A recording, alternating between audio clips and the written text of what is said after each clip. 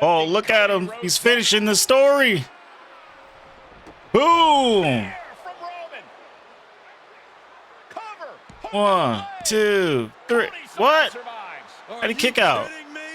What is this? How did Rhodes survive? How'd he kick out? Fire is how, Corey. Grit is how, Corey. This is how bad Cody Rhodes wants to finish his story. Uh-oh. John Cena. The last time is now. John Cena sucks. Oh. For Cody Rhodes. John Cena here to fight off Solo Sikoa. Oh, he's eliminated from the Rumble. Wait, who am I? Wait, I'm Cena? Wait, John Cena is here to restore order. Take Roman down with an AA. Near his opponent with a store finisher. Okay. Okay, now get some payback on Solo. Go to the announcer table and put him through it. All right, let's do it. Come on, Solo. Wait, yes, pick him up. Pick this big tub of lard up. It's a lot of lard in all his meals, guys. And now John Cena with Solo Sikoa. Oh! Yeah, he's not going to be in Rush Hour 3. It's over with. Oh, it's The Rock. It's Dwayne. It's the bald-headed boulder himself. Dwayne The Rock Johnson, the final boss. He's here. He's here to suck up all your chocolate chip pancakes with peanut butter and extra drizzle. He got the Mama Rhodes belt on, guys. He's ready to do it. Cena, I don't think you want these problems, man. That's Boulder Johnson. Boulder. He doesn't play any games.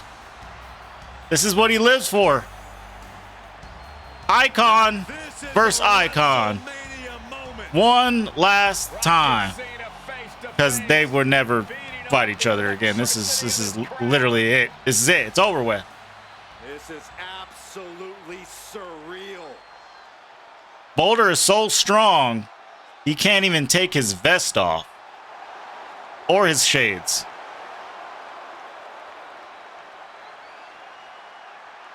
You guys gonna look at the crowd, you're gonna look at each other, and then start swinging them 40-inch pythons at each other. Oh, wow. Rock bottom! Rock bottom! He broke his back! He broke his clavicle! John Cena is eliminated forever! It's over! Uh-oh. Gonna take that belt off. Uh-oh. Seth Rollins? Seth! Curb stomp him. Just curb stomp him, Seth. Do it. Hurry. The Rock's getting a little dementia right now, guys. He doesn't know what's going on. His old age is actually catching up with him. May 2nd, 1972. That's The Rock. He's losing it. He's losing it. What is going on? Dwayne.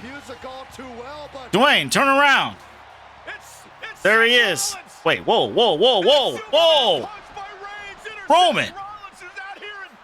Roman, what are you doing? Who told you to hit Seth? Look, Boulder, let's negotiate, all right? I'll give you $2 and a piece of cheese not to hit Cody. Not enough? Well, Cody, you're on your... Uh-oh. Excuse me? Who turned out the lights? I can't see anything. Turn the lights on. Oh, it's Mark Calloway. It's the dead man himself, except he's less dead. Undertaker. Remember, Rock, we used to slap him and look at the Titantron and you wouldn't even wrestle him? Oh, my gosh. The Rock he's a monster. What does it say? Just put him in the tombstone. Or we're going to choke slam him. All right. We're going to choke slam him straight to hell. There he goes. He's dead. The boulder has been destroyed, guys. He's out of there. Wait, what's going on? Oh, he just disappeared? He's doing voodoo tricks now. Reigns and Cody Rhodes struggling to grab a hold of the steel chair. Look here, Cody. We would love for you to, like, finish your story, but I'm going to read you the future. If you finish your story, WWE is going to go into a downward spiral and suck. So you got to let Roman win, and then you just fade away into oblivion. Wait, what? Okay, Roman hit who with a chair? Seth? 10 years in the making. The tribal chief Okay. a ghost of his And we go to the corner and spear the blonde man. Roman Reigns Come on, American Nightmare. looking Ooh, ah, boo! Oh, wait, hey! What are you doing? Cody catches Roman. Oh my gosh, there's one. Roman, reverse it. That's two. looking for the trifecta now. Roman, stop the. Oh, it's over with. He's gone. finish the story. The story's been finished, guys. It's over. Seems to think that WrestleMania 40 was the night the Bloodline ended. It's over. It's But over. anyone who knows us knows that it's going to take more than one It's bad night to bring us bad. down. It's already bad, Roman. Anything. We're just getting started.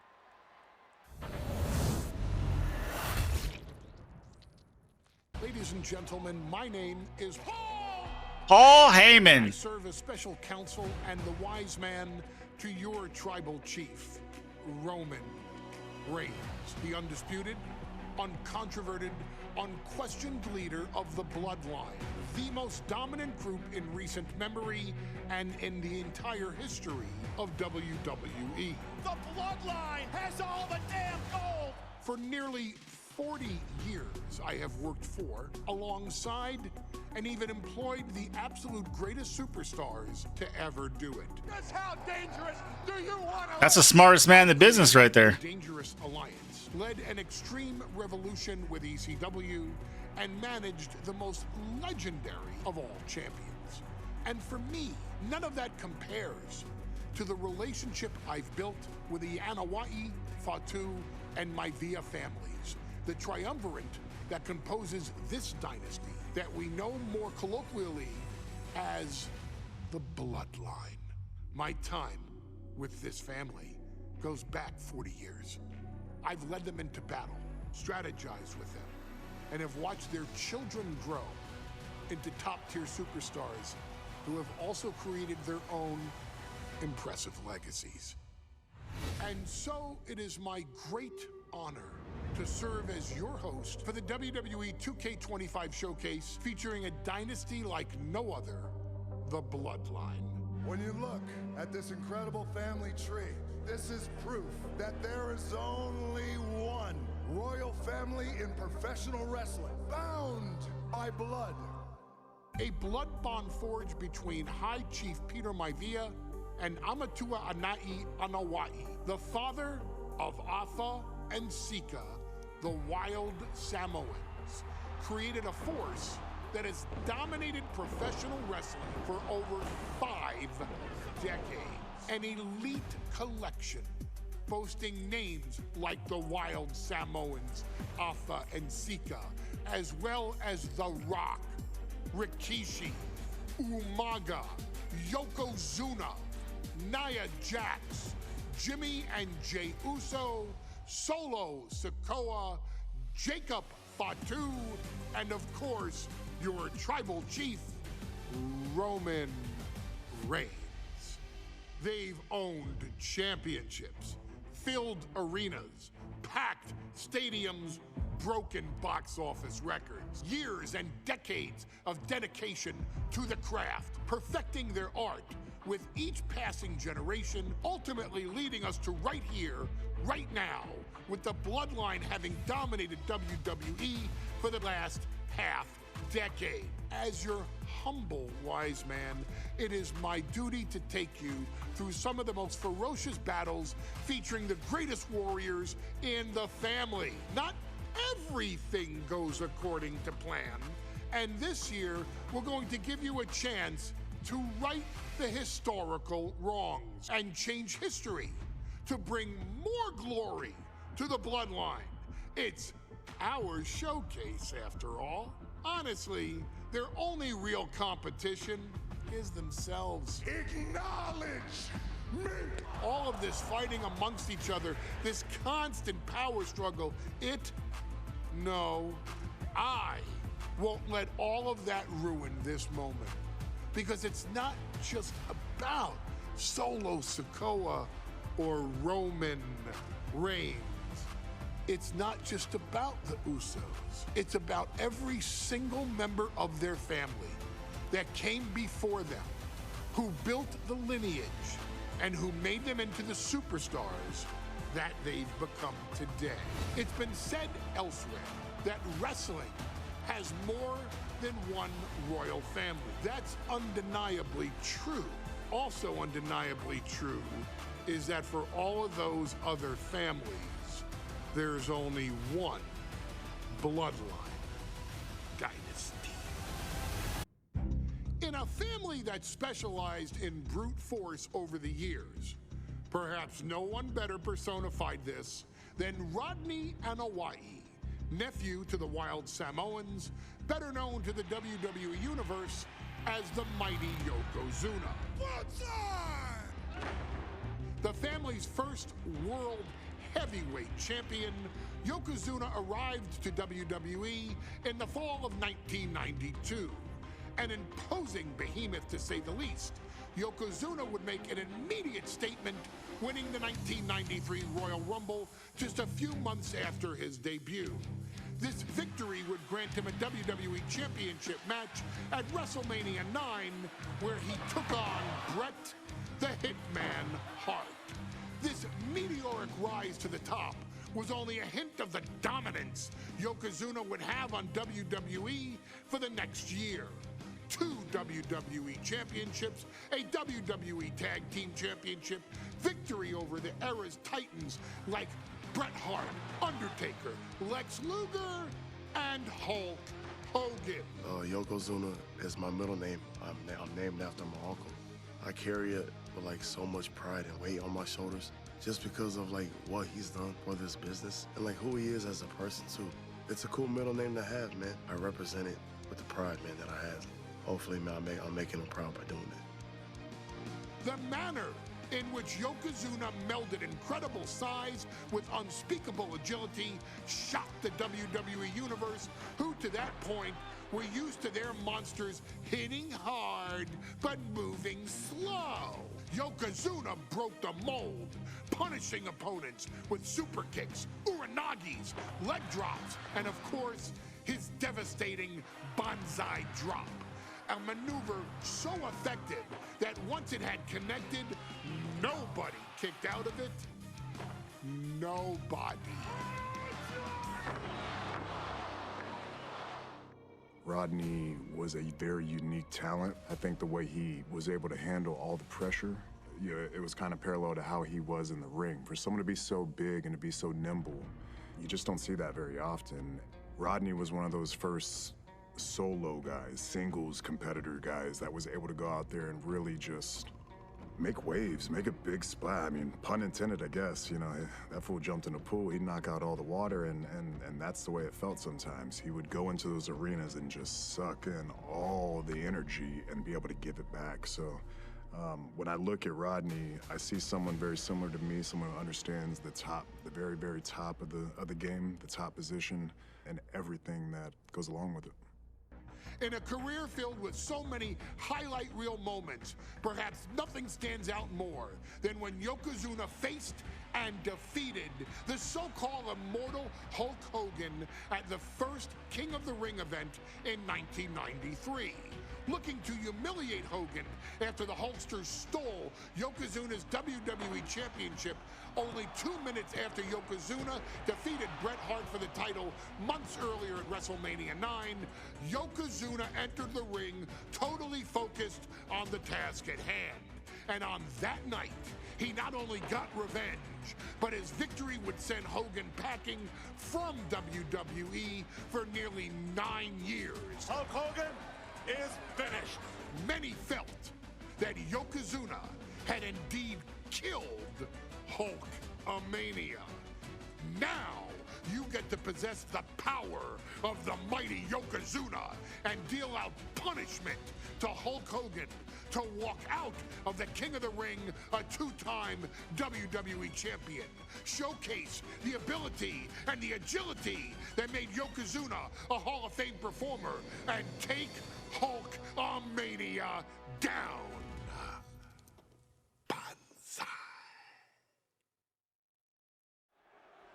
Might need a tic-tac ball, just a touch. Pop a couple, we'll be all right. This is an event of international magnitude.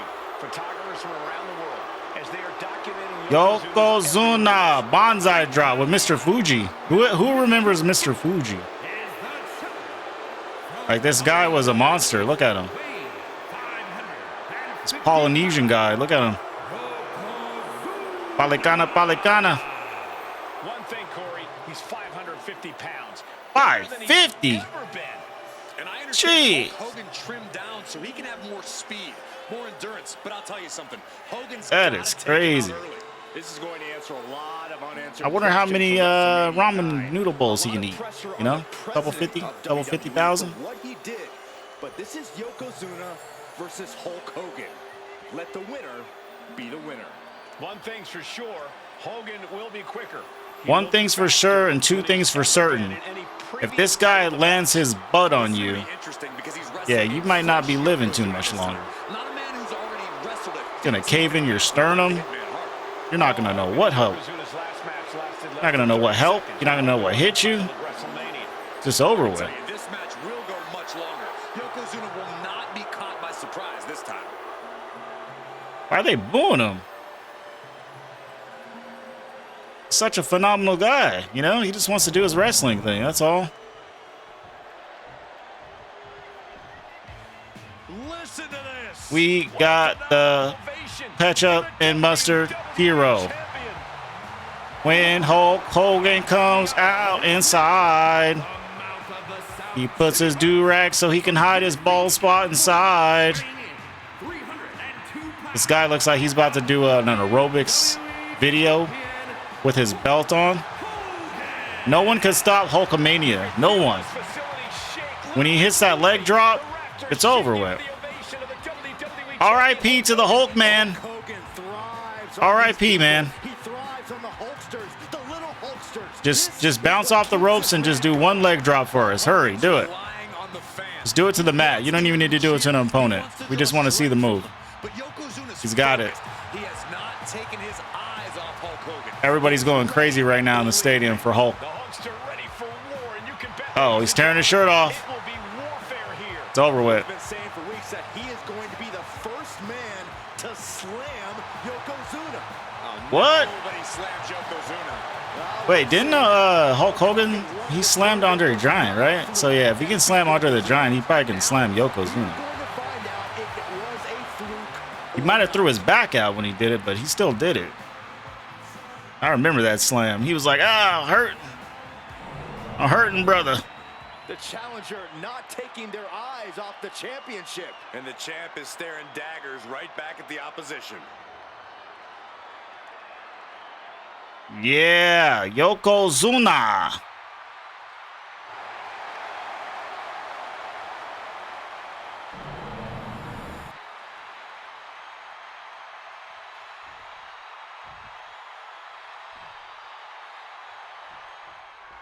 All right. So lift him up and carry him and do some crazy stuff. Let's keep attacking him.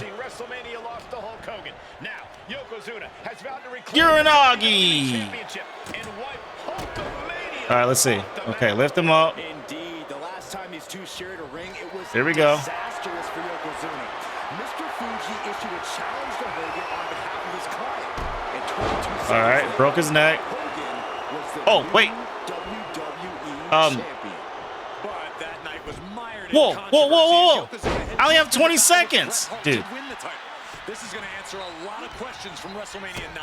This is Yokozuna. Yeah, I'm gonna fail versus this. Hulk Hogan, and we're going to find out who's the true We're gonna have to champion. restart the match. Hulk Hogan, a 5-time champion now.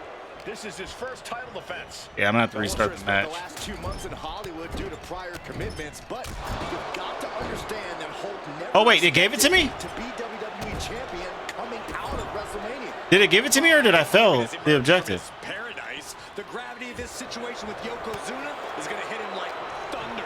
We'll see. Hold on. We'll see. Damage focus. Make. Okay. The Hulkster's rock. Oh no, fair hug of pride. This is not good for the Hulkster. All right, I gotta put him in like a headlock or something. I wonder if I made that objective or not. I mean, it's not there no more. It didn't say failed. And he finds an answer for the Hulkster. Bombastic claims coming out of both camps coming into this one, gentlemen. Hogan has claimed in interviews that he will slam Yokozuna's carcass straight through the ring. Yeah, what do you think? What do you think is gonna happen, Mr. Bollea? Mr. Terry Bollea? Yeah. We're going by a first name basis now. We'll see which man's predictions come to fruition as this match rolls on. High level of offense on display from Yokozuna. Yokozuna making Hogan regret wanting this match. I love it. Oh, this is hilarious. Ouch. Belly to belly him. All right. Front grab and do a belly to belly. Yoko now. Belly to belly slam. That's got to be the end of Hulkamania. No, he's broken. Jimmy Hart trying to rally. And a kick out by Hogan with authority. Hulk Hogan's Oh, not done yet. he's hulking up, guys. Hulk Hogan is coming alive. He's hulking up. Yokozuna back to his feet. Oh, Big dang. chop to Chopped him Hogan. in the head. And Hogan's starting to hulk up here. How many Ah. times have we seen this over the years? Yeah. Strikes from Yokozuna Uh-oh. having absolutely He's getting all the electricity. no effect on Hogan. Hogan fired He's up. sucking in all the power, guys. Go. Yeah. He's a, oh, wait. Of all the Hulkamaniacs. Yeah. And here comes Hulk. And Yokozuna being backed up to the ropes. Big boot. Uh-oh. If he does another big boot, it's over. Still standing. Hogan continuing to pour on the offense. A second. Oh, this big guy's boot still on his for feet. This is Yoko. crazy. Still on his feet. Don't let up, Hulkster. Yeah. Keep swinging. Keep firing away. Come on, charge that energy, Hulk. That boot. Shit, that's over with. This guy's still. Oh, whoa. He fell. He fell. Drop the leg, Hogan. Hit that leg drop. Hit that leg drop. Yeah. Drop. Here's the cover. 1, 2, 5. Oh, kicked out. Kicked out of the leg drop. Mr. Fuji. Get Mr. Fuji out of there. I'm pretty sure Byron Saxon didn't commentate this. Wait, what the heck's going on? What is that? Who's that guy? On the apron? There's a match going on. What the heck? Yeah, he shot a fireball at. Oh. What in the world just happened here? Okay, what do I gotta do now? Stored finisher. Head grounded. Okay. Oh, no. Ah, boom. Was that? Wait, what?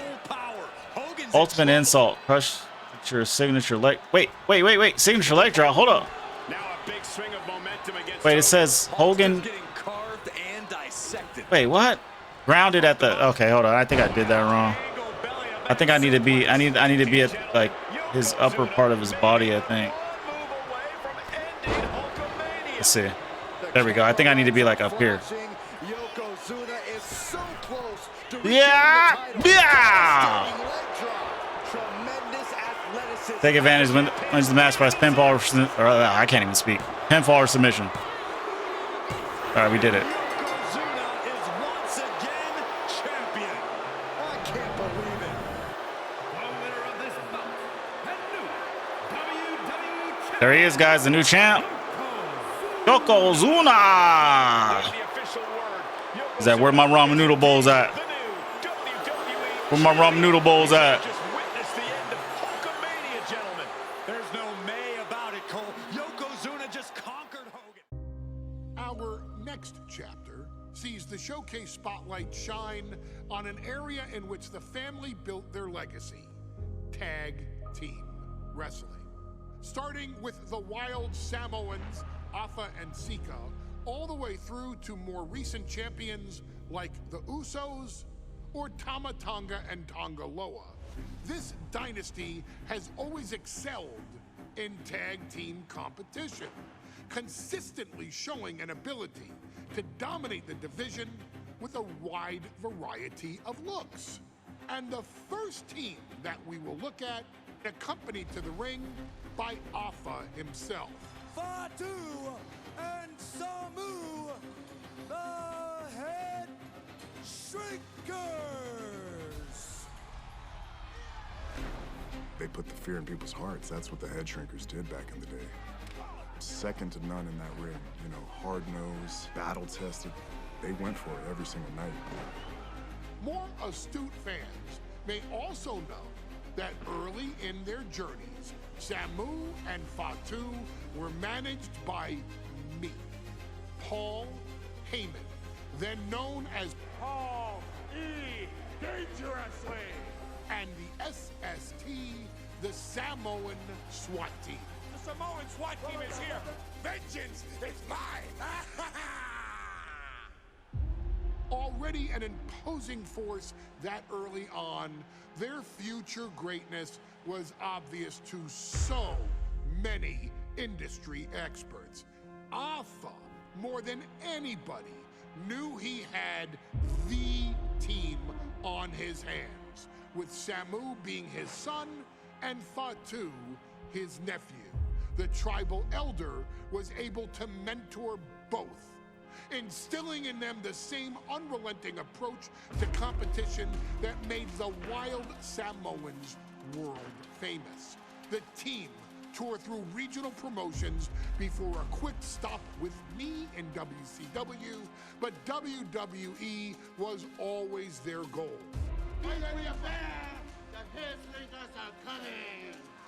Upon arrival, it was clear that the dynasty's next generation had indeed arrived, immediately drawing comparisons to their world-renowned predecessors.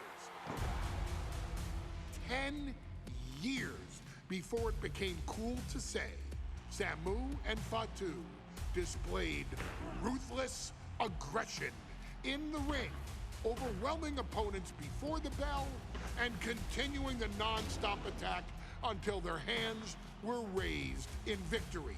Deceptively agile for men of their size, they brutalized the opposition with devastating dives from the top rope.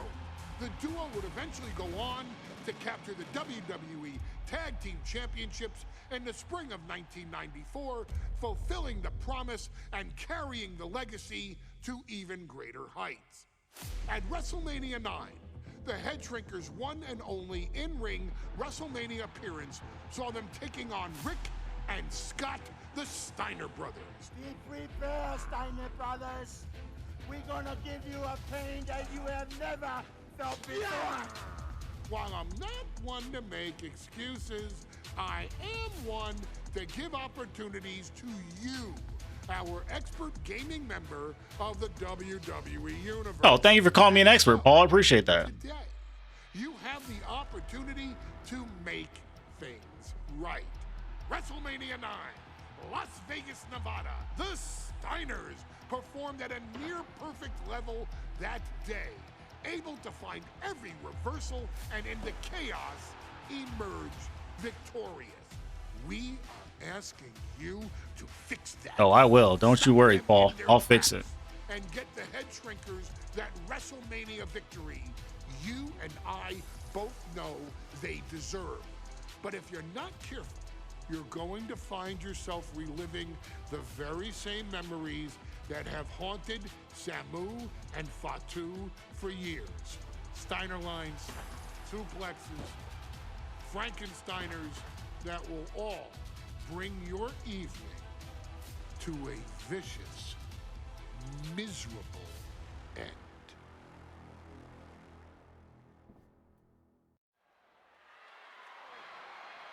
All right, guys. WrestleMania 9, Las Vegas, Nevada. Looks like we're at Caesar's Palace. We got the Head Shrinkers, Fatu and Samu, which is Rikishi and That dude right there, son, Alpha. I never seen Samu wrestle before. I've obviously seen Rikishi, but I never seen them wrestle as the Head Shrinkers because I didn't start watching WWE until about '98 when they were WWF. So this is some good history for me to read up on real quick. Read up on, view on, play. You know, we're gonna rewrite history in this match. We're gonna make sure that the Head Shrinkers get their W because they definitely need it. This is their mode, of course. You know, they got those bamboo sticks. Probably take off some skin and swing it on somebody. This is just what they do. This is definitely what they do, man. They're vicious. I wonder what kind of moves. I hope I can play as both of them because Rikishi always had some good movesets in the wrestling games. All right, here we go. Going to be going up against the Steiner brothers. The Steiner brothers. This guy's got a wrestling gear on his head. This guy on the right looks like an older version of Channing Tatum when he was on I forgot what movie it was when he wore his hair like that. He got a little goofy entrance music though. Let's see how it goes. They're just doing their best.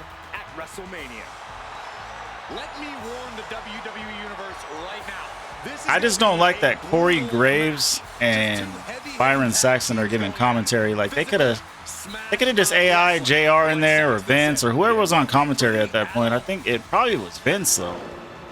Oh well, I guess there's a reason why he's in this game. I guess that makes sense. I guess. All right, don't give me any time things, please. Get one of the Steiners in the corner and whoop. Okay. No, get him in the corner and whoop him. Teams are relatively new to WWE, but we've seen that each duo is not afraid to get physical. Each side is looking for their first WrestleMania win, and they will do anything to earn it. The whole world is focused on WrestleMania 9 tonight. The last thing you want to do is come out on the wrong side of a match like this. That's right, a big win at WrestleMania. Get him in the corner and do it again. In the tag division and a substantial winner's purse. There we go. Concern themselves much with the financial matters. There we go. Dead set on proving they're the toughest. No timer. Light combos. I got 30 seconds. Light combo. Light combo. All right, there's one. And there's two. Okay, good. We got that. Do a running attack. Okay, let's see. There we go. Heavy attacks and the opponent in the corner. Okay, let's go in the corner. The Steiner brothers have earned most of their wins by utilizing their amateur wrestling skill set. Yeah, get him back in the ring. All right, got to get him in the corner. Heavy attacks, guys. Ref, you might want to get out of the way. But he's not the only tag team legend serving in a managerial role. Oh my gosh. That's right, Michael. Just like Alpha, Mr. Fuji earned many WWE tag titles as a wrestler. But now, he's hoping to lead Yoko Whoa! WWE Championship. And looking at all the top young talent in this ring, I see many other main event stars of the future that could follow the lineage of Yoko. Let's get him in that corner. Heavy attack. To find a way out of there. One. Thunderous headbutt. Can I just lift him up after he falls down? Vicious headbutt. All right, well, I just got to do it this way. Let's keep swinging him from corner to corner. Boom! There's three of them. All right, now once you got Fatu in the ring, okay, Fatu needs to be in the ring. Grab him and then throw him toward the ropes. Smart money on Hulk Hogan leaving Vegas with the gold tonight. All right, here we go. Cutscene. Please don't go into like a real cutscene. Make sure you stay cartoony. Oh, look at this, the power Jeez. by Scott Steiner. But the tag was made and Scott not aware. Boom! Scott Steiner did not see the blind tag made by Samu. Oh, this is not looking good for All right, who am I? Am I Samu? And this is what the head shrinkers do. Okay, don't let, Top-tier tag team wrestling. okay, just keep beating him Steiner up. didn't see the tag, decided to hot dog around, and got a foot in the face for it. Okay, it says do a huge diving rope top move after I beat him up for a little bit. Feeling the pressure of their first WrestleMania.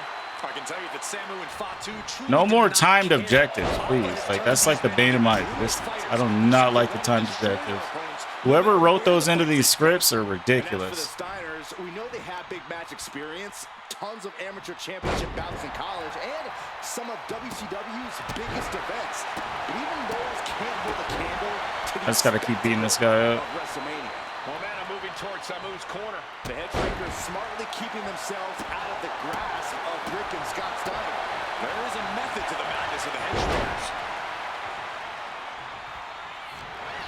All right, now we gotta do a big rope move. Gut-wrench suplex. Before this match began, you heard the Steiner speak backstage. Scott saying, quote, "Me and my brother are going to go out with a game plan and do what we do best, and that's wrestling." That's all well and There we good for the go. Steiner Now, brothers, get on the but rope. Alpha has gone on record saying that his Top rope move, let's get it. To the sky! Yeah, boom. the elbow. Scott getting worked on right now. Okay, pinfall or submission, put him away for good. I'm not sure the head Path shrinkers to are least even going for the resistance. victory. They just want to destroy Wait, do I this match. just stay Samu, or do I Scott switch over to interrupt Rikishi? these attacks for a moment. Oh my gosh, they're doing something. Surge dead in its tracks. So pretty much we just have to win now. I think that's it. Ooh. All right, I'm not doing so good.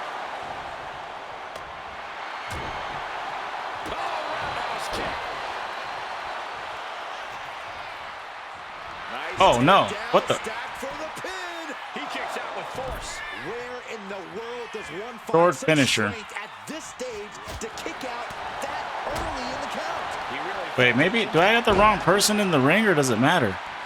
he's headed up high. He's lining him up I gotta reverse this. from way up. Punched There we in go. the stomach and stopped in their tracks. Wait, so what's the finisher? Standing dazed in the corner near your opponent. Standing. Okay, standing dazed in the corner. Okay. Is this the finisher? Corner Let's see. now. Doesn't want to be on the top rope like this. Oh man. Drink some heads. Better make reservations at the local medical facility. Oh, you know what? Maybe I have to throw him in the corner of my teammate. Maybe. Let's see. Yeah, there we go. Oh, you blocked it. Yeah, I reversed it back. Now get back in that corner. There we go. The tag. Let's shrink some heads. Offense on the horizon here. They have their opponent. Boom! Face first. And the head shrinkers just might have it. Transitions to the cover. But is it enough? Wow. Hold up. Oh, oh. He's going for the cover. Come on, ref. 1, 2, 3. 1, 2, 3. Do it. And he kicks out of the Oh my gosh, this is crazy. Enough to put him away. I'm gonna let Rikishi handle you. Sent to the corner. Wait, I am Rikishi. Tag made. And double headbutt.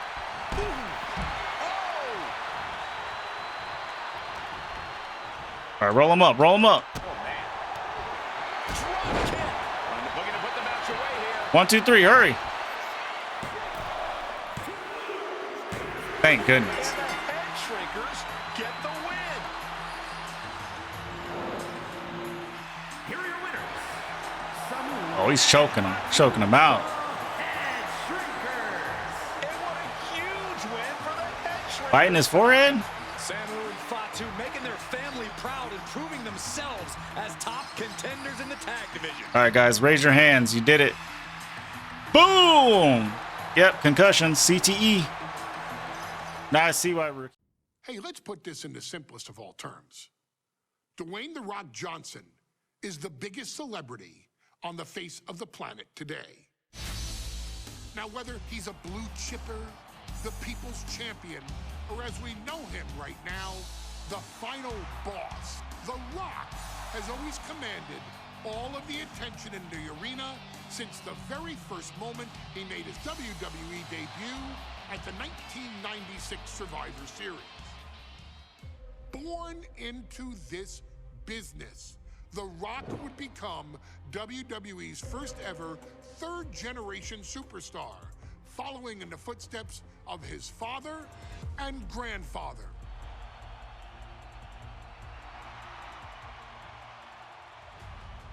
Who had competed in WWE rings before him. Dwayne had the huge responsibility. There's a legacy, and you have to take it so seriously. Even with incredibly high expectations, the Great One surpassed them all, along with the usual achievements if your name is The Rock.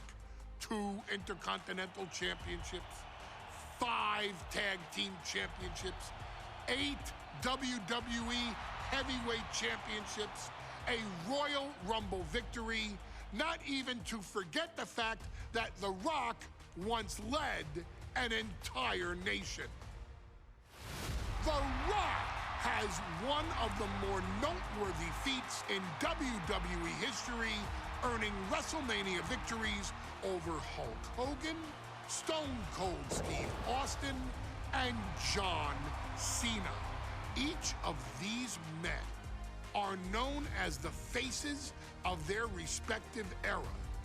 Each of these men found out what happens when you go one-on-one. Oh, you know the rest. Of course, The Rock rivaled Stone Cold Steve Austin's popularity during the vaunted Attitude Era, tearing opponents down with rock bottoms and people's elbows while tearing them apart on the mic with cutting one-liners and catchphrases that are still recited to this day. If you smell, know your role and shut your mouth. He ended CM Punk's 434-day title reign as WWE Champion at the 2013 Royal Rumble as well, after having only competed twice over the previous 9 years, displaying the always-ready mentality and physical conditioning on which he has built his global brand. But you don't need me to rattle off The Rock's resume to you, now do you? Of course not. The man is an occasion unto himself. He has headlined the biggest events against WWE's most iconic superstars and has always found a way to, how does he put it? Layeth the smackdown on some jabroni's candy ass. I couldn't have said it better myself, although I think I may have just done that. But indeed, he has. On a Thursday night in February of 1997, The Rock, still known as Rocky Maivia, would find himself challenging for the WWE Intercontinental Championship. Only a few months into his tenure, he would be matched up against a face that would ultimately become one of his most familiar and hated rivals, Triple H, Hunter Hearst Helmsley. Seemingly overmatched by a more seasoned opponent, a youthful Rock would demonstrate all the traits that have come to define him in the years since.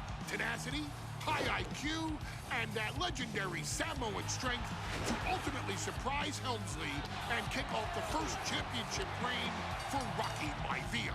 It would be the first step of a journey that has ultimately led The Rock into the pantheon of WWE's elite. So now it's all in your hands. It's up to you to showcase the undying drive that makes The Rock the hardest worker in the room to deliver a shocking upset against the Greenwich snob himself. Guide The Rock to victory over Triple H at a very special Thursday, Raw Thursday, to give the first jolts to what would become the most electrifying career in sports entertainment.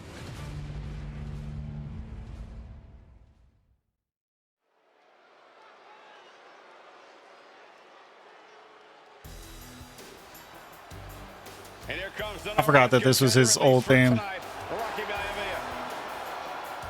The following contest, scheduled for one fall, is for the WWE Intercontinental Championship. They actually put hair on him, guys. He's not bald no more. He's not a bald boulder anymore. From the South Pacific, weighing in at 275 pounds, Rocky Maivia. A blue chip talent with a bright future.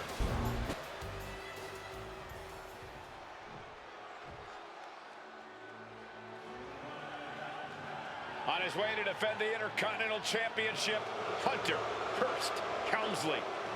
I never liked this iteration of Triple H. From Greenwich, Connecticut. It was like a stale gimmick that he had with this guy. The WWE Intercontinental He Champion. wrestled all stiff back then, too, like he didn't know what he was doing. Helmsley is scheduled to face another challenger at an upcoming show this Sunday. And he's taking the risk, stepping in here against a newcomer, Rocky Maivia. Well, you can consider it risky, you can consider it overconfident, but any way you look at it, it's a dangerous move by Helmsley to take on an athlete who has been on a real roll. Rocky Maivia has been successful thus far in WWE, and Rocky is focused. Rocky is only thinking about tonight. Saxton, just curious, have you ever exercised your right to remain silent? I am tired of all this talk about Rocky Maivia. Yeah, he's been on a roll, but it could all come to a screeching halt tonight at the hands of Hunter Hearst Helmsley.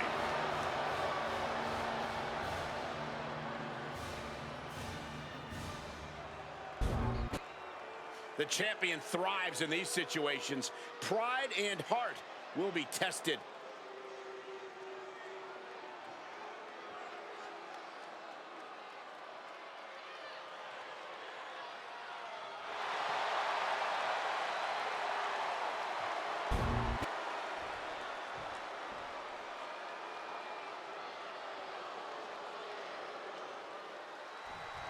All right, what's the first objective? Title hangs in the balance tonight in a match between our refined champion Hunter Hearst Helmsley and the young challenger Rocky Maivia. Rocky Maivia has a lot to prove here. The third-generation up-and-comer would love nothing more than to grab his first championship tonight and... Oh, I got to do outside the ring, Lucas said so. That Rocky Maivia has arrived. But Hunter Hearst Helmsley will do everything in his considerable power to stop that from happening. And as far as Helmsley is concerned, Maivia is Just beat him up. barely even worth his time. And conspicuous by his absence is the butler of Hunter Hearst Helmsley, who has been intervening in matches as of late. Who knows if he might show up? Yeah, Butler. unfortunately, that's just another thing Maivia needs to worry about. Rocky has bigger problems in the ring, gentlemen. Biggest match he's ever had.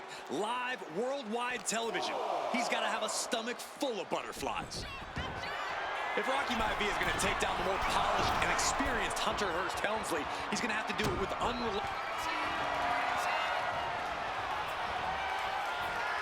Cobra clutch.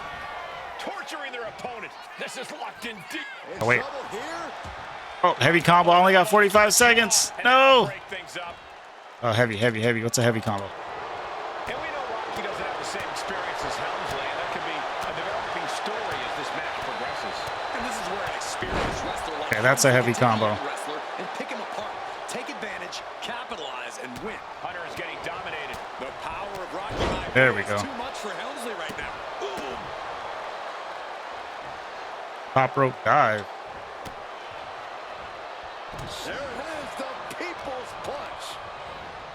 And now placed in the corner. Got him on that turnbuckle.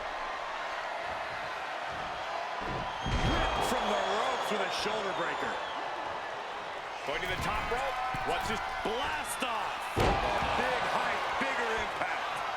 Maivia took to the sky and executed that high-risk. Oh, no.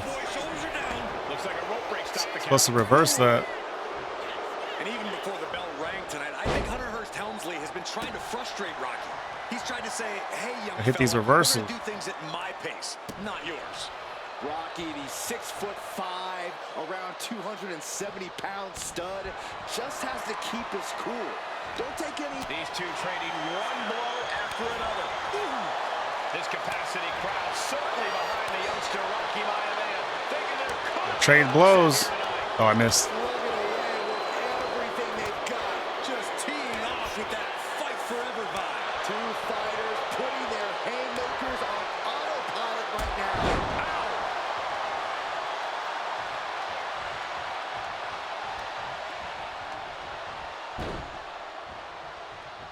Oh, not pretty. Deeper into this match now, and I think All it's right, get up. Helmsley who's reaching peak frustration. Can't quite put Rocky Maivia away. A testament to the never-say-die attitude of this young superstar. And he gets it from his dad. He gets it from his grandfather. Maivia knows nothing less than to give it his all. Oh, no. No way, no way. Wow, I'm dead. Champ just finished the job. And cover now for the match. There's two. No. Okay. Ooh. The champion's shock is palpable. The champ will have to dig deeper now. A new strategy is needed right about now if that couldn't end things. Dang, that was crazy. If he does any special moves again, it's over. Vicious stomps to the hand.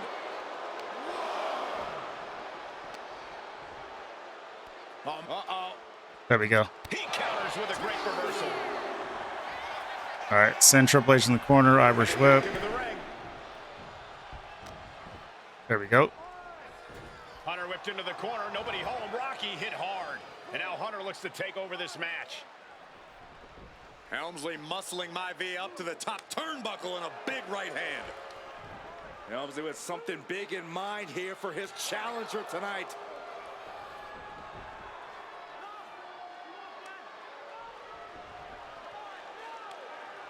He's like, kiss the belt. This is blatant disrespect from the arrogant champion.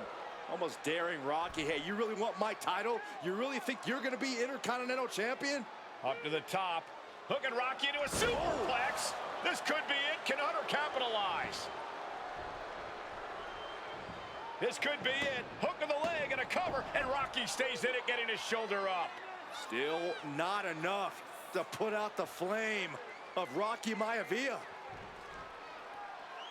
Hunter has to be asking himself, what else do I have in my arsenal? And I think we may get our answer, gentlemen. Yeah, it's just a matter of time, I believe, before this one's over. Hunter hooking Rocky, taking his time, looking to put him away.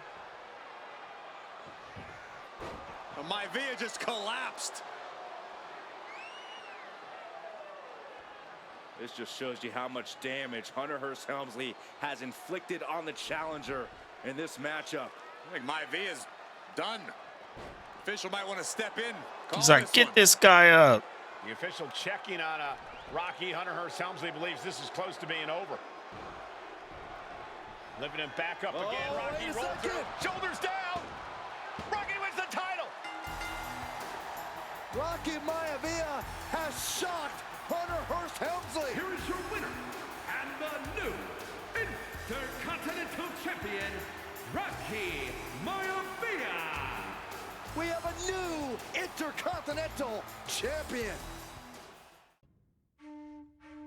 In a family of elite combat athletes and top-tier performers, the final boss has always stood out, even when he was just a blue chipper. But there wouldn't be a final boss. There wouldn't even be a bloodline if it wasn't for The Rock's grandfather, the High Chief Peter Maivia. You can think of him as the first boss. Predecessor to the tribal chief. He is one of, if not the foundation for our family. The Anawa'i Fatu Maivia wrestling dynasty. I don't think there's anybody more responsible for what's going on now than the High Chief himself. Peter Maivia isn't simply one of the two principals behind the sacred blood bond. He's also an incredibly decorated professional wrestler who traveled the world and won titles everywhere he went. New Zealand, Japan, Europe, and here in the United States, where he enjoyed especially successful runs in Hawaii and California. Maivia would eventually find his way to WWE, engaging in legendary battles with the likes of superstar Billy Graham. His larger-than-life personality would win the WWE Universe over in short order, as it had throughout his entire career. In the ring, High Chief Peter Maivia was a potent blend of brawn and grappling technique, often muscling his opponents down to the mat through a variety of joint locks and then switching to more painful holds once grounded. His sleeper hold and stump puller were both feared and renowned, and make no mistake about it, Maivia knew there was always more than one path to the ultimate victory. Out of the ring, High Chief Peter Maivia also ran one of the most successful wrestling promotions on the planet, Polynesian Pro Wrestling, based out of Hawaii, showing his mastery of the business in every aspect. His induction into WWE's Hall of Fame class of 2008 was supremely deserved, forever enshrining Peter Maivia as the legend he always was. And now, we present to you the opportunity to walk in the boots of the legendary High Chief Peter Maivia, facing off against one of the most legendary WWE rivals, George the Animal Steele. You will settle this score once and forever, and showcase the overwhelming strength of Peter Maivia, which has ever since remained as a hallmark for every single solitary member of this bloodline. Steele is no easy battle, though. He thrives in the chaos, one of pro wrestling's true madmen. He'll even try to eat part of the ring if he thinks it'll help him break you down. So do your best and honor High Chief Peter Maivia properly with a resounding victory.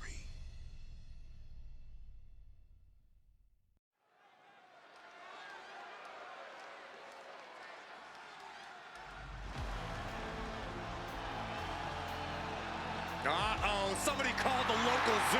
This guy's a beast. The following contest is Guy eats turnbuckles and steel. and is a steel cage match. Introducing first, from Detroit, Michigan, weighing in at 275 pounds, George the Animal Steele. I'm not even sure the cage can contain this man.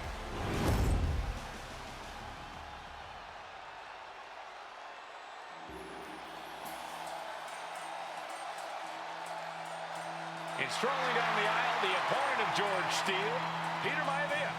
Always a chaotic matchup. His opponent from the Isle of Samoa, weighing in at 275 pounds, High Chief Peter Maivia. Steele had better keep an eye on Maivia, because Maivia is a true brawler. Few men can handle the chaos of the animal inside a steel cage, but I believe the High Chief is ready.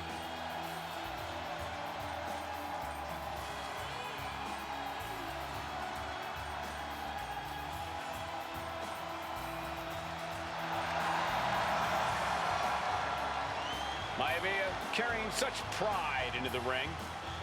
Very stark contrast to Steele. We'll see which prevails tonight.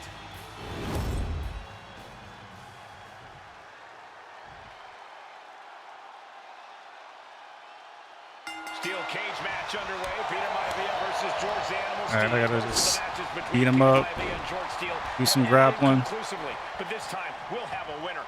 These are two very different men, Cole. The High Chief is a man of great pride and respect for the ring, while Steele is Well, he's an animal. I can't think of two opponents with more opposing styles. You said it, Corey. Let's just hope this one gets taken care of in the ring tonight. When a man like Peter Maivia signs up for a match with the animal, he doesn't know what to expect, just to expect anything in the world. Peter Maivia knows full well that he's in for some unusual treatment tonight. In fact, Steel often has trouble finding opponents due to his erratic nature. But when it comes to competition, the High Chief wants to prove he's worthy of that name. Peter Maivia will take on any competitor, no matter the difficulty. Peter Maivia now with the upper hand. This dude has some grappling skills. Really figured the animal out here.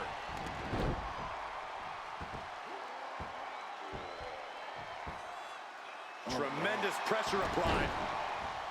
Boom! That kick will stop you in your tracks. Caught the leg. George Animal Steel is not a wrestler by any stretch of the imagination. Shoulders down! He clearly wants to dish out more punishment. Ooh! Look at Maivia going to work on the animal. The High Chief has all the answers right now. Overhand chop. Ooh! And a kick. We've seen that Steel isn't above using a foreign object to gain the edge against Maivia. So he's got to have the advantage in a match where they're surrounded by one huge weapon, right? Well, you'd think that, Cole, but think about how these men prepared for this match. The High Chief is a consummate professional whose game plan for this stipulation. And Steel, well... Yep, I lost the groove. To the arena and asks who he's fighting. Whoa, stiff headbutt. Gentlemen, we've taking forever to do this little generational thing. One man based on order, the other on chaos, but it's reflected in their looks too. Indeed, Michael. Just look at the sculpted physique of the High Chief and the tribal tattoos on his body. Go ahead. Precarious position for both superstars. Dang, I knew he was gonna reverse. Oh. Came down like a lead balloon. Oh, you can tell he's feeling it now. This fight is pumping him up. And met with a right hand. Boom, running STO plants him. Nicely done. The animal may be wounded prey at this point. The High Chief closing in on a successful hunt. All right, I'm almost to the end of the bar. Steel might be a bit of an underdog here. In fact, he lost a match by countout to the High Chief. In Steel's defense, I'm not sure he knows how to count exactly or how to read a rule book. So he's got to be happy to be in this cage. Well, Maivia's called. Is this it? Is this the end? A kick out before the referee can get to work. Nah, it's not over yet. Shoulder up seemed to be pretty easy. Fires back with a crucial elbow. Oh, what a chop. I don't like Joe. What an overhand chop. Ooh, harsh kick. Oh. All right, what's next? Samoan drop. Boom. Maivia just dominated the animal with that one. This match any way you can. Now here's Maivia looking to secure the victory. I guess he Oh wait, I got to do this finisher. Hold on. put this one away yet. Ooh, slows that down with a well-placed Oh kick. yeah, I'm cooked. Peter Maivia very tough, but he also has movie star good looks. Quite the combo. And it served him well, Michael. In fact, what's Maivia got here? Snap you in half. No way Steel's coming back from that. 2. Oh, he was almost. What? Are we sure that wasn't No way. as close as you can get? You got to imagine this match has a different complexion after what we just saw. Ian Steel fending him off. Counters to gain the advantage. Bam! See if I can make him tap out. Going right after the arm and taking down their opponent effectively. Wait, that was his finisher? Oh, I might be cooked. I might be cooked. I might be cooked. I might be cooked. He got the shoulder up in time. This is where great cardio makes all the difference, helping you stay alive deep into the No, no, no. Don't open that door.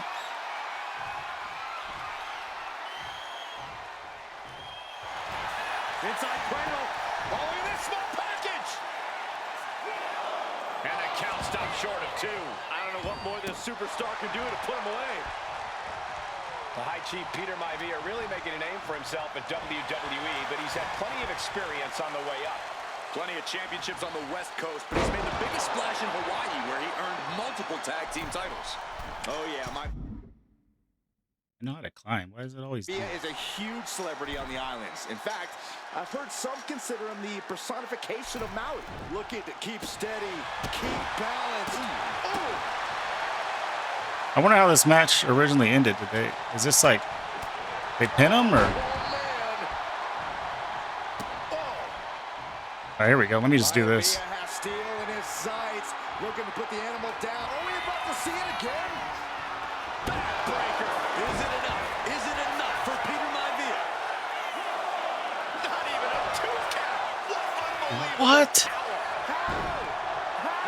Kicking out at 1 after that is unheard of. Listen, that's Dude, this guy is a beast. And look at his face. At this point, you have to believe he's losing some faith in himself. Some folks call Peter Maivia the flying Samoan drop. You better not kick out. for that amount of cover. We have a cover. And he only stays down for All right. 1 count. These one Yep. counts are gonna get This guy harder is and harder to kick out. a monster. He's looking for yet another exclamation mark. Oh, breaker. Hit it again, and that's got to be it. Immediate cover after the impact. You've got to be kidding me. What? That's impossible. Wait a minute, setting in. Devastating submission coming. Targeting this. Tap out. Tap out.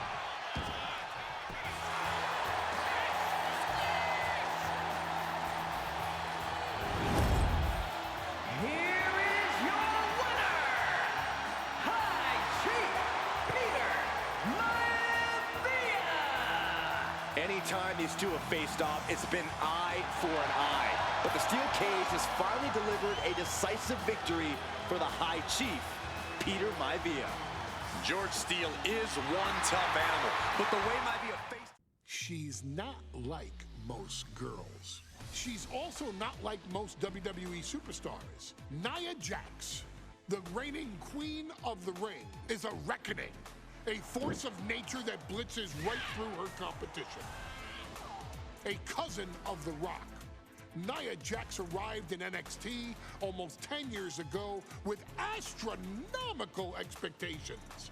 Undaunted, Nia Jax would dominate early opponents, finding herself competing for the NXT Women's Championship mere months after her debut. It did not take long for those running Raw and SmackDown to take notice. Well, our next pick, Nia Jax.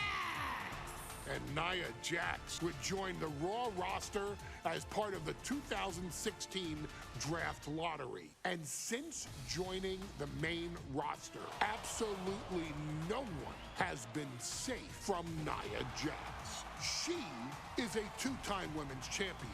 She is a two-time women's tag team champion. She competed in the men's Royal Rumble match in 2019, even getting an elimination while in the ring. Nia Jax looking to eliminate. She does. She's battled standouts like Charlotte, Bayley, and Becky Lynch. And all the while, she has left undeniable destruction in her wake. In the ring, she applies many of the same tactics that once benefited Yokozuna, even using her own version of the Banzai drop, known as the Annihilator.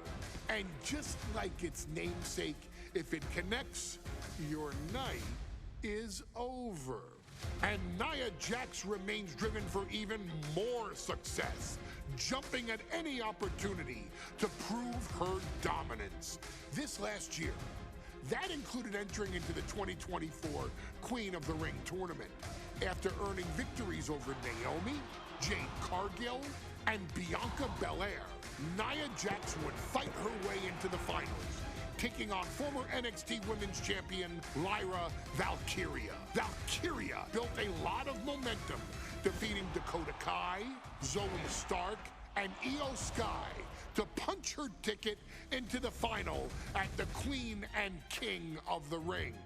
With an obvious game plan, Lyra would look to stick and move, avoiding the colossal attacks of her opponent. Unfortunately, as often happens when competing against Nia Jax, Lyra made one miscalculation, and that error in judgment provided Nia Jax with the opening she needed to annihilate her competition. This is your opportunity to crown the first queen in Bloodline history. Make Lyra suffer. Make her regret ever entering your ring. Showcase the otherworldly power that forces an entire roster to cower in your presence. Because when you're an irresistible force like Nia Jax, resistance is futile.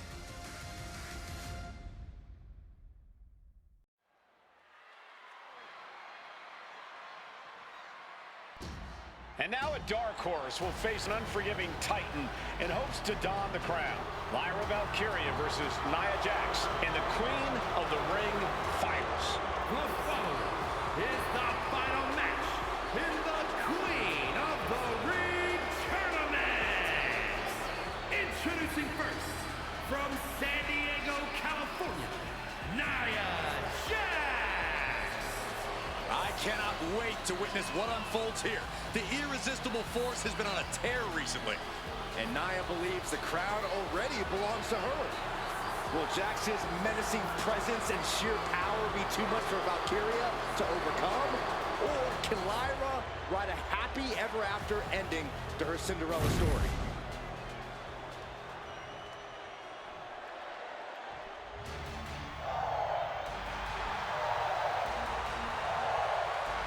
Girls coming out here like the crow. Lyra Valkyria fancies herself a Morrigan, which is an Irish goddess of war. As they were on the battlefield, they used to take the shape of ravens to fly around and decide who would live and who would die. That is what Lyra Valkyria is bringing to the ring here tonight.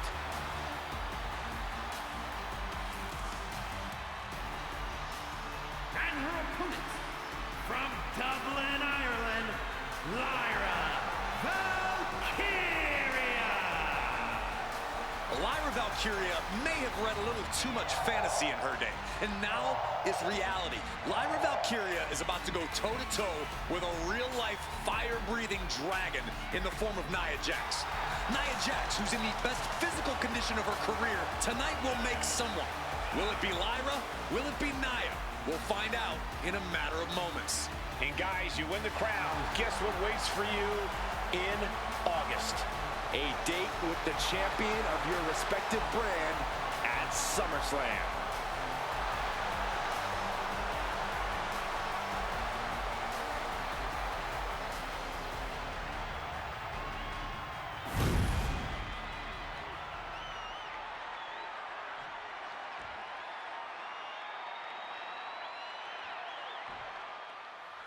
And it's all come down to this. And Nia now misses wildly. Lyra goes up over the top. Nia's got a caught, though. Lyra trying to rely on her technique to bring down the irresistible force, but having no luck at the moment. I'm not sure this is going to work either. Jax just entirely too strong, but whoa! That was interesting. Oh, nice athleticism by Valkyria. Even Jax might be a little impressed. I wouldn't go that far, Saxton. Here comes Nia, just imposing her will on Lyra Valkyria. Again, Lyra showing how resourceful she is, applying the sleeper to Nia Jax. Lyra tried to hold on. And now Nia Jax in control, and she's going to look to put Lyra away. Nobody home! Set outside the ring, and Valkyria's got a chance. Huge window of opportunity. Right now for Lyra Valkyria to strike. Lyra may actually pull this off. Lyra may become queen. Lyra has the advantage. Yeah, she was cooking her. Reeling. But Lyra can't win Queen of the Ring with Jax on the outside. This match has to end in the ring. Each woman here is Don't give me any timer objectives. I don't like those. Give me anxiety. Knocked off former women's champion Io Sky earlier this week, but Nia's had an even tougher challenge. two great former champions. Inside the ring grab. Naomi and Bianca Belair. Even more impressive than that, she handed Jade Cargill her first WWE loss. Granted, Corey, that was a disqualification victory. We're in the trio. Whoa. I'd say there's still some unfinished business between Nia and Jade. Scoop slam. I gotta throw it back in the ring. The irresistible offense. And the irresistible force is really keeping Valkyria grounded here. She throws her back in. With the lariat. Well, if you're Lyra Valkyria, what do you do to pull off a massive upset tonight? Let's go. Well, Lyra's a technical wizard, Cole. In fact, from a technique perspective, she may actually have Nia Jax outgunned. And beyond relying on her technique, if I'm Lyra, I'm going to try to frustrate Nia. I don't know how possible that is, but if you frustrate Nia, she may make a crucial mistake. In just a matter of minutes, we'll have our second Queen of the Ring. The first, of course, being Zelina Vega. But you've got to believe that Zelina will want a shot at whichever woman wins this. She beat the woman now known as Piper Niven that night, so you know Queen Zelina can strike down an enemy of any size. And Lyra only finds herself on the defensive. What if that counts as a heavy attack? Yep, did. Oh, heck no. Nia is just cornering Valkyria. Jax No! Abusing Lyra, showing no mercy. I think it's a preview of what kind of queen Nia Jax would be. The kind of queen that will happily send Had to do this twice. to the guillotine. And at this point, Nia Nope, just get back over here. This is exactly the pace the irresistible force likes. It's the Samoan drop. There's so many moves at Nia's disposal that she can end this match with. For Lyra, not nearly as much. Yeah, I can't imagine it'll be easy for Valkyria to pick up Nia Jax and drop her with the Nightwing. Get her in the corner. There we go. Valkyria crushed in the corner by Jax. Squashing Lyra in the corner, and the beginning of the end may be near. And Nia now, with Lyra on her back, going to climb up to the second rope. This is a scary situation for Lyra. Oh, heck no. Look at this, maybe not. I know how this is going to end. There's no way. Oh, my. Oh, no. Good night, Annihilator. Here is your winner and the new Queen of the Ring, Nia Jax. What a victory to the brand new Queen of the Ring. Nia said she would do it, and she backed up her claims. And now the Chief Content Officer of WWE and Triple H going to come in to congratulate Nia Jax, officially crown her the Queen of the Ring. Absolute dominance by the new queen.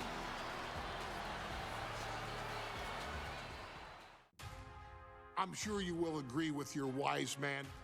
Many WWE superstars say they will do whatever it takes in order to achieve success. Quite often, it's a bunch of BS. But if you're lucky, you may run into someone who is willing to look out for the group. Someone willing to make sacrifices. And for this family, there was no one better than Rikishi. After the Head Shrinkers run in WWE came to an end, Rikishi, then known as Fatu, would go on a journey of self-discovery. This journey would lead to him taking on the name Rikishi, a subtle nod to his cousin Yokozuna, as well as an opportunity to start fresh with a global audience. Well, my dad, you know, when he became the Rikishi character, when you think about Samoan wrestlers, right, or mean, or aggressive, he made it like his own flavor, right? You know, he had the blonde hair, still carried the aggressiveness, but I think he just wanted to add like a little flavor to it. But it became even more popular to our culture. Rikishi blitzed WWE from the jump, devastating opponents with new tricks and winning people over with his fat-ass dance moves. Rikishi is fat, all right.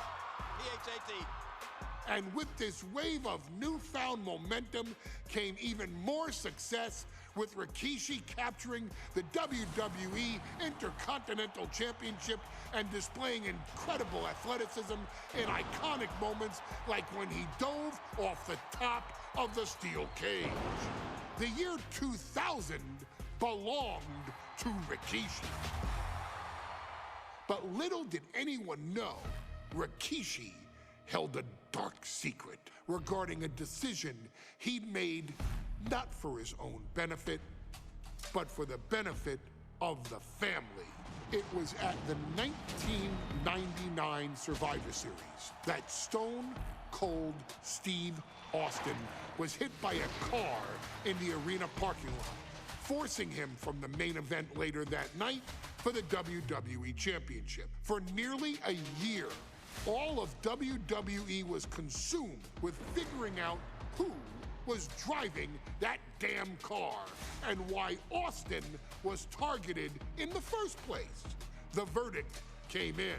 The car was driven by Rikishi. Rikishi would stand strong. Stone Cold Steve Austin. I didn't do it for me. I did it for The Rock. What? Rikishi would lay out a years-long gripe that WWE preferred Steve Austin to The Rock, and so Rikishi had made sure that The Rock's only competition had been removed from the picture. Rikishi sacrificed his own popularity to reach this goal. The Rock thrived while Austin was on the shelf. For Rikishi, the struggle and fall was all worth it. Rikishi knew that he would eventually have to face off with the Texas Rattlesnake to answer for his sins, and he welcomed that meeting with open arms. What Rikishi was unprepared for was for WWE to stack the deck entirely, looking to make Rikishi pay for taking out their golden goose. Stone Cold Steve Austin was allowed to drive his truck directly to the ring and was generally given the freedom to do whatever the hell he wanted in the name of revenge. We are going to make things right. This time, when Rikishi and Stone Cold Steve Austin lock horns, there will be no stacking of the deck. Someone willing to give of himself so that his family, this family, can succeed, deserves better. So get in there and showcase the never say die spirit that has led this family to victory time and time and time and time and time and time again. Use whatever weapon you can get your hands on and prove to Stone Cold Steve Austin that you will do anything for the people.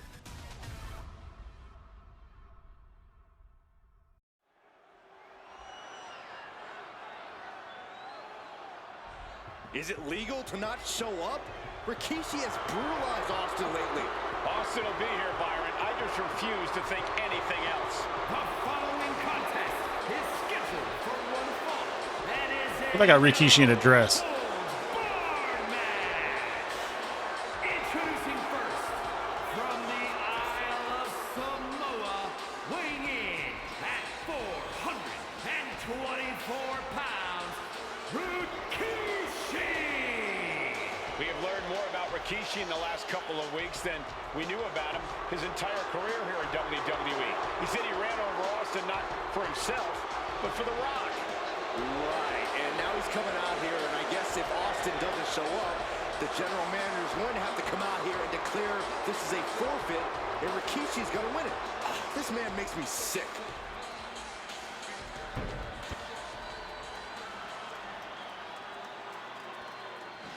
Is he here? Well, there's the Rattlesnake's music. He's here. Austin's here. Stone Cold Steve Austin came here with no fear, no hesitation, just revenge. His opponent, from Victoria, Texas, weighing in at 252 pounds, Stone Cold Steve Austin. Austin fought for his life to make it back here, to make Rikishi pay. Now there is no way Rikishi can escape the Texas Rattlesnake. It's been almost a year since Austin competed in the ring. Austin is a man possessed. Rikishi feels good about running over Austin and said he'd do it again. That man is sick. Well, Rikishi made two mistakes. One, trying to end Austin's life. And two, not being man enough to finish the job. Austin's going to absolutely tee off on Rikishi. This one is going to get ugly in a hurry.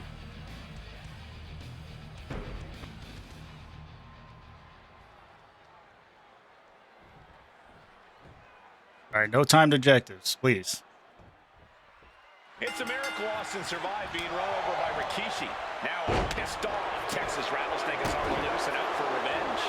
It took Austin almost a year to recover from the injuries he suffered in that heinous attack. You can't blame Austin for the damage he inflicts on Rikishi tonight. Byron, a lesser man wouldn't have survived. Stone Cold promised that Rikishi's days of walking above ground are over. This is no holds barred. And though The Rock wants nothing to do with this altercation, we have to mention the sadness Rikishi has brought to him. Oh yeah, hockey stick. This whole ordeal, but I feel that somewhere inside his soul, The Rock is happy. It's knuckle puck time. The Rock is proud to have Rikishi and his family. No, Corey, what kind of lies are you trying to spread? We've heard Rock say Rikishi deserves what Austin is going to bring him. There's no family pride in that statement. I'm just saying that blood is thicker than water, and it's been an easier ride for Rock without Austin in the picture. And that's thanks to Rikishi. Sounds more like Rikishi is trying to take credit for all The Rock's success. Corey, this situation is so far beyond rational thinking. It's so personal. What does Stone Cold have to do in this one to leave here victorious against Rikishi? I don't know if you can tell someone who Bring in the almost ring. lost their life at the hands of their opponent to think On the rationally. entrance side, okay. Austin has rage, and win or lose, he's going to unleash it all on Rikishi. And looking at my monitor, it just makes me sick to my stomach watching Rikishi. Gotta hit him with a big, heavy combo. combo. No remorse and feels justified for running Austin down like a dog. Look, to be devil's advocate, you've got to look at Rikishi's perspective. He's proud of his Samoan lineage and saw an opportunity to give his people. Oh, I gotta hit him with a heavy combo right here. That is WWE. Oh, are you serious, Come on out here. Corey? Rikishi ran over another Come human on. being. We are fortunate that it only put Austin on the show for 10 months. Austin and Rikishi trading heavy artillery on the outside, and here comes the Rattlesnake. Stone Cold Steve Austin fired up and revenge on his mind. You got to think about how bad Austin has wanted this ever since Survivor Series last year. Been dying to get his hands on Rikishi. All of that venom, all the vitriol inside of Austin being unleashed on Rikishi right now. Remember, this is no holds barred. Anything goes. Austin has Rikishi down. The Rattlesnake is red hot. And do you hear this capacity crowd? They want more from Stone Cold. Nobody wants to see Rikishi get beaten down like a pile of human filth. Scary mindset for the Rattlesnake. Austin has scattered pictures of Rikishi all over his home. Said that every time he looks at Rikishi, he's looking at a dead man. Yeah, Rikishi taking that as an empty threat, thinking that Austin isn't the man he claims to be. But trust me, when Stone Cold says he has you in his crosshairs, that's no empty threat. Returning back to the ring. Hey, Rikishi, you messed up. Hold on. Is this outside the ring or inside the ring? Maybe it's inside. Oh, no, it does say outside the ring. These two going strike for strike, it seems. The fight is on, and it's furious. Two titans, trading strikes, and refusing to back down. The willpower, the sheer guts of these two. Toe-to-toe, treating each other like heavy bags. Who will break first? That is the question. It's Austin setting in fist after fist. Neither one relenting here. That will leave you stunned. And Rikishi enjoying how he's worn down the Rattlesnake throughout this match. And I bet The Rock is smiling about it, too. Oh, stop that nonsense, Corey. And Austin Dude. fends him off. And we know how despicable Rikishi Stone Cold is freaking a beast, dude. He can't even do nothing to him. Rikishi goes and destroys Austin's truck with a sledgehammer. I'm gonna have to hit this dude with like a chair or something, wear him down. It's just extra motivation for every fist Austin lands in this fight. Hit him. Come out here. Will he get on with it already? This is a fight. There we go. No count out as he takes things out of the ring. As the fight continues ringside, we may need to relocate soon. Holding nothing back, striking over and over again. There has to be permanent damage being done right now. Rikishi is picking a One. Rikishi with an onslaught here. And two. Dare I say, Stone Cold could be in trouble. And Rikishi lately has been calling himself a visionary. Bring him over to the announcer's table. All right. A bunch of garbage, if you ask me.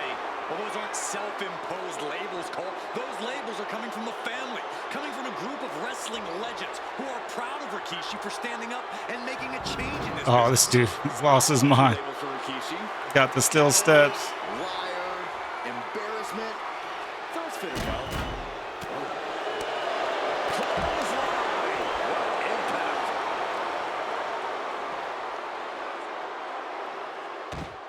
And Rikishi slows Austin down with a thunderous right. Austin's in trouble. And now Oh, steel dang. chair. Oh, and Austin, he just averted disaster there. And now Austin gonna deliver the punishment with the steel chair.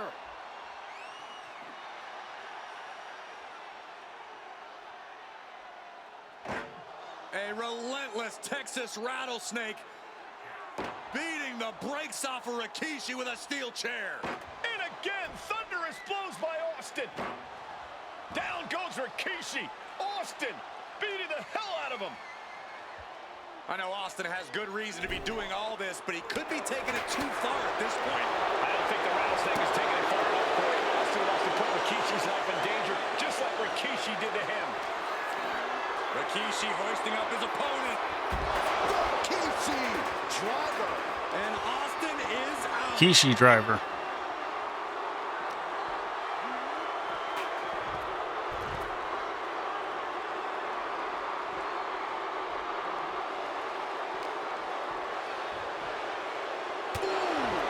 Stone Cold in some serious trouble. No one holding Rikishi's Did it for The family Rock. down now. I did it for the people. All those years of frustration on Austin here. What a headbutt. Scooped up. Here it comes.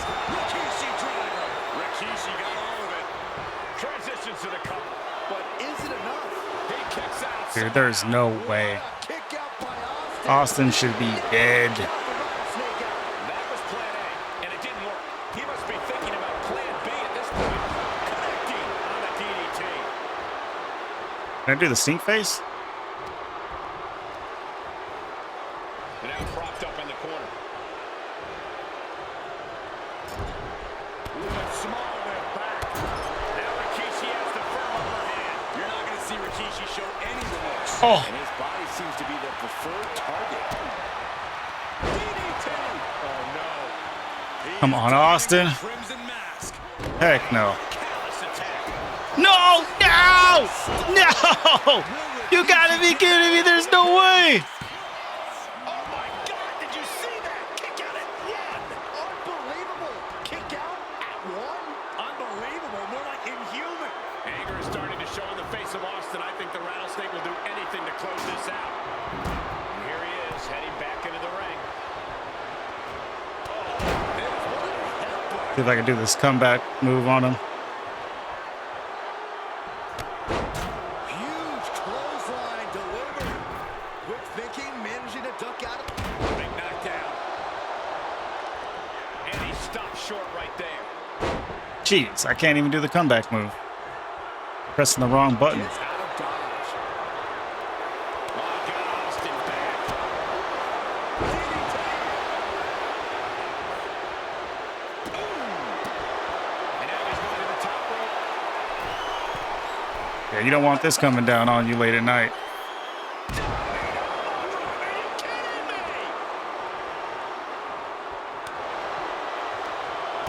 He finds a counter. A complete stalemate of reversals here. Neither one giving an inch. Let's see if I can actually do it. Boom. Knockdown. Here we go. Comeback time. This superstar's on fire. Pace begins to quicken. All right, there we go. Now we can give him the Rikishi driver. Got him right where he wants him. It's over now. There's no way he's kicking out of this. On that surgically repaired neck, no way. Get right away into the pin. There's two. Rikishi somehow defangs the rattlesnake. Damn it.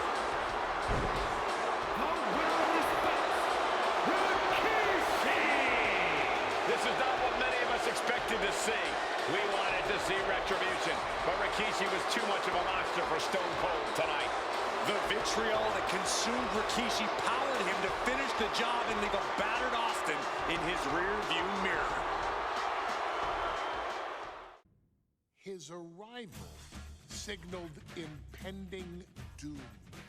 His very presence was enough to intimidate even the bravest WWE competitor. His name itself simply meant the end. And if you found yourself standing across the ring from Umaga, you were most certainly coming to the end of your own road. The younger brother of Rikishi, Umaga, was every bit the Samoan bulldozer that his nickname would suggest, mauling opponents with ease, relishing the chaos that he created.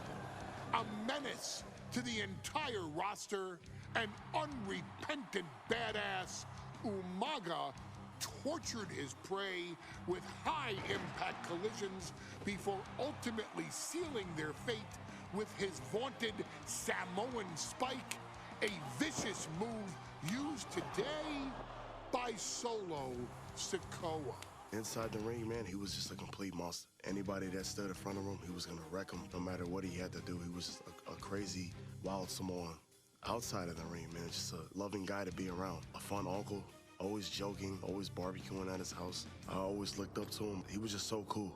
Perhaps an unheralded aspect of Umaga's game was his mastery of mental warfare.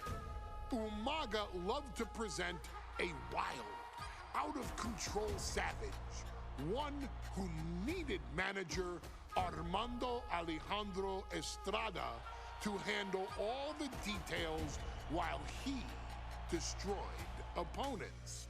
Umaga was the perfect definition of the word aura. A two-time intercontinental heavyweight champion, Umaga established himself as one of the purest forms of dominance to ever set foot in a WWE ring. His intense clashes with Batista, the Heartbreak Kid Shawn Michaels, and Triple H, along with WWE Championship battles against John Cena, still live on in the memories of those who were fortunate enough to watch Umaga perform.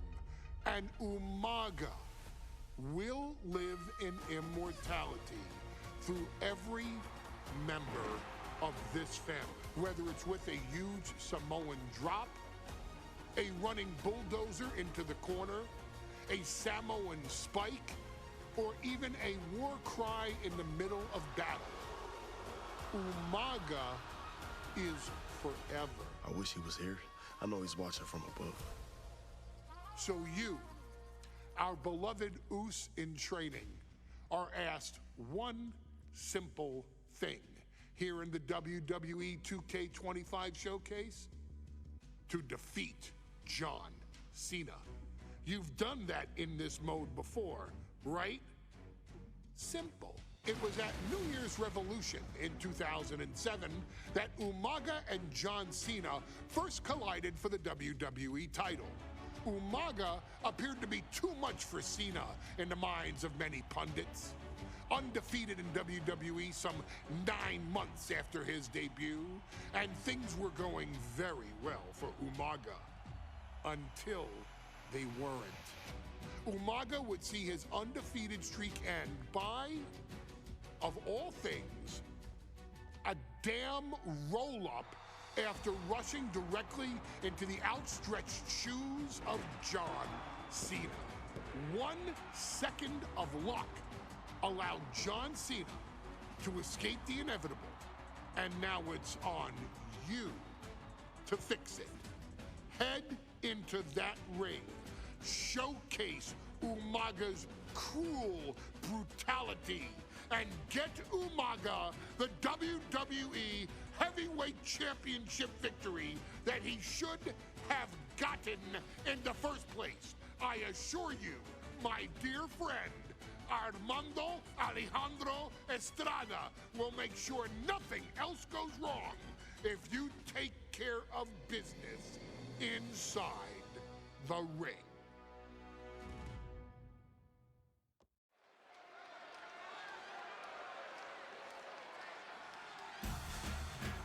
All right, guys, so since we have to win, I think I'm going to do what John Cena did to him. I'm going to roll him up. If I can just roll him up, that's all I need to do. That's it.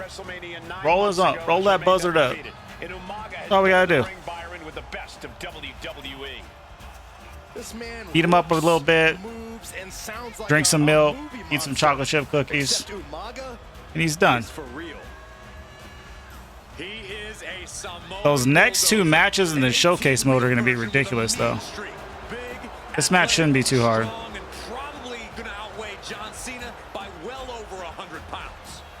But we're going to see. I'm going to try to do 3 matches right now. 3 or 4, hopefully. I just know one of them is going to take a while. But Umaga is a scary human being. He can easily change that trend right here tonight.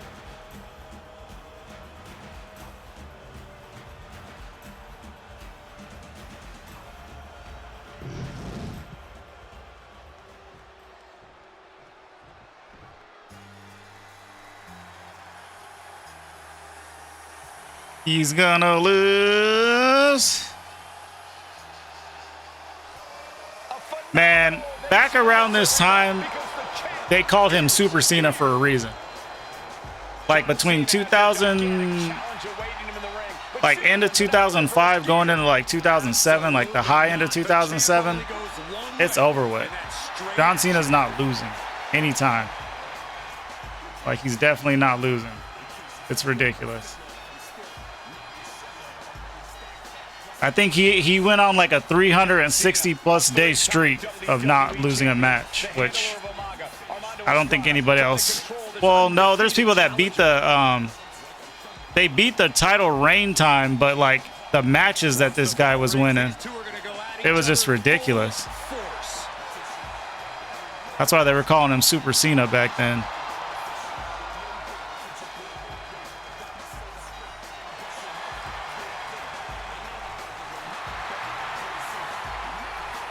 I don't think you guys can heist more than 1,200. I think 5,000 and 9,000 is too high.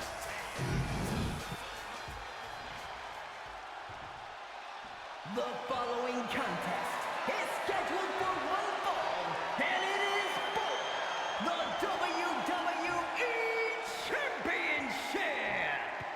Introducing first, the challenger from the Isle of Samoa, weighing in at 353 pounds, Umaga.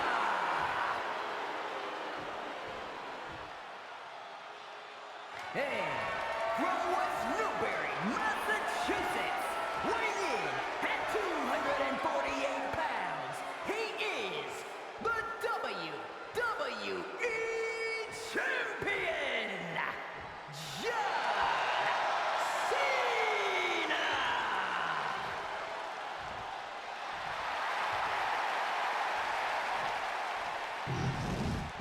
Lots of competitors in the back dream for a shot at this title.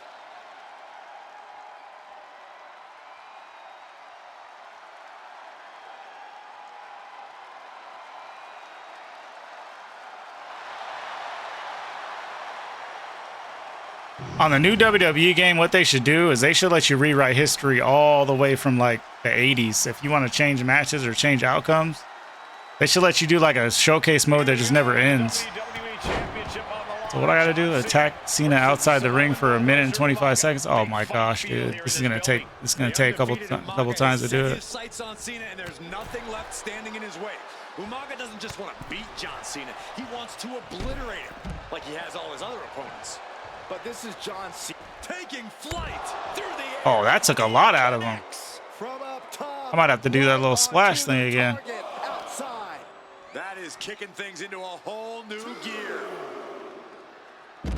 Ooh. Side slam. Umaga is truly a specimen to marvel at, Corey. And his handler, Armando. All right, we're done with that. Now what? Knows he has a thoroughbred on his hands. There's a difference between thoroughbreds. Grab him toward the stairs. Thoroughbreds can be tamed. Umaga, All right, we gotta get him. Gotta get him over by these steps. Mouthpiece for Umaga. He can only help direct Umaga's blind brutality. Shut up, ref. I think even Estrada knows no one can control the Samoan bulldozer.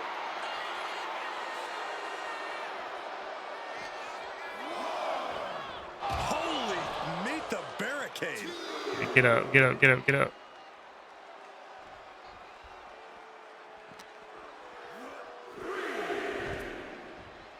So does he have to be near the stairs or on the stairs? Let's see. Driven into the steel steps. Shut up, ref. Stop counting. Okay, so now it says work the neck. I don't know if it was strategic on the part of Umaga or just a result of his rampage, but either way, taking out Cena's foundation is going to sway the power advantage into Umaga's favor now. No question, John Cena. Punch the ref. What? For him taking on Umaga was Can't do that. Get disqualified. Relentless offense. Yeah, and while Umaga may not be as refined in the ring as other superstars, his ruthlessness more than makes up for the difference. If Umaga can connect with some truly merciless attacks, then Cena. Wait, what's a heavy attack? Is it just square? Let me see. Cena tonight attempting to do something no one else has been able to do. Be it HBK, Triple H, Kane, the list goes on and on. No one has been able to beat Umaga. Since debuting in last year's WrestleMania, he's never been pinned, never been submitted. Umaga is a man who's done every single thing in his path. It's not hyperbole to call him a dangerous and deadly savage. And Umaga is in control. Cena has no response for Umaga's savage and brutal. Hit him in his head. Narrowly escaped. Oh, heck no. Couple of shoulder tackles now. Yeah. Couldn't do that, could you, bum? A rare position for Cena in this fight. We can't often say that John's overpowered in a matchup, but this 360-plus-pound Samoan bulldozer is more than a capable opponent. Yeah. Sometimes when there's a fight, you're not Do what? Tell what's orange? Torso. Already did that. Even if that is the case for Cena tonight, John Cena has never met a fight he didn't like. Cena will try to gain strength from this capacity. He's dead. In Kansas City, but not even that may be enough to stop a rampaging Umaga. Oh, look at this. Look at the suplex off the top rope. There you go, Beach. Suplex. Suplex. An uninterrupted surge against Cena here. Umaga is simply overpowering John Cena right now. All the way to the outside. That core air from the top rope. Go. Oh my gosh. That's going to be on highlight reels for a long time. Look at that guy. All that velocity, all that gravity coming down on you. Look at his back. Oh, what a slam. Planted it. And Umaga, of course, coming from a very rich heritage. Some of the greatest athletes in any sport come from the Samoan heritage. Umaga's aggressiveness can be traced back to his bloodline. When you're fighting a Samoan, you are battling a tough, scary human being. Goes into the corner. This dude don't have no more stamina. I can't run. Bruh, I can't run.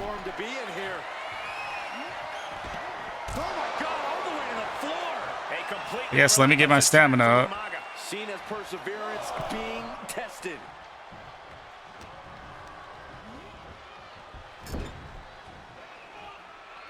And Cena flattened in the corner. Umaga's just overpowering him. Look at the strength. Into the corner, just setting Cena up. You have to start to ask yourself, is the end of John Cena near? I think so. Look. Oh my gosh, that was a headbutt. No one has been able to stop Umaga. No one. Unfortunately, this is not how the original match went, guys. But it would have been awesome if it did. Why? No one has been able to stop the Samoan bulldozer. Here comes Umaga, and Cena catches him with a boot. John Cena from behind, rolls him up, shoulders down, and a kick out by Umaga. And Cena immediately back into the clutches of Umaga. I'm not sure what else Cena can do here. I'm not sure John Cena knows how to stop Umaga. And Corey, just hit him with the finisher? Oh, wait. To being on the receiving end of a headbutt from Umaga. It's in Umaga's DNA. Generations have perfected the art of using their own skull as a weapon that could stop an elephant.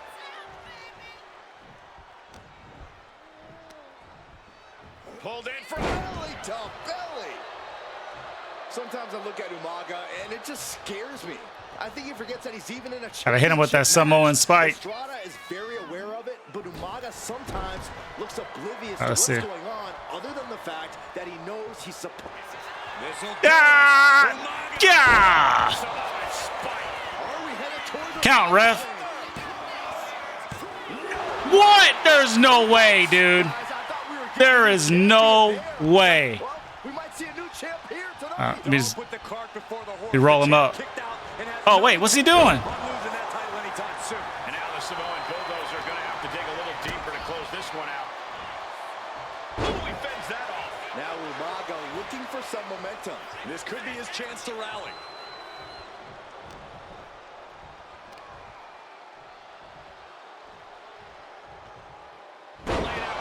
Can I do a dirty pin? Cena is unable to stop this string of offense. Umaga is determined right No, now. I'll just Samoan spike him again. Why not?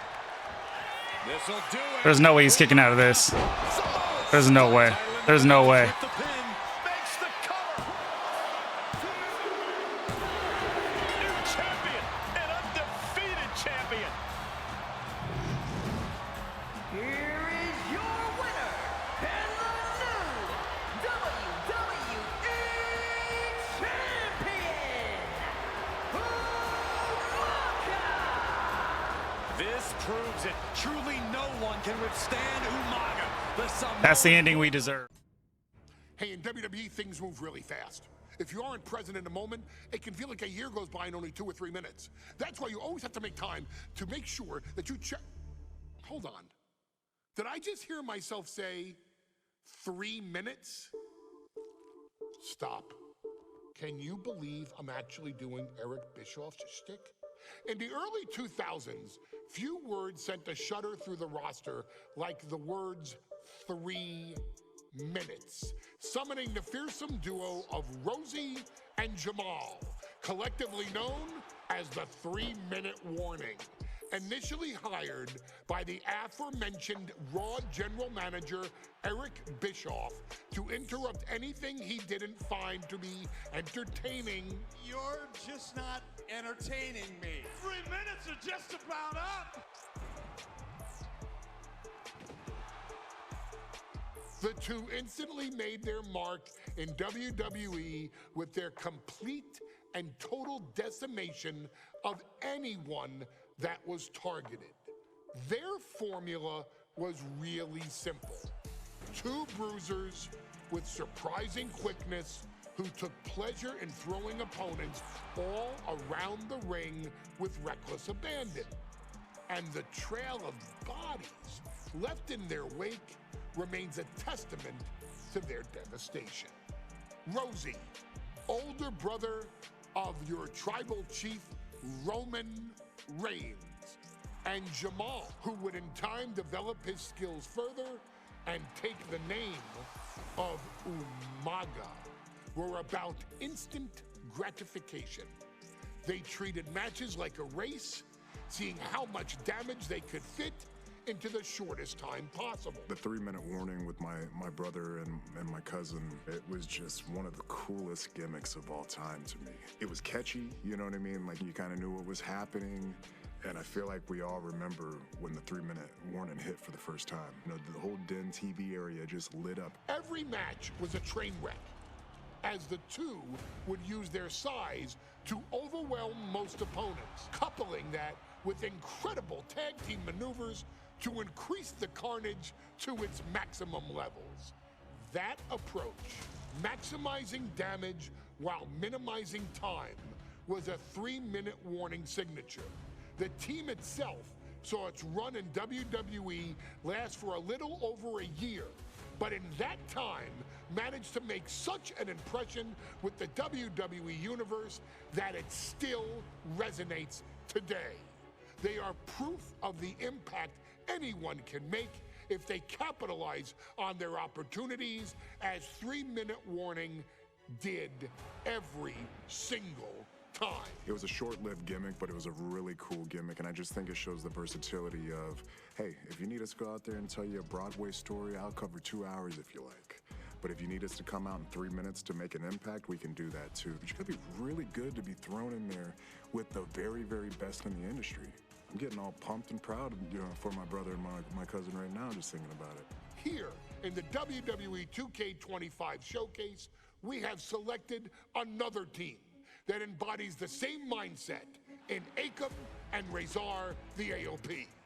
Similar to Jamal and Rosie, these two look to inflict the most pain in the most efficient manner. Like 3-minute warning, AOP happily dispatches when summoned. Like 3-minute warning, AOP features 2 Goliaths who will hurl your body from pillar to post before finally bringing it all to a most painful conclusion. It's up to you in this Extreme Rules contest to beat the AOP to the punch and showcase the Wrecking Crew approach that made 3-minute warning the premier bruiser squad in all of WWE. And don't worry, we will give you more than 3 minutes to make that fact perfectly clear. As a matter of fact, take your time and enjoy dishing out the punishment.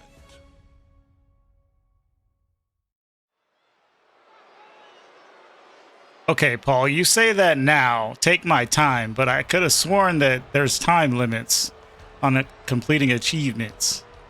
So that's the thing that sucks. They start putting the time limits on it. Wish there was a setting as well. You can go in there and turn that off.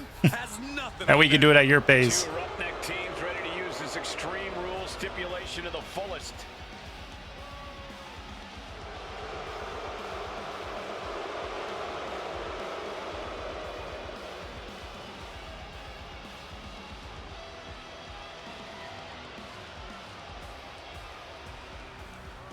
The following contest is a tag team Extreme Rules match, and accompanied by Paul Ellering, and a combined weight of 6. I never got to see this team wrestle. I know that Seth Rollins had a stable with them before.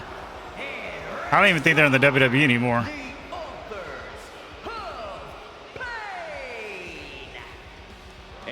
But they always want to recycle teams and say, oh, this team is the team that can take out anybody. And then you hear the Undertaker and Kane's Brothers of Destruction music hit, and you're like, no, they can't take them out. Yeah, that's not happening.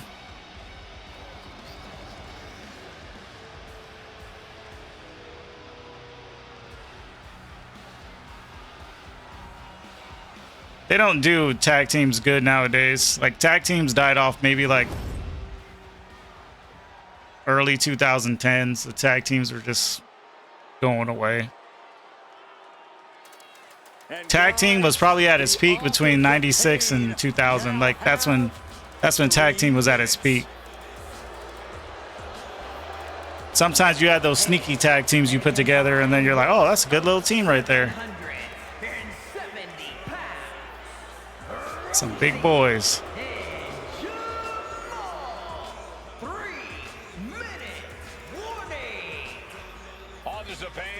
I remember when The Rock called, I think Umaga's Jamal and Rosie that's Roman's brother. He called one of them Grimace from McDonald's because they were wearing purple one time. It was funny. Career out of demolishing anyone who got in their way. Why would AOP be any different? Because that's exactly what AOP does too. They play the same game as 3-minute warning. All right, what's the play here? Who am I? I'm Rosie?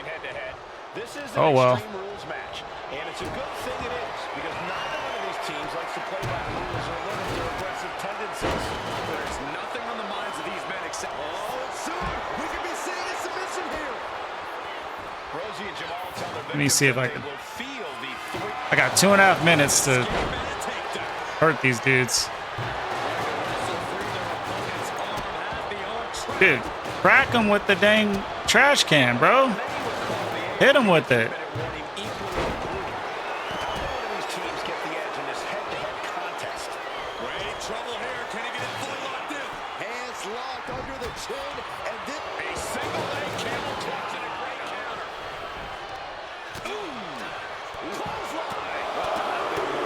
I might have to get another weapon.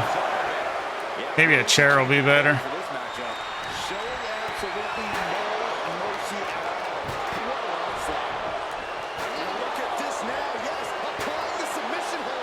Only got 1:50 to get their health down.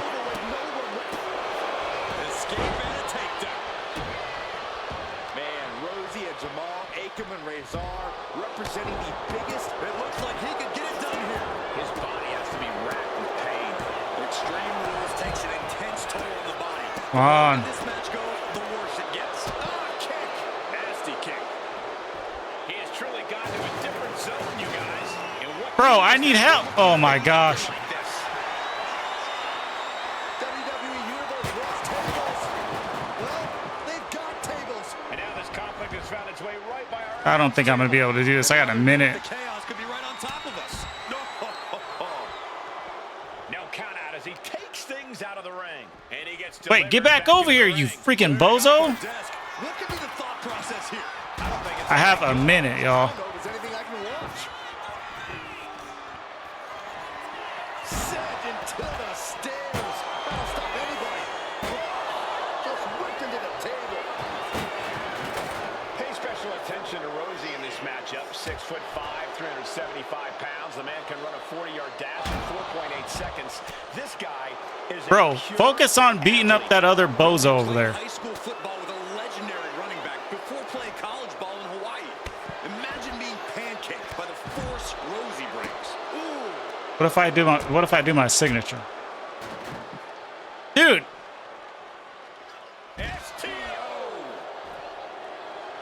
Oh wait, the timer is not even going anymore. What am I tripping about? So as long as I did one of the objectives, I was good. I'm over here sweating because there's like a minute left. Just look at the size of all these superstars. The ring had to be reinforced before this match. Over 1,300 combined pounds colliding. 1,300 pounds. Golly. It's a challenge to wrap your arms around them. It's really just The ring's gonna collapse after this match. Okay, what's the next one?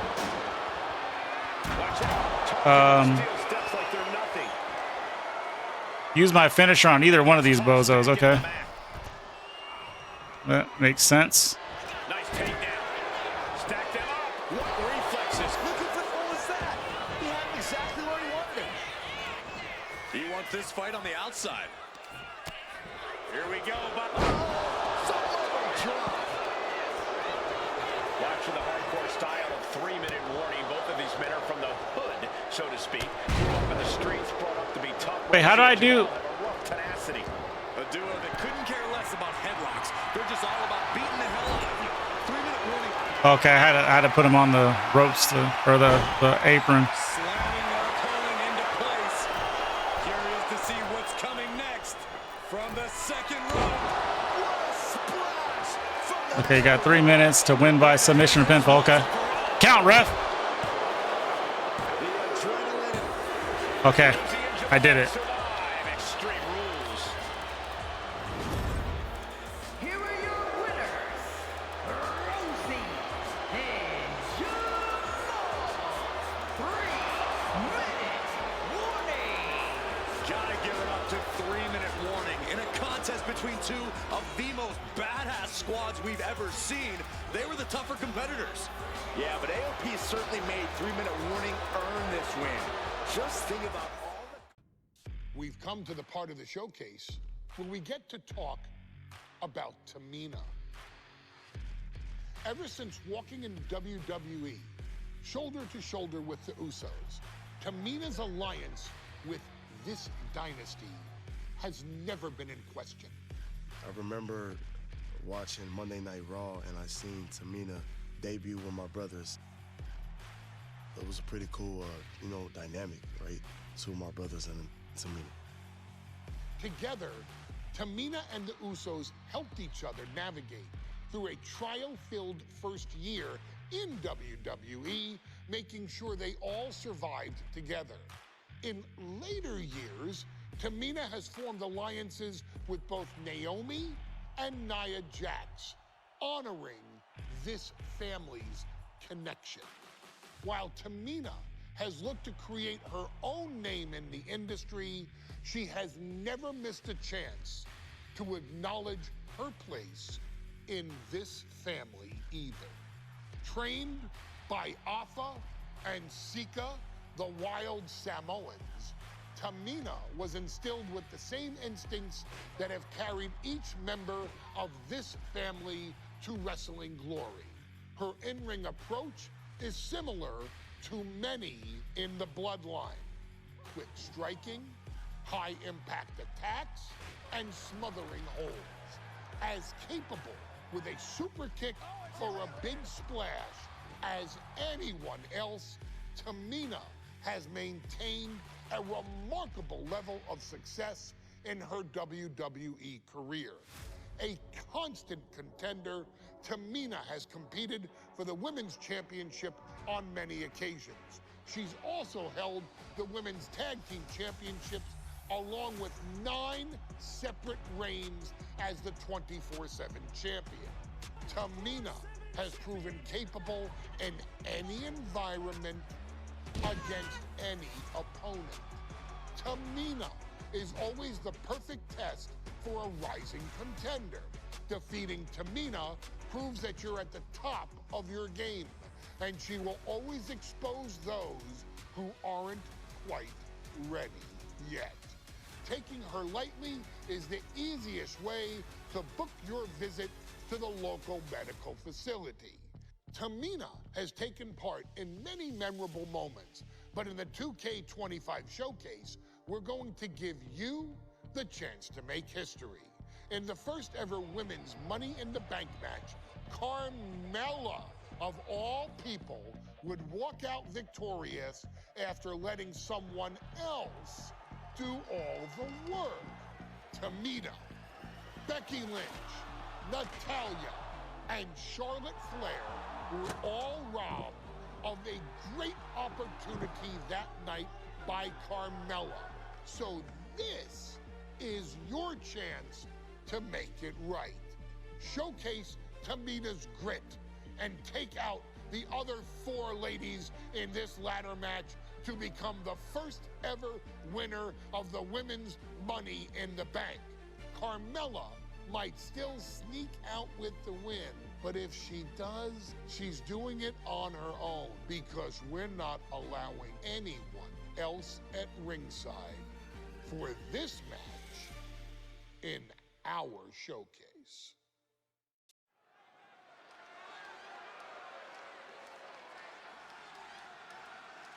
All right, guys, get ready for like 14,000 entrances. Starting with Charlotte, Second Nature, Flair, Miss, I win the WWE Women's Championship like 57,000 times. She's won so much in less time than her dad wrestled that she's probably going to break his record. If I'm not mistaken, I think she's like a 13-time champion already. Her dad was 16-time. I mean, she's about to be 40, so maybe she'll be able to win a couple more times, maybe. This is a night where careers change forever. You're right, Cole. You can feel it. Legends are going to be made. Careers defined. Which is crazy because 10 years ago, I think that's when she won it the first time. Well, it was like maybe 2015. She won the Divas title, and then she won the inaugural WWE Women's Championship, WrestleMania 32, I believe, against Becky Lynch, which is coming out right now. She actually had a crazy good run, too. It's just crazy to think that they're all about to be like 40 now.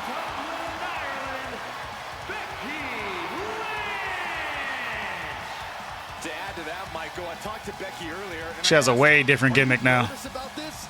She said, yeah, I'm a little nervous, but I'm more excited than anything because I get to be part of history. Becky Lynch, the first woman drafted to SmackDown. First SmackDown Women's Champion. Can she become the first Miss Money in the Bank? Well, you could feel the excitement the moment they brought out the ladders before this show started. There is a big fight feel right here in St. Louis.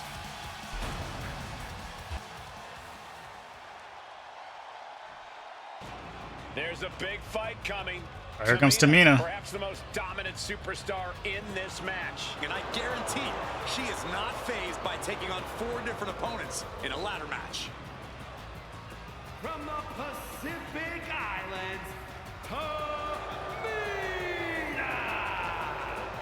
I can say that I've only seen Tamina wrestle maybe twice. All over the world. And not in her early days. Hoping to live up to her family's legacy. She wants that briefcase. She wants that title. It's in her blood. Do you see how the deck is like stacked against me already? Because think about it. I'm Tamina, which her stats are probably, like, I'm telling you, they're in the toilet. I'm guaranteeing it. Charlotte and Becky, they're probably like 80-something. Carmella won this match originally because of freaking, what was his name? The chin dude. I forgot his name. Anyway, she had like a little gimmick guy that used to come out with her all the time, and he helped her win it. What was his name?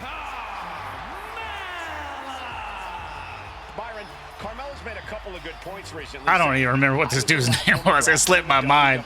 I could see his face. How big of a chip is on her shoulder? He was only in the WWE for a little bit. And also, don't forget, Carmella has had some major victories lately, so she has all the fuel you could need heading into a match of this type.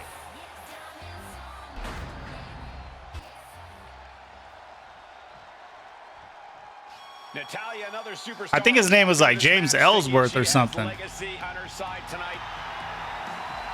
think that's what his name was.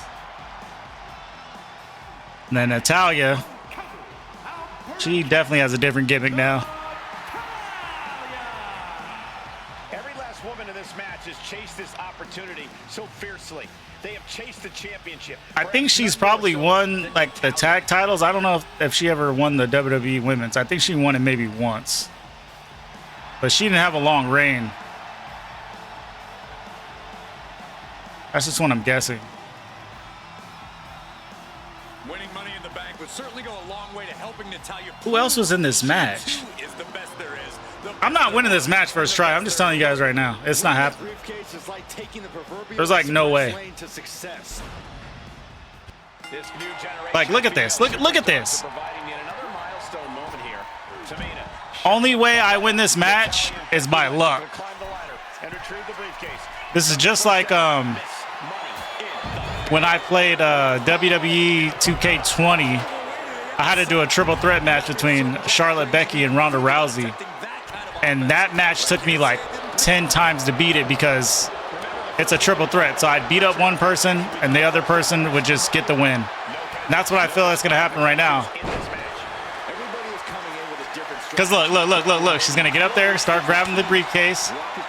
And then all I have to do is this. I know how to push the thing. I'm not dumb. I know how to do it. You'll increase your odds if you stay close to a ladder and close I don't know why this thing wants to give you tutorials when you already know. The same buttons every year.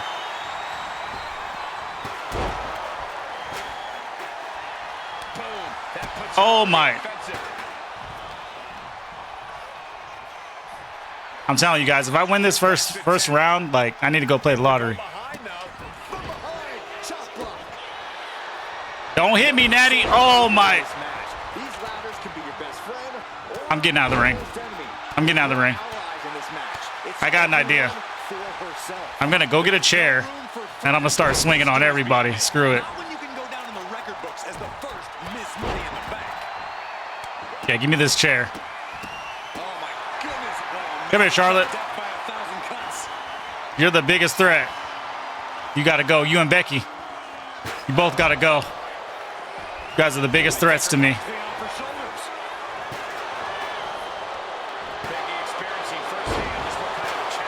Look at this. Taking all this damage off Becky. It's going to be to my benefit, but it might be to my detriment at the same time.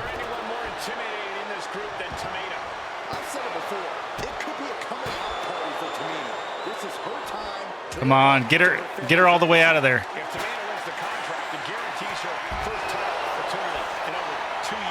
Carmella, go mind your business. I'm doing work.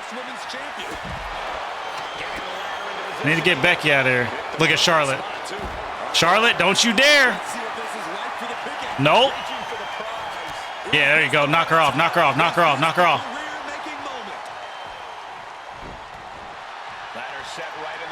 Wait. Wait, climb the ladder, dummy.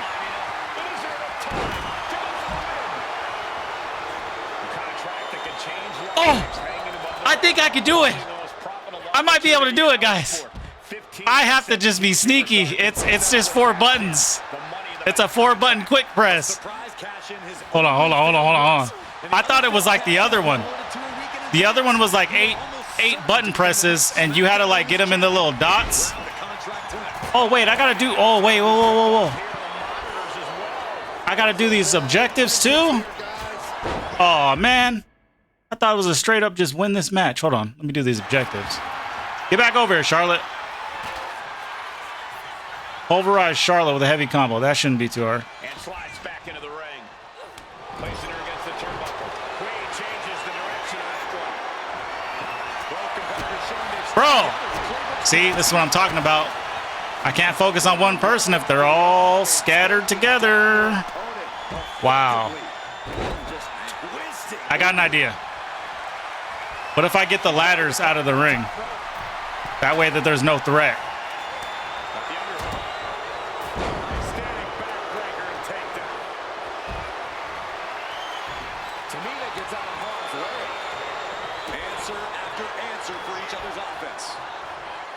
Dang it, man. Charlotte, stop being a brute.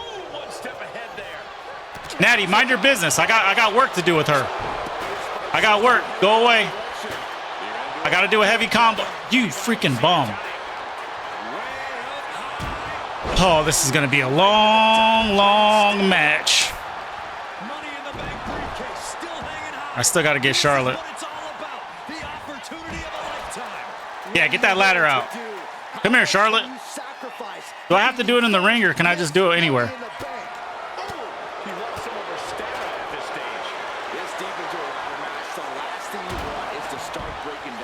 Dude! Somebody go get Becky.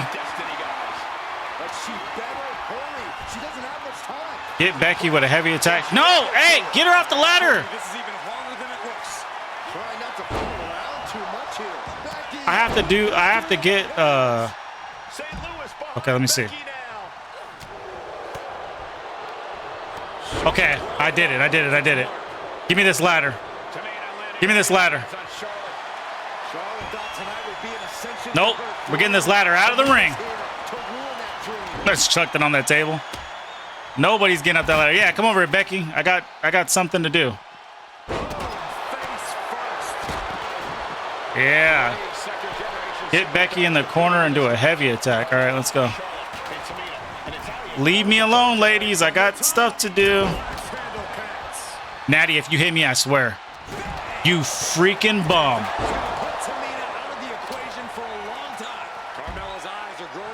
All right, I'm done. I'm sick and tired. I'm sick and tired of this.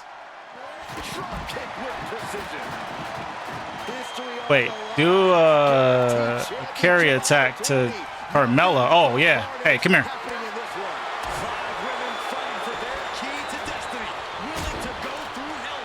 Yes. Now get in here, Becky, so I can beat you too. Wait, what I gotta do to Natalya? Counters with an attack on Charlotte. Powerful contact by Tamina. Heavy attack in the ring. Bruh! Suplex roll through. Disarmer. She might want to tap here. Maybe This is the part that sucks. I gotta do all these freaking objectives and win this match. Look at Tamina. I have no more health. Carmella has the most health. I gotta get that ladder out of the ring.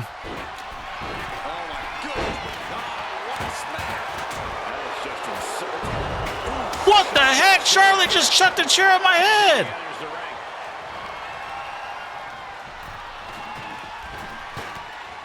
Okay.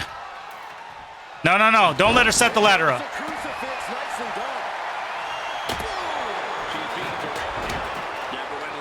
Okay, get the ladder. No, get the ladder. Becky, don't you hit me. Yeah, she's in a lot more than rough shape here. No, get Charlotte off the ladder, y'all. Yeah. Nope, get off the ladder. Unhooking the prize is the big challenge. Could be mere seconds away from unhooking it now. Okay, so get Becky in the corner. Okay, let's see. Don't touch me, Carmella. You freak! Oh my gosh, you bum! Right when I'm about to do something. Natty, do heavy attack. How do I... What the heck? Okay. Charlotte, don't hit me.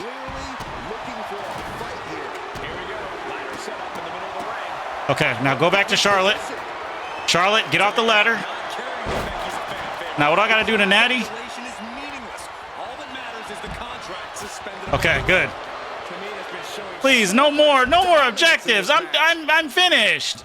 Let me just climb the ladder and be done. Yeah, beat her. Yes. What? Wait, I gotta do something to Charlotte? A running attack. Oh my. Okay, wait. Wait, what? That didn't count. Oh. Okay, there we go. Yes. Charlotte driving Tamina and Oh, dang. the floor. Both women crashing down hard. The Queen, Charlotte Flair, the first to her feet, surveying the situation. Oh! Tamina into the steps. She's dead. Kidneys, back, spinal. Oh, she's gonna do her moonsault. This is about to be lit. Or is she gonna do just like a dive? Oh, I thought she was gonna. Oh, she did. She did like a twisting moonsault. That was lit. Okay, 29 seconds for what? Is genetically superior. Yeah, Carmella with a super kick. Becky's hope to reclaim her women's championship is looking. Okay, hold on. No, don't get in the. I gotta beat up Natty. Okay, it won't be easy. Do what? Making sure the veteran won't have the strength to climb a ladder at all. Looking stunned here, guys. Okay, wait. Please. Okay, what if I... Place is starting to rock. And Becky more than living up to her last kicker moniker there. Yeah, Mella is looking overwhelmed at this point. She needs to create some... What the... Bro! The boat, Natalya. This is the perfect time for me to climb that ladder, and I'm getting screwed. Sharpshooter applied. A submission won't win the match here, but it could do serious damage. Very unique escape to fight her way out of the sharpshooter. Natty, leave me alone. Nasty shot to the throat. Climbing up, but is there enough time to go for the win? The prize is in sight, but is it in reach? Okay. I'm doing a roulette of hitting people with this ladder. Oh.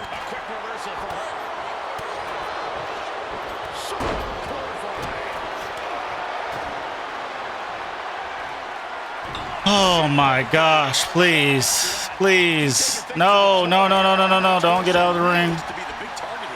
Don't get out of the ring. I gotta climb that ladder and win. You guys see how it says on the dialogue box? It's like, it won't be easy, but climb the ladder and win. No, no, yeah, really. I didn't think it was gonna be easy. I said at the beginning of the match, it's gonna take 12 years to win this. The problem is that there's what? There's 5 of us? The odds are...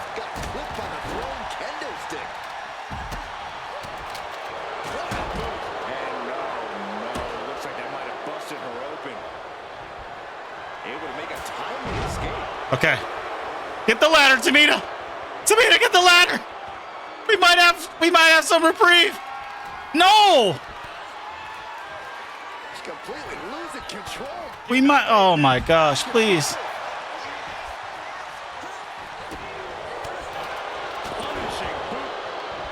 Okay. Pick up the. Just start hitting people. Start killing people. Start destroying people. Start hitting you, and hitting you, hitting you. Oh crap, I was late.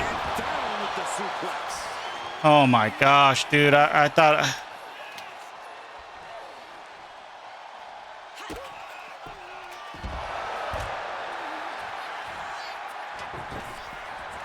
Okay. Okay, let's get her out.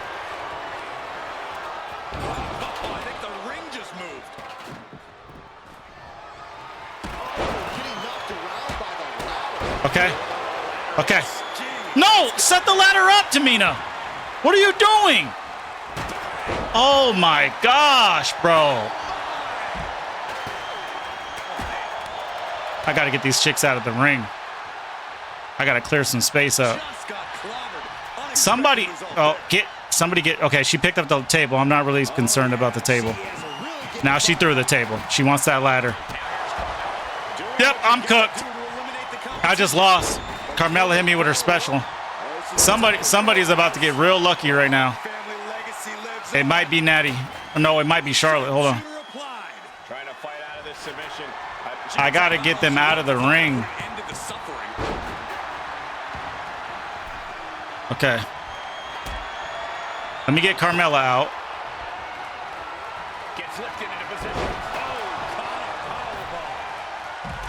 Let me get her out.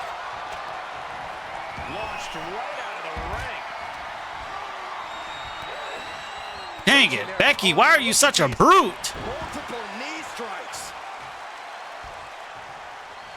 Spinning kick to the gut. No, Tamina, why are you getting out of the ring? Get back in.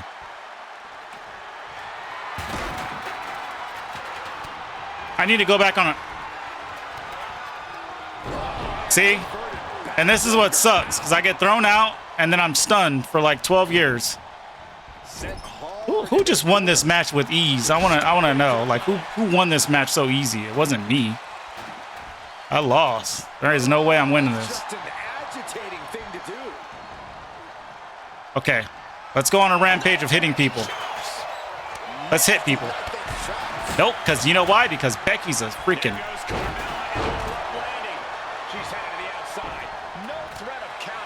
Okay, it's not over yet. Not over yet. We got this.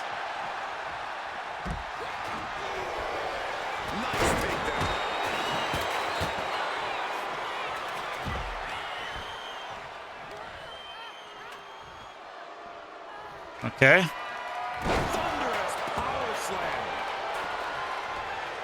Carmella, I'm going to let you set the ladder up. Go ahead. Bro, they just keep knocking the ladder out of the ring. No idea where this one's heading. Yeah, Natty, put the ladder in. Put the ladder in. Put the ladder in. Golly, that sounded rough. He's back in the ring now.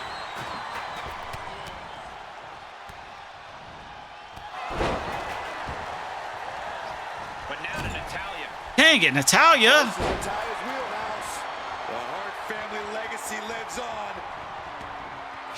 Sharpshooter applied. Oh, I'm cooked. She's tapping, but it doesn't matter at all in this situation. Yeah, it doesn't, but that stuns me. And outside she goes. What's her plan here?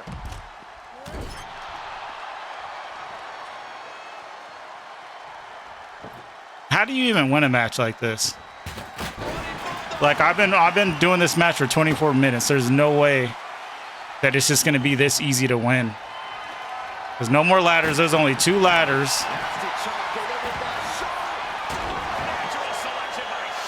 See, look what I'm talking about. I try to hit Charlotte with a chair and Becky grabs me. What is this? This can't be good.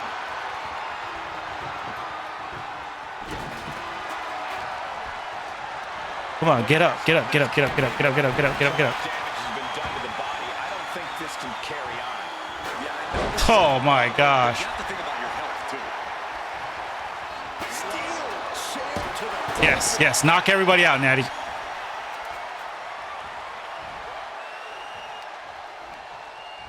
A little rope assistance, punishing their opponent. I'm kind of afraid to do like my finisher. Look at this. Snap suplex. This is what you do when you're looking to do more than win a match. Wow, she's put me in the disarmor. It's gotta be, and look at her. Oh my gosh. Doesn't save her from the hold here.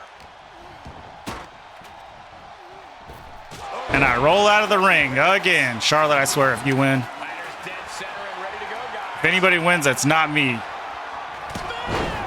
Okay, good. The Queen just unleashed her royal wrath on Becky Lynch. Right to the throat. Counter from Tamina.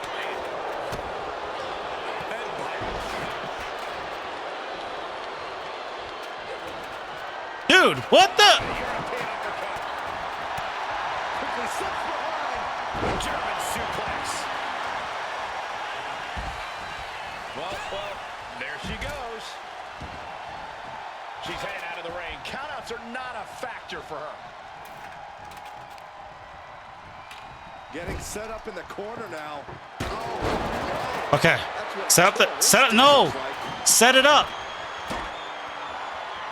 What the? Set up the ladder, Tamina. What are you? Oh my gosh. Why are you so stupid? Put the ladder up. Dude, she just keeps dropping the ladder. Out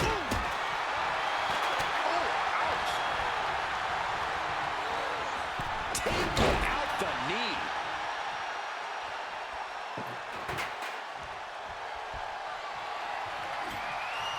But meanwhile, Charlotte Flair with a trademark chopping. Natural selection. The Queen has put an opponent in the dirt, and now the ladder to her throwing the weights. Ooh, that hurt right to the kidney. Golly. Sent out of the ring the hard way. Taking this thing out onto the floor now. You gotta clear the ring. That's the only way we're climbing. Look at Becky. Dead center. That's not dead center, though. Ladder set right in the middle of the ring. Starts the climb. Needs to move. Wait! Trying to win. Every second up there is allowing the opposition to recover. Better hurry. With authority. Lynch set ringside.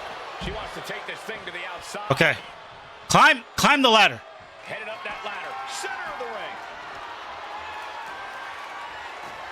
Scaling the ladder even further. That's too high. You don't need to go this far. She's reaching up and trying to unhook it. Oh my. The crowd is going absolutely Dude, the button. Oh my gosh. I can't even. I'm so fumbled right now. I can't even commentate. The buttons suck. Gotta climb with the R button. Reach with the L button. I just want to finish the match and be done. It can't save her here. Totally helpless at the moment.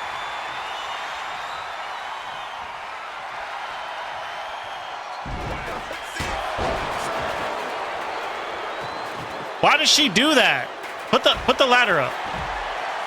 Wait, how do you place the ladder?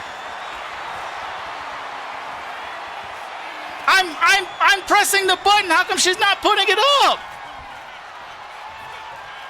Dude, this match sucks like straight monkey balls, bro. The prize is in sight. Is it in reach? The boat, Natalya, doing what she does best. Sharpshooter. Very unique escape to fight her way out of the sharpshooter. Reaching. So close to victory. Any opening could be the opening. You just have to go for it. Taking things back into the ring. One-handed. Got their opponent set up. From behind, that'll give you some whiplash.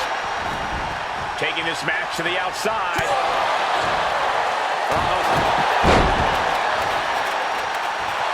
Natalya knows exactly what she's doing, and it is not good for her opponent. There's a crucifix. Nicely done. Ladders in position. Gonna make the climb. Ladders in position. Gonna make the climb. Slow and steady won't win the race in this situation. He's taking the fight to whatever height it needs to go to. No sign of fear in her now. She's reaching for it. It's just a matter of time now. No room for error on top of the ladder. So close. Has to go faster. The only thing left to do is pull it down. That's it. Tamina has the briefcase. Tamina is Miss Money in the Bank. The winner of the Money in the Bank contract and the first ever Miss. Any member of this family that enters the professional wrestling business knows about the expectations that are going to be on their back. They know about the prestige that their very name carries. They know that those who came before them have accomplished so much. Bearing the weight of those legacies can prove to be way too much for almost anyone. But that was never the case for Jimmy and Jey Uso.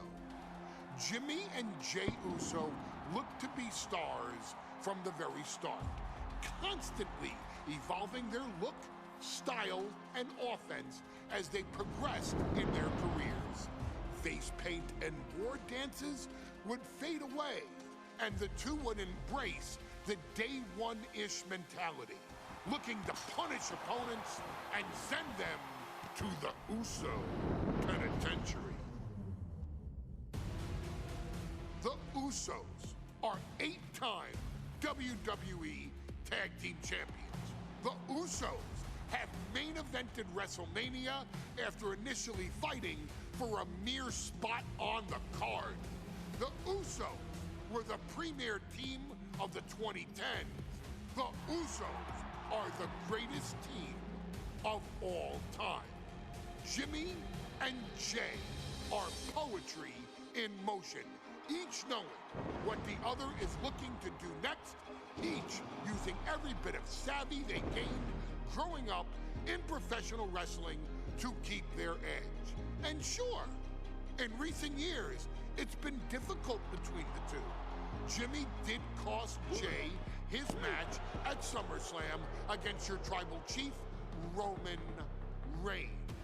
After months of the anger building between the two, Jimmy and Jey ended up as the first two entrants in the 2024 Royal Rumble match, bringing things to a head. But even that moment wasn't enough to settle the issue, and so they would fight again at WrestleMania 40. Jey Uso truly became main event and found his inner yeet, even adding another tag team championship with Cody Rhodes as his partner. As your wise man eventually would suffer as well, Jimmy found himself betrayed by Solo Sikoa and unceremoniously dumped out of Solo's version of the Bloodline. When Jimmy and Jey are a tag team, they are pure art. They are the reason for the resurgence of tag team wrestling's popularity over the last 15 years.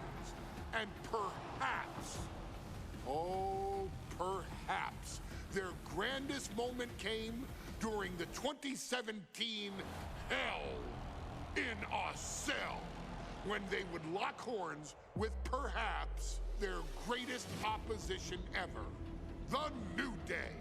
From July to October of that year, the SmackDown Tag Team titles would change hands 4 times between the two teams, both looking for ultimate bragging rights. The Usos' connection as twins always gave them an upper hand with most teams. But the New Day had their own trick, utilizing the Freebird rule to allow any 2 of the 3 members to compete in any match. Jimmy and Jay could never know for sure who the opponents would be, with a different game plan needed for each iteration. With nothing clearly settled after 4 months, the New Day would offer to defend inside Hell in a Cell, and the Usos gladly accepted. We've seen the Usos showcase tag team wrestling at its most beautiful. Now we want you to showcase the brutality that exists within Hell in a Cell.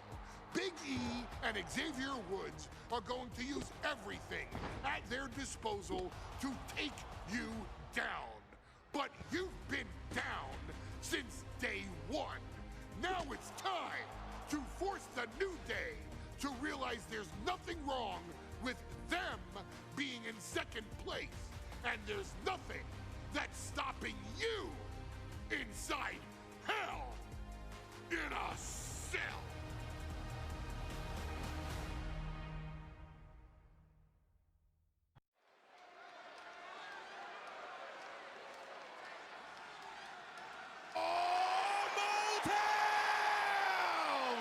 Don't you dare be sour! Clap for your world-famous 4-time champs and feel the power! They were only 4-time champs back then? I know they have it like 12 times by now. Hell in a Cell with the 4-time tag team champions. I actually have that Bootio cereal. I never opened it. It's in my pantry right now. Is a tag team Hell in a Cell match, and is for the SmackDown Tag Team Championship, and accompanied by Kofi Kingston at a combined weight of 490 pounds, the SmackDown Tag Team Champions, Xavier Woods and Big E, the New Day.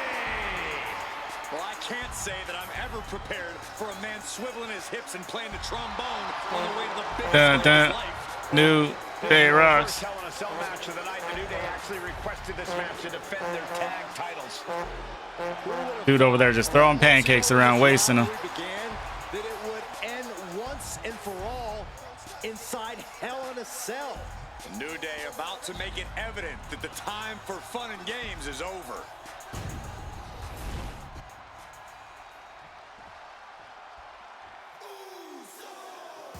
This is the first time that tag titles will ever be defended inside Hell in a Cell. And at a combined weight of 493 pounds, Jimmy and Jay, the Usos. Tonight in Detroit, It's crazy that the Usos Jey Uso just stole that entrance. into the penitentiary. They just changed it up a little bit. Chow Hall beatdown. In every sport, you hear about super teams. Well, tonight, we're seeing 2 super teams of the modern era. This is going to be special.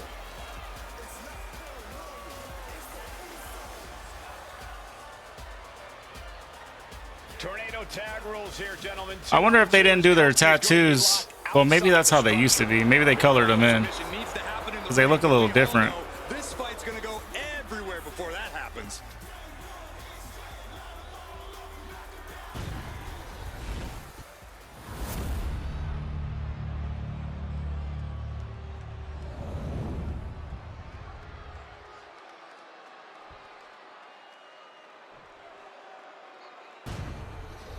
So that's what it's all about, the tag team titles.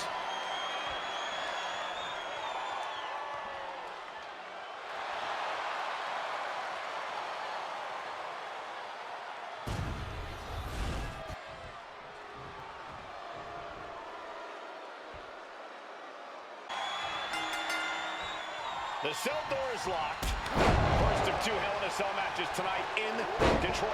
This is the 20th anniversary of this barbaric match. The Usos and the New Day must be prepared for pain, punishment. 2 of the greatest tag teams ever. One of the best rivalries going today. It all comes to a head right now for the SmackDown Tag Team Championship. DDT! Spiked them.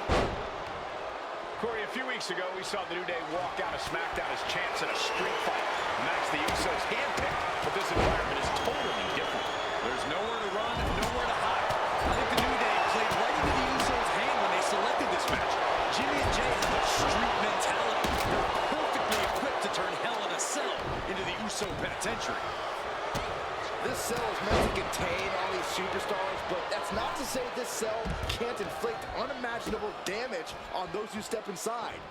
We're going to see these teams tap into their barbaric nature. 20 years of Hell in a Cell, and this structure's The champ is pinned. We might have a new champion here. new champ. No! At this point in the match, that could have gone either way. All the talking we've heard leading into this match, we've heard the Usos call the New Day, quote, 3 clowns on a tricycle. Look, the Usos love the trash talk, but they deliver. And don't act like the New Day don't throw verbal jabs either. We had Big E earlier saying how he's going to drop some gloom and doom of biblical proportions. A prophecy Come on. fully capable of backing too. Check out this power in the corner. Snake eyes. Big E responds. Bro, what the?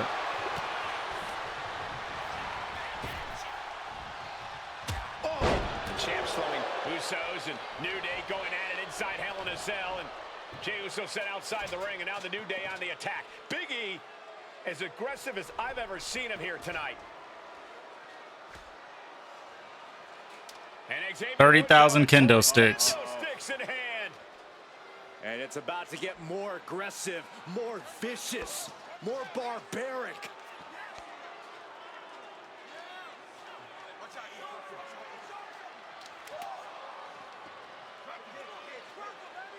Just beating them.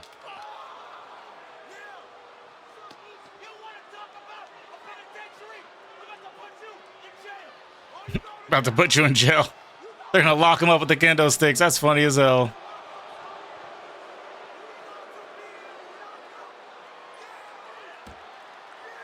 I wonder who came up with this spot. That's funny. This vicious of a side from the New Day. It's what Hell in a And he's acting like he can't really just move him himself. They just locked him up. Oh my gosh. Oh, now with the kendo sticks, Xavier Woods unloading. Is that Jay? I think that's Jay. Where's Jimmy at? Well, you're saying it, Byron. Hell in a Cell makes you do some awful Over there getting things. worked. Just attempting to survive, attempting to win. Do whatever you want, punish however you want. Right now, that seems to be Really? the mission It took the statement ref of to New get him Day out of there? in order to retain the SmackDown Tag Team titles. And that's what it's about, proving you're the best. All right, let's see what we got to do next. Insane environments in WWE today. The New Day have just changed the whole complexion of this match. I don't know if I've seen. I got to get a anything of these weapon. lengths before. Well, no time to be a jovial bunch when you're in a cell, Michael. Tonight, it's not about entertaining. It's about putting your sworn enemy to rest for good. All right, hold up. I got to get a weapon. Launching. I got no stam. That might have done it. This could be it. Yeah, no, he doesn't get the 3. What do you have to do to put this guy away? The steel chair. Looks like he's opted to go with the simple but effective statement here. Oh, stiff uppercut. Oh, my goodness. Oh, Big E avoids contact. Oh, crap.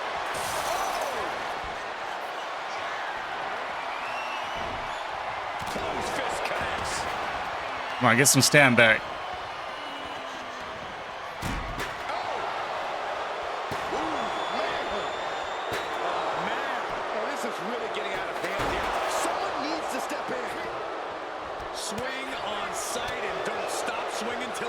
I just got to keep beating him now.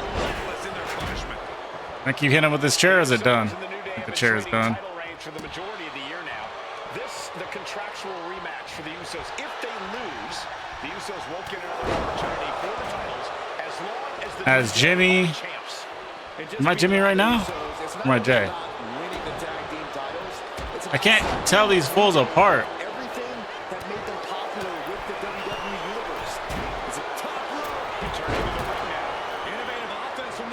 I don't know. No, I don't even know which. I don't even know which Uso I am. Oh, there we go. Okay, I was Jimmy. And Jimmy and Big E slugging it out middle of the ring. This has been a vicious, brutal match between two of the great tag teams today. Here comes Jey Uso into the fray alongside of his brother. Bang! Double super kick. And the Usos now looking for that patented Uso splash from the top rope. Uso splash. The cover to win the tag team title. Oh, dang. He broke it up just in time. Breaks it up. At the last possible second, Xavier Woods saving this match. Kendo time. Credit to Woods for his Kendo time. attitude, but Xavier Woods is outgunned right now. And there's look at Woods still fighting. Yeah, right. You ain't getting hit with those kendo sticks and then all of a sudden. Wait, is he handcuffed up for real?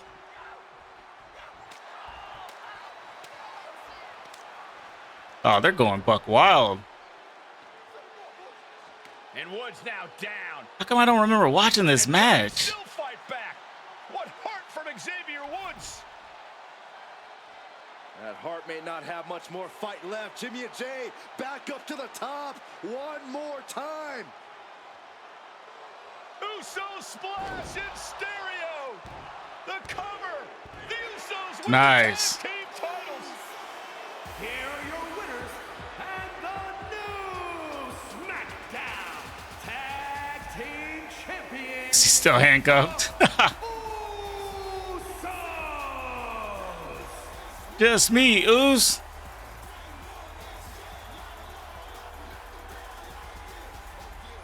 I miss those blue belts.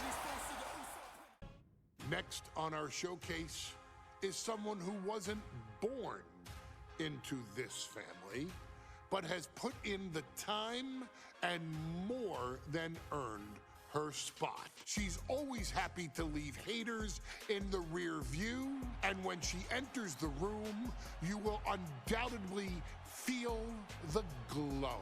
Of course, I'm talking about Naomi, who many of you may know has reigned as Jimmy Uso's wife and queen for over 10 years. There's the old saying that behind every good man is an even better woman, and this could not ring more true than Naomi, who I will say is an absolute treasure. Jimmy will frequently speak during old Bloodline planning sessions about how much her support and love drove him to improve as a superstar, always stressing her importance not only to the WWE Women's Division, but to his career and his life as well. In the ring, there is no denying Naomi's skills. The former women's tag team and two-time SmackDown Women's Champion has the mental tenacity to push through the toughest part of any match and possesses breathtaking physical skills. Naomi uses her dancing background to constantly innovate with her offense, resulting in some of the most beautiful moves you will ever see. That split moonsault is crazy how she does that. On the receiving end of them. Naomi is an inspiration to so many of our younger members of the WWE Universe, showing a new generation that anything is possible if you just put in the work and never stop believing in yourself. Naomi has battled against the very best in the women's division, taking on foes like Charlotte Flair, Bayley, Shayna Baszler, and Io Sky. My favorite moment of Naomi was when she won the title in her hometown, Orlando, at WrestleMania. To compete against that caliber and maintain the level of success that Naomi has for her entire WWE career is something worth, shall I dare say, acknowledging. Naomi has even teamed with fellow family member Tamina through the years, proving the family you choose can often be the most important. And in true Uso fashion, Naomi shows an unrelenting desire to win, to achieve greatness, and to dominate her opposition. Many mistake her smile as a sign of kindness, but they quickly realize their mistake as Naomi unleashes a flurry of kicks, flies at them with moonsaults from all angles, and then ties them up in knots. Naomi is having fun, but Naomi is never playing. And now, we take you back to the 2020 edition of Super Showdown, which saw Naomi challenge Bayley for the SmackDown Women's Championship. Unfortunately, a ridiculously lax referee decided it was just fine for Bayley to basically do whatever the hell she wanted. Bayley's, oh my gosh, she's trapping Naomi's legs in her shirt. And Naomi wound up suffering an embarrassing loss after Bayley used wardrobe to her advantage. Well, Bayley, we can pretty much guarantee that trick won't work again. This is your chance to help guide Naomi to a third SmackDown Women's Championship, and to do it by defeating one of the greatest competitors WWE has ever seen. Your wise man has nothing but respect and admiration for Bayley's abilities, but those abilities are eclipsed by Naomi's extraordinary trinity: smarts, strength, and aerial attacks that should give all of you everything you need to get the win and the title.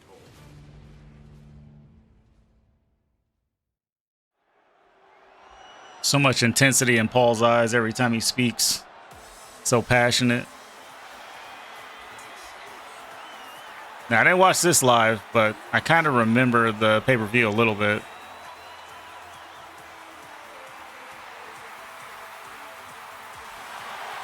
Gentlemen, it's glow. I've seen her entrance live. It's pretty lit. I got an idea, Saxton. Why don't you glow home? No, I cannot, Corey. When asked earlier this week about this matchup, Naomi said it is an honor to be here, an honor to make history, because for the first time ever, a women's championship will be defended in Saudi Arabia. Naomi certainly has momentum on her side, and as we've seen in recent weeks, it appears as though Bayley has at least a healthy respect for Naomi. Well, so much of Naomi's career has been predicated on making history.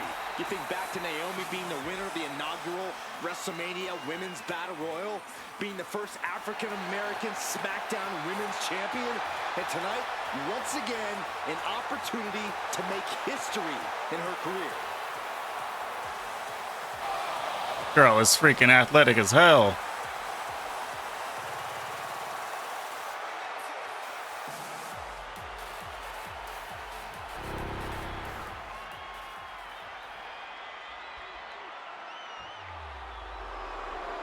Bayley, this is when she was a heel. About this history-making match tonight, she said, "Of course I'm part of this, because history is made by winners. And I'm going to become a role model for everyone here tonight in Saudi Arabia and for everyone around the entire world." I asked Bayley her thoughts on this match, and she said, new country, same sheep. Bayley is nothing if not confident headed into this match. Oh, and everything you just said is indicative of the new attitude, the new personality of Bayley. Bayley has been SmackDown Women's Champion for a record-setting 279 days. She's won every title available in WWE. The NXT Women's Championship, the Raw Women's Championship, the two-time SmackDown Women's Champion, a Tag Team Champion, a Money in the Bank winner. Bayley's accomplished it all. But the one thing Bayley has never done in her career, she's never beat Naomi. And believe me, that is a huge point of confidence for Naomi and a huge pressure on the She's never beat Naomi, but she cheated to win. That's pretty funny. But once the bell rings, it's down to business. The SmackDown Women's Championship is on the line.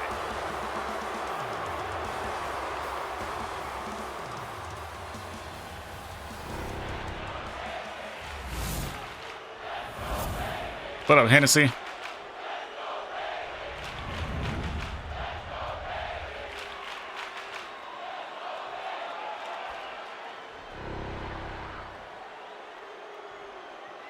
The following contest, scheduled for one fall, is for the SmackDown Women's Championship. Introducing the challenger from Orlando, Florida, Naomi.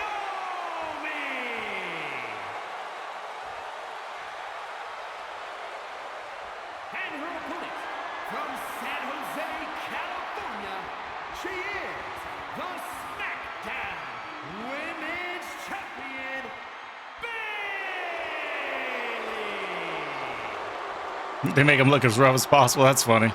I was just about to say that because Bayley's character model, yeah, she looks cooked. We have a women's championship match here. Sorry to say, but she definitely looks cooked.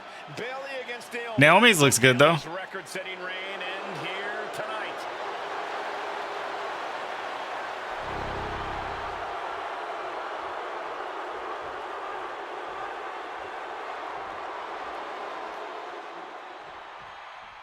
All right, no timers. Oh my gosh, a timer up. Dude, see? Every freaking time. Always making me do something stupid on a timer. And Naomi's got plenty of momentum coming into this match and is feeling mighty confident herself. Good night. I'm gonna have to do that move twice because that seems like that's a move she's not gonna block. Get up. Confident heading into this matchup. But 279 days as champion, Corey, can take a toll on No more timers, please. An exhausting weight on her shoulder. While standing on the top rope. Can't handle, Cole. Once you reach the mountaintop, you plant your feet and you hold your ground, no matter how. Is it any top rope? Let Let me see. She have to be standing or laying down? Let's see. Oh, when she's at ringside. Never mind. Throw her out. Got to be ringside, and I got to do that. Incoming. Looking for something big here. Does she have to be standing or no? taking flight. Saw it coming and avoided it. Oh my gosh. Hold up. Has been quick to take to social media lately, reminding everybody that Bayley has never beaten her one-on-one. Yeah, not so subtle reminder to Bayley, who has been very insulting. Perched up top. All right, that worked. What a landing. You got to be a certain Light kind of combo. think Let's about see. attempting that kind of offense, but I can't say it didn't pay off. And Naomi has taken the upper hand. Naomi picking up the pace against Bayley and keeping her all out of sorts. A factor to consider in this match is that Naomi took some time off to rejuvenate herself, to get her mind right. No more running attacks, bruh. Once again be champion here in WWE. So this isn't necessarily the same Naomi, the WWE Universe, or Bayley. At least I got this cheat code. This move is a cheat code. Physically and mentally. Tell her to get up. Never been in her career. Stunner. No. Okay, that worked. Really being knocked around here. And Naomi continues to somehow have Bayley's number here. Okay, spellbound. Naomi on her toes, pushing the pace on the champion. Naomi moving fast, showing that superior athleticism. Oh, I know how to do it. I know how to do Be it. able to keep up here. I don't think I've ever never seen a champion feel as disrespected as Bayley has, Corey, because Bayley's talked a lot about how people think she's an afterthought as a champion. Everybody talks about Becky Lynch on Raw. A time reversal. There we go. The longest reigning champ in SmackDown history. And you read off all the accolades, all the championships she has held. That for some reason, Bayley still finds herself overlooked. Dropping down all their weight. Dang, that's crazy. She jumped all the way over there. Let's do it again. Senton connects. All right, what else? Seated on the top rope. All right. Placed against the turnbuckles. Setting her up here. And here we go. Championship's on the line. Naomi's got Bayley in trouble up on the top rope. This could be Naomi's moment. Smart move by Bayley, protecting her title and going to the eyes. Oh, what a kick. Dang, she clocked her. Jeez. Quick thinking by Naomi, looking to close this one out. Oh! Bayley wisely moves out of harm's way. She's gonna stick her foot in her shirt again. Oh my gosh. What's Bayley trying to do here? What the?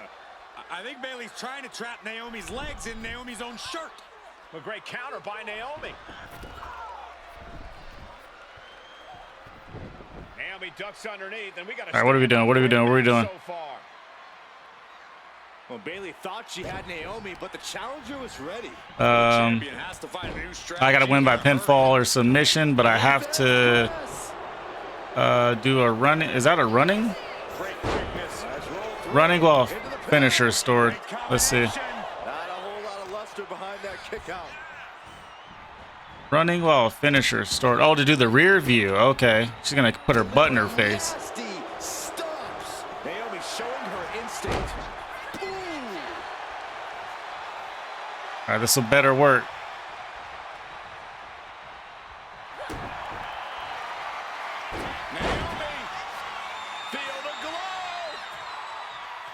No. Let her out of that. Let her out of that. Not sure what she's got planned here. Oh, she doesn't have any stam. How am I supposed to run? She has no stam. She has her lined up. This might be the end here. There we go. Pin her. Finish it.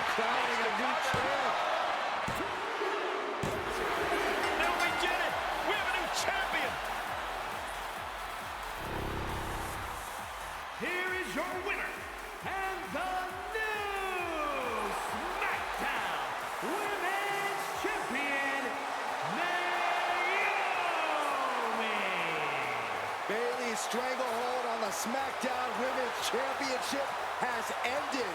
The Glow era. Ladies and gentlemen, if it weren't for the next two superstars in our showcase, none of this would be possible. Because without Arthur and Cena, without the Wild Samoans, there truly is no dinosaur. While it was their father when I Chief Peter Maivia, it was Arthur and Cena built the family of training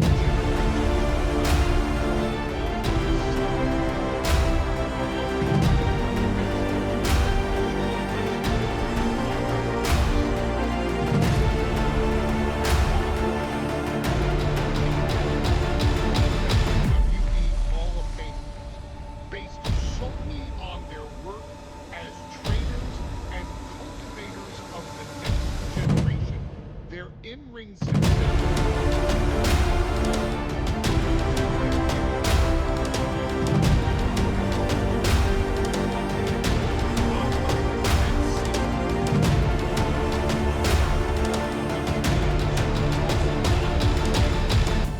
Pretty much. They're like the only wrestling family ever that's that freaking big.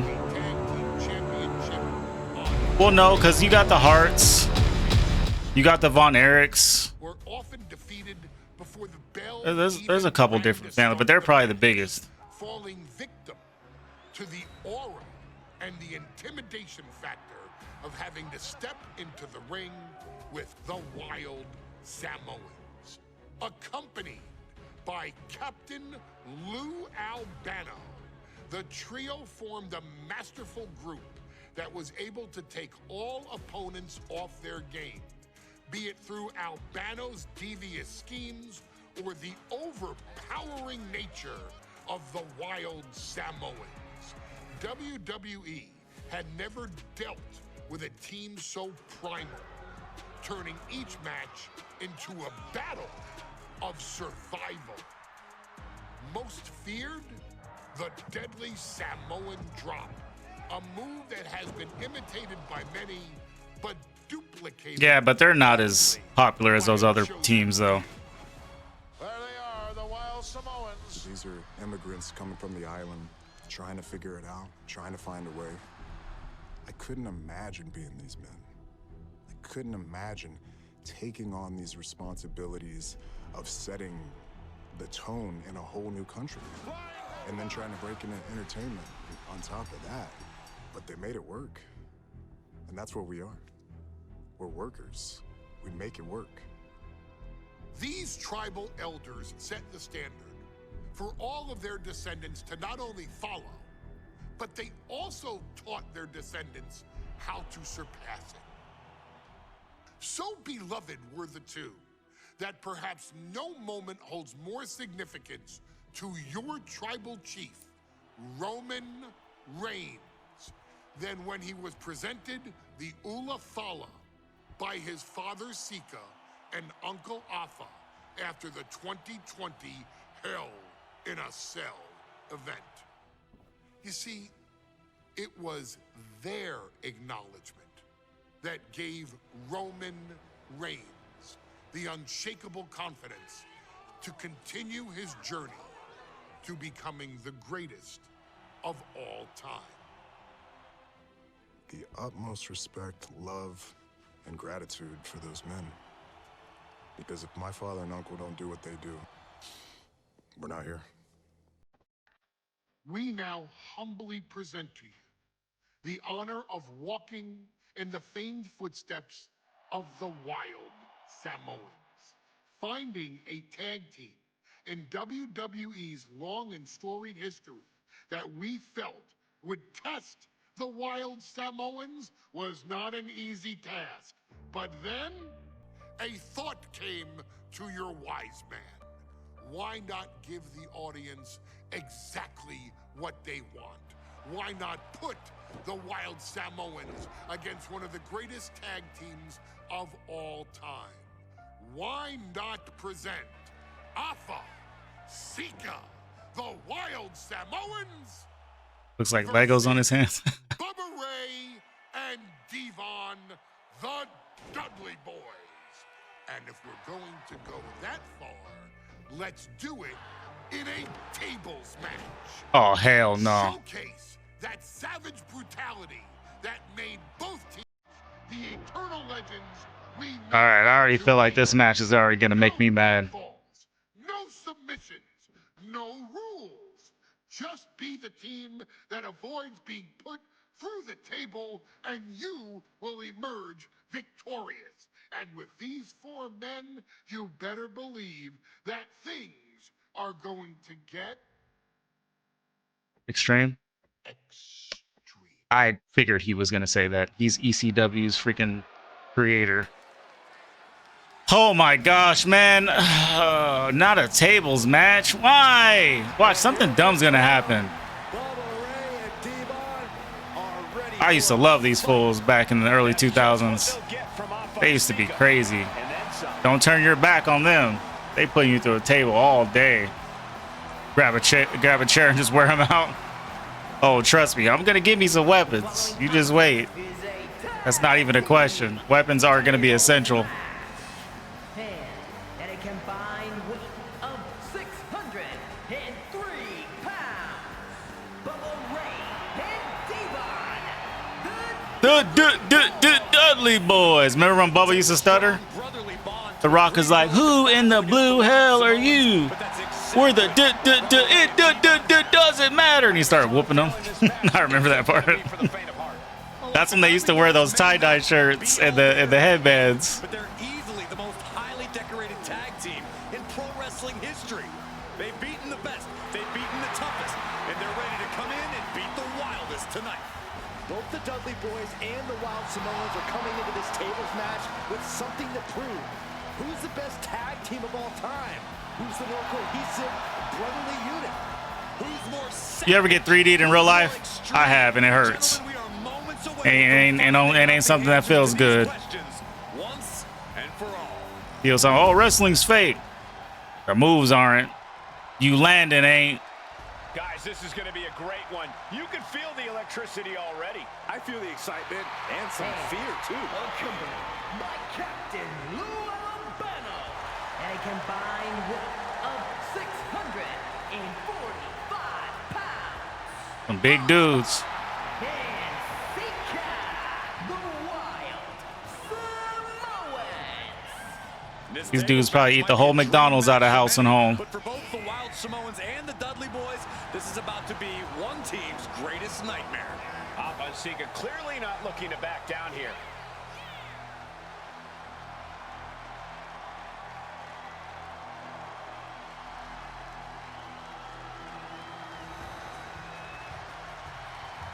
The Dudleys can certainly handle their own, but they've never faced anyone or anything like the Wild Samoans. Those mean looks on both Alpha and Sika's faces. I'll tell you, they're out for blood. And the Dudleys are about to walk right into the Lion's Den.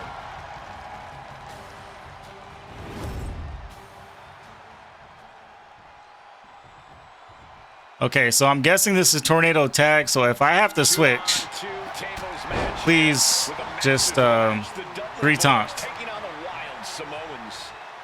No timers. No timers during this period. I don't like those. Timers suck.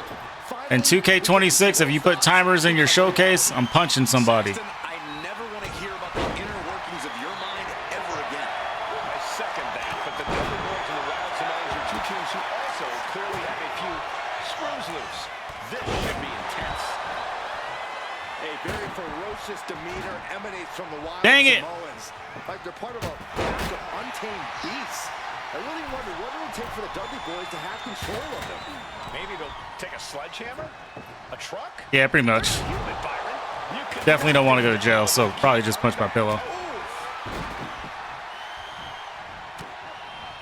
There's the double axe handle. At least it would be a valid crash out, though. Heading to the top now. Incoming. And now Alpha is playing to the crowd. That's going to be on highlight reels for a long time. Drop either Dudley with a finisher stored. Well, I don't even have one yet. Red damage on Devon. Oh, both of them have to get red limb damage. All right, I'm gonna bust up Devon. Come here, brother Devon. Remember when he was brother Devon and he had Deacon Batista with him? If they lack in offensive creativity, they make up for it in blunt force trauma. And nothing packs more blunt force trauma. Oh! Yeah, Bubba's gonna be my, he's gonna be the one that I'm gonna target, because look at him, he's almost red. They have tried their hardest to avoid damage, but I think the table might be coming into play sooner rather than later. Oh, what a headbutt. Look ringside now, guys. This manager's doing something very suspicious. And we can harp on how this match was something almost terrible. Wait, don't. Oh, I gotta move that table. I gotta move the table. Don't put anybody through. Oh my God. Oh, he hit his own guy. And that didn't stand for tender. Hold on. It means tables, and it means lots of them. Yeah, and if Bubba Ray and Devon can get the Wild Samoans to a table tonight, it will really add to the Dudley Boys' legacy even further. Clearing off the announce table. This isn't going to end well. And he's clearly on his last legs. Let me see. What can I do to Devon to make him red? Fans, you got to worry about the lingering effects. And Sika had no reflexes to answer for that. Yeah, Bubba What? showed a solid game plan there. And that was an effective attack, guys. Oh! And the Wild Samoans always have that gaze in their eyes, that look that makes you question their understanding of their surroundings. Yeah, and I have to wonder if Alpha and Sika are even aware of what the table before them. I'm afraid they'll just keep on dishing out punishment, expecting a bell to eventually ring. Oh, and he gets discarded out of the ring. Okay. Wait, 57 seconds. Whoa. Oh, submission. On either guy? Okay. You're gonna have to really hurt these guys. Devon, put the table down. Dude, I swear, if my other teammate gets put to the table after all this hard work I've done, I'm gonna crash out. Go after Devon.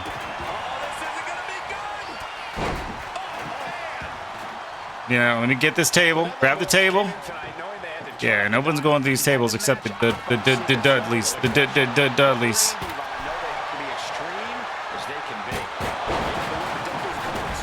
The only one way to win the match, put someone through a table. We got this. Come on, Dudley. Look, I don't care who you are. You can be King Kong or a kaiju. It's going to be curtains for you if you're on the receiving side of a wild Samoan headbutt from the top rope. Okay, Devon, you are going to be the public enemy number 1.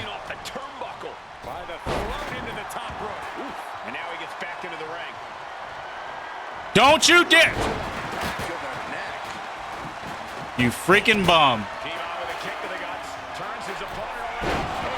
I got a bad feeling, guys. I don't want... Oh, my gosh, please. What tag team wrestling is all about. Just punishing the opponent. All right, I'm getting out of the ring. Reset.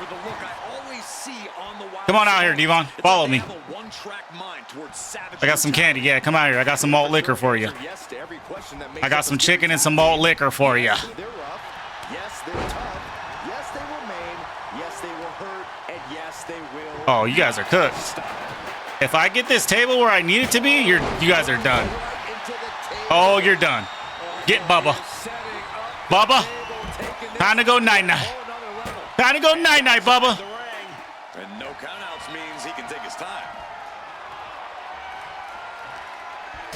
Ha ha! You bum.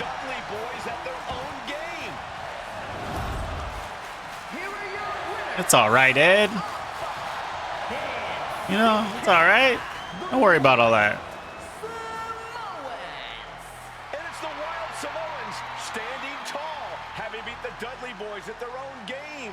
Devon and Bubba pushed Alpha and Sika to their limits, but in the end, there was only one way this match could end.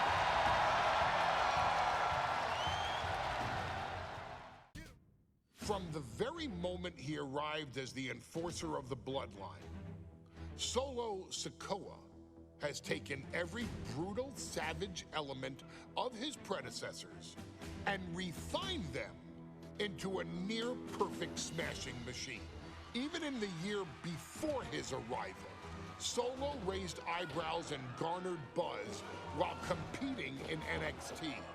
But nobody could have predicted just how smoothly his transition to the main roster would go. And before I go on any further, let me make one thing perfectly clear. I'm only saying what I'm saying about Solo Sikoa because I am a wise man. I'm a professional. And because I'm being handsomely compensated for my stellar work as your host of the WWE 2K25 showcase. I haven't forgotten what Solo Sikoa and his rogue bloodline did to me.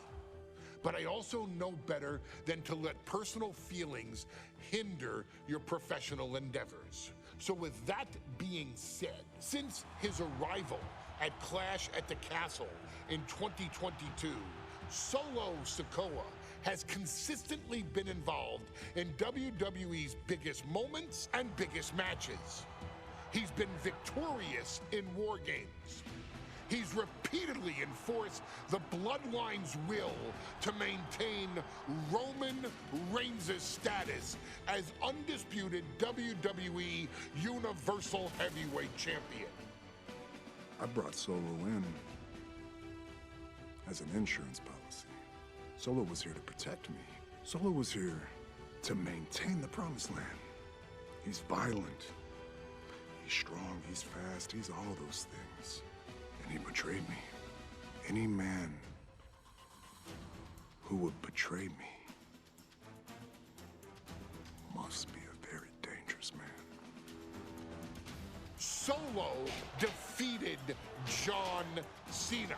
Solo elected to betray your tribal chief, Roman Reigns, in an attempt to bestow upon himself the title of tribal chief.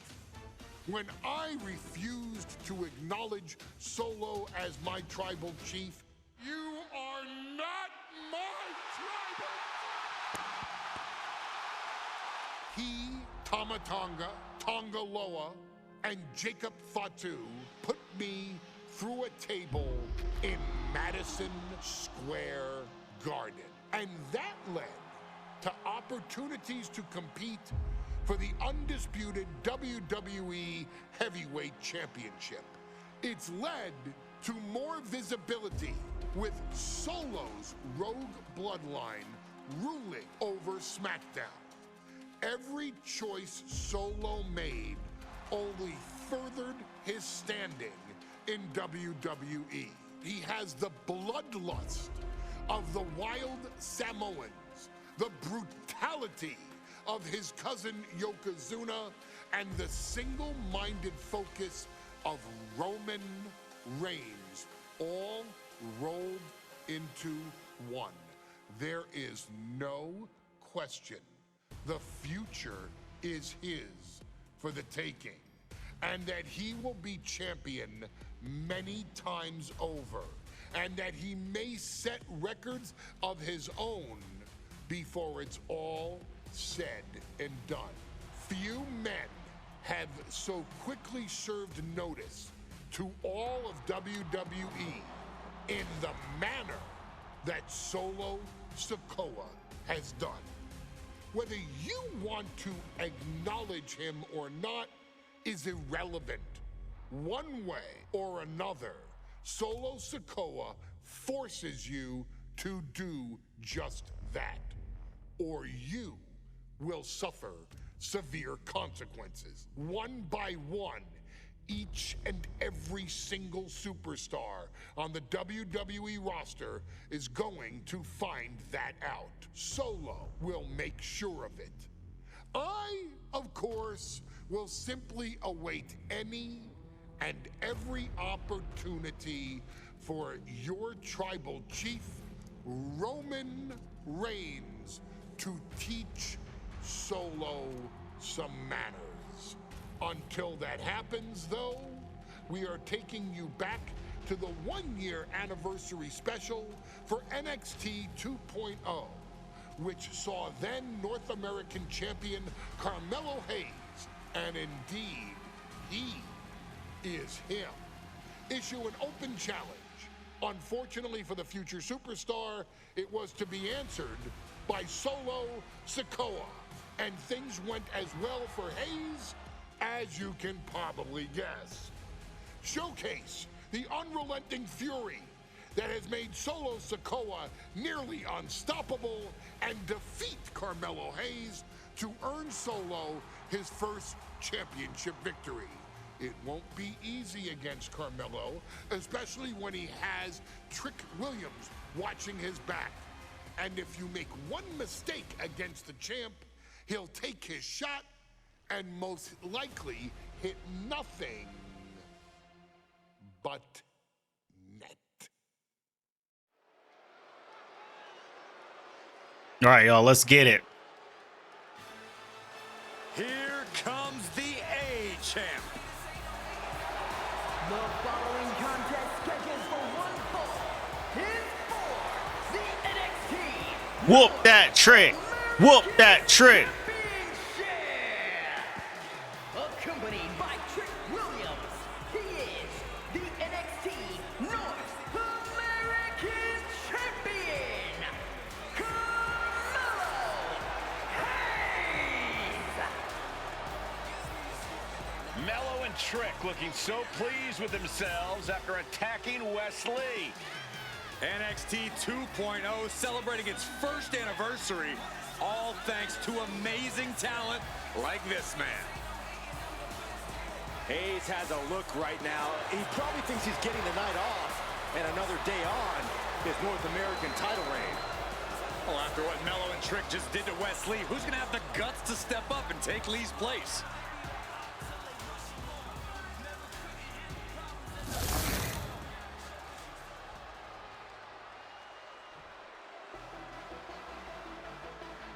What? This place is shaking! We never thought we'd see Sikoa again. His opponent from Las Vegas, Nevada, weighing in at 250 pounds, Solo Sikoa! And Solo is dressed to fight, too. I really didn't think we'd see him again. We saw him at Clash at the Castle 10 days ago where he cost Drew McIntyre the WWE Universal Championship. Well, as far as I'm personally concerned, Sikoa isn't welcome around here. Mello needs the night off. Well, Mello talks about wearing the biggest crown in the WWE, but it's Sikoa who sits at the biggest table in WWE. Well, he wasn't exactly invited to sit at this table now, was he? We said to expect the unexpected. Is this title match going to happen?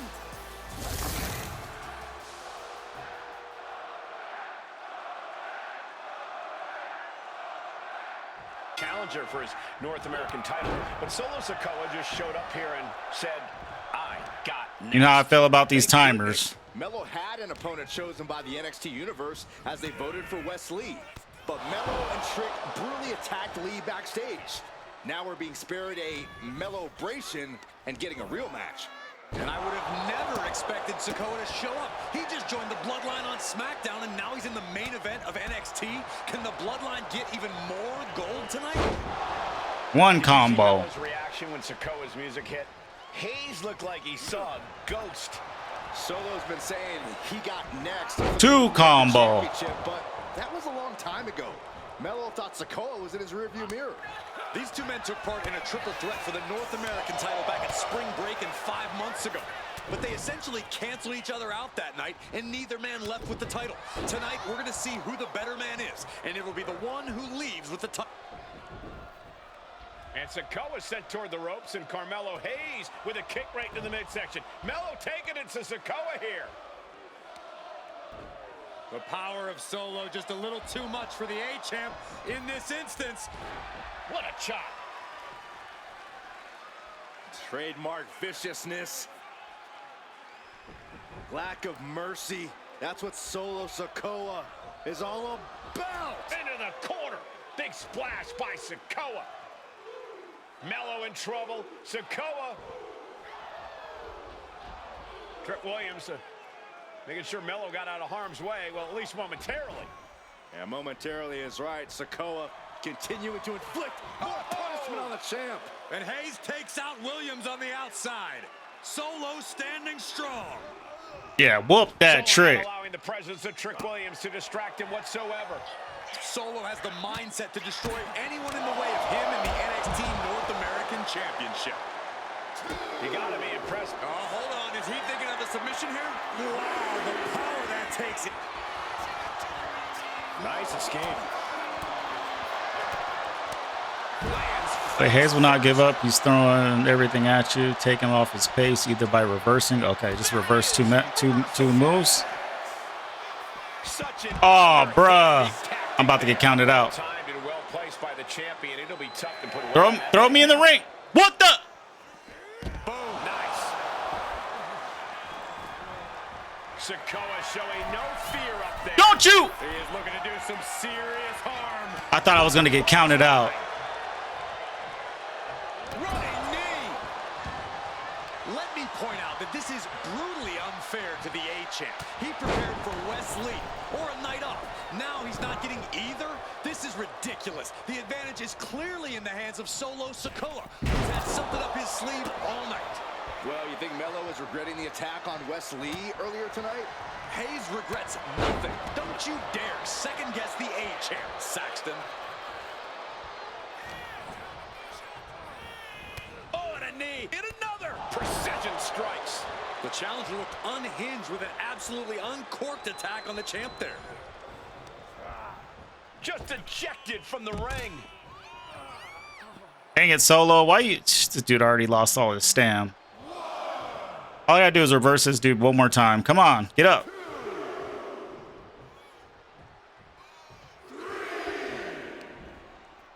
Stop counting, ref. Gotta win this solid.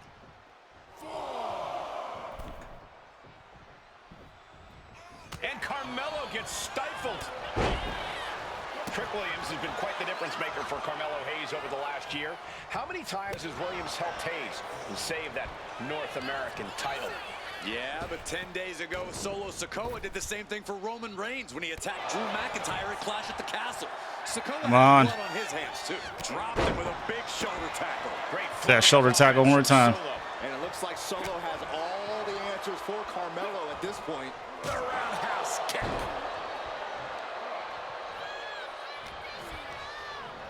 Being placed in the corner here. Oh, stuck between the corner and a splash. Ooh. All right, near the corner, dazed. All right. Oh, man. Thrown Dude, with get in the such corner, force, bro. The whole ring is rattling. Big uppercut rocks the jaw of Carmelo Hayes. Ripped out of the corner. Looking to put him away, and now Trick Williams up on the apron, causing a distraction. Trick paying dividends. Ooh. First 48. And that could be the turning point for the North American champion. Oh, Samoa drop by That was Sikoa. crazy. Cover now for the win. Hayes kicks it too. And Williams once again on the apron. You can see how concerned Trick Williams is that Carmelo Hayes' championship hopes, might be fading away. Super kick drops Williams. Hayes picked out of the sky. Spinning Solo. Is that it for Carmelo Hayes? Trick is out. Carmelo is dazed. Here's your chance, Solo. Winding up. Samoan spike. The challenger comes Makes up the big. cover. What the? Sikoa is the new champion. Here is your winner, and new NXT North American Champion, Solo Sikoa! Solo is your new champion. I ain't doing this one. We can have all the fun we want with these video games and this showcase and these fantasy matchups like Afa and Sika versus Bubba Ray and Diva. I'm not doing shtick about Roman Reigns and Seth Rollins. That's a little too volatile. And it's way too personal for Roman Reigns. Roman Reigns and Seth Rollins came up together in the Shield. And Seth Rollins took it upon himself to disband the Shield by blindsiding Roman Reigns with a chair. At WrestleMania 31, Roman Reigns, in the main event of WrestleMania, was about to win the WWE title when Seth Rollins cashed in Money in the Bank and stole the main event, the match, and the title from Roman Reigns. Roman Reigns lost the undisputed championship after almost 4 years, the greatest title reign of all time, to Cody Rhodes. Not because Cody Rhodes was the better man, but because Seth Rollins was right there. And the seduction, the bloodlust that Roman Reigns had for that moment of revenge was too much for Roman Reigns to give up. And for the first time in Roman Reigns' life, he took his eye off the ball for that much time and smashed Seth Rollins with a chair, the same way Seth did a decade earlier to Roman. And that moment gave Cody Rhodes all he needed to end the most historic title reign in WWE history.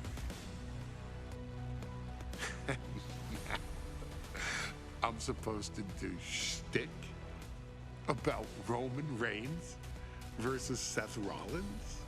for a showcase? I mean, it's smart.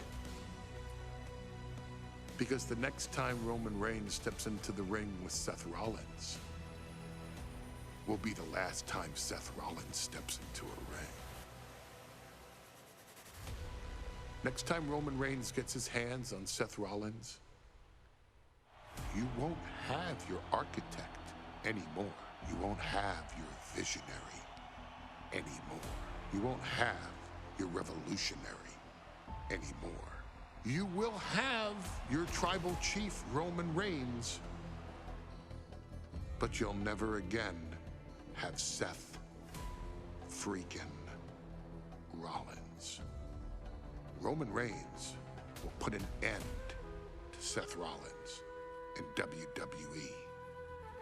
And then the only way you'll ever be able to see Roman Reigns versus Seth Rollins will be in the WWE 2K25 showcase.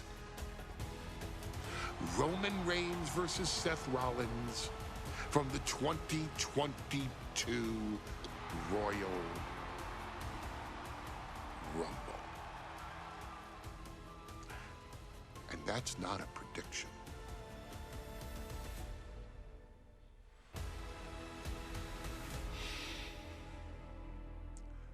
That's a spoiler. Okay, Paul, Mr. Serious. Yeah, Ed, they took Dean out of the video packages because they have to pay him if they left him in there. So, of course, they're going to remove him. He don't work for the company. And he was talking crazy about the company when he left. He's probably welcome to come back, though. He didn't do as bad as, like, everybody else did.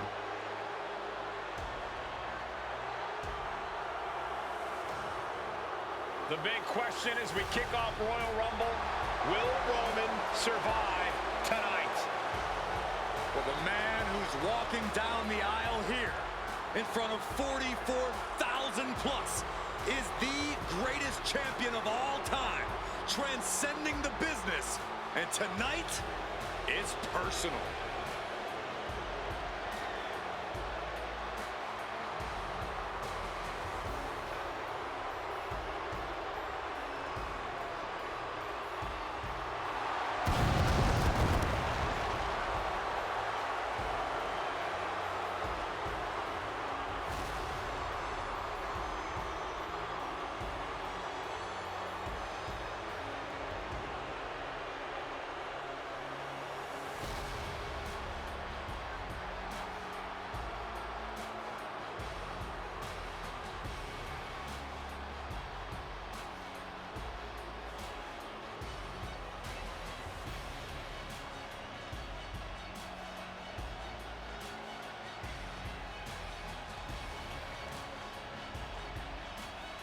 For 17 months, Roman Reigns has dominated everyone.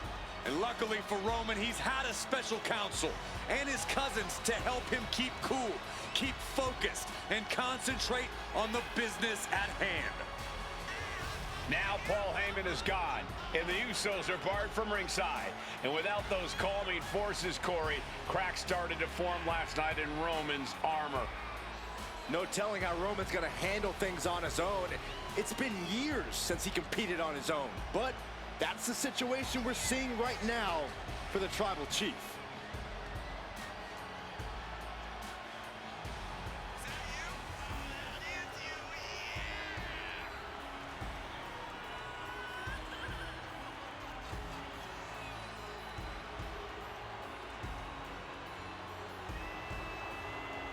In recent weeks, Seth Rollins touched on the one thing that Roman Reigns has not been able to get over: the dissolution of the Shield at the hands of Seth Rollins. Roman Reigns is a loyal man, a family man, and what Seth Rollins did to his family was cowardly in the eyes of the head of the table, the Tribal Chief, the man who is blessed by the gods of sports entertainment.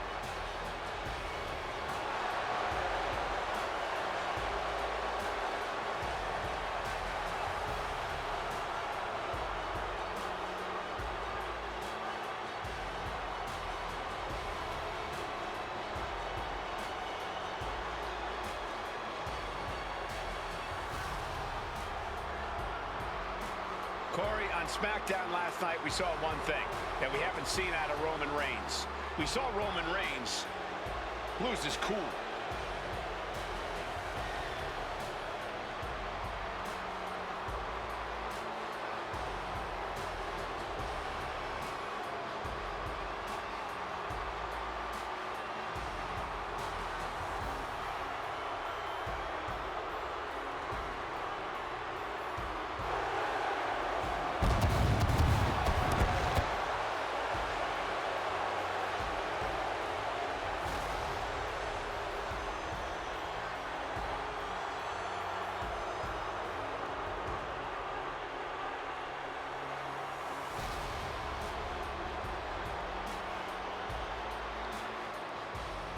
Pretty nice win. This is the entrances.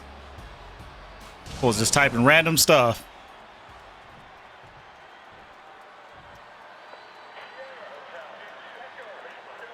Oh my gosh.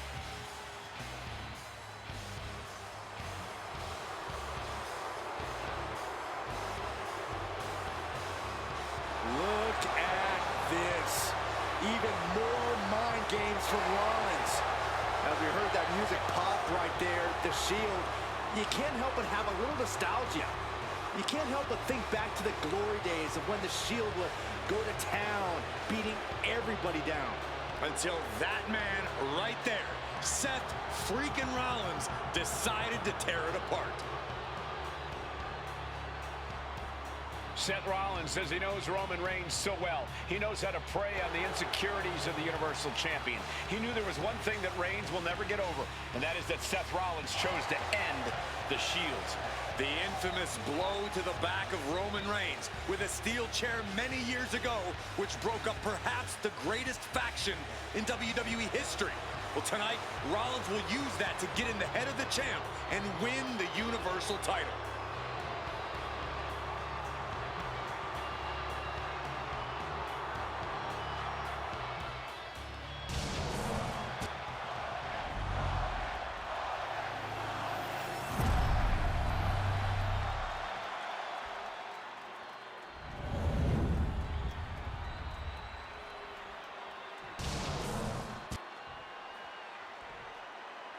The following contest, scheduled for one fall, is for the Universal Championship. Introducing the challenger from Davenport, Iowa, weighing in at 217 pounds, Seth freaking Rollins.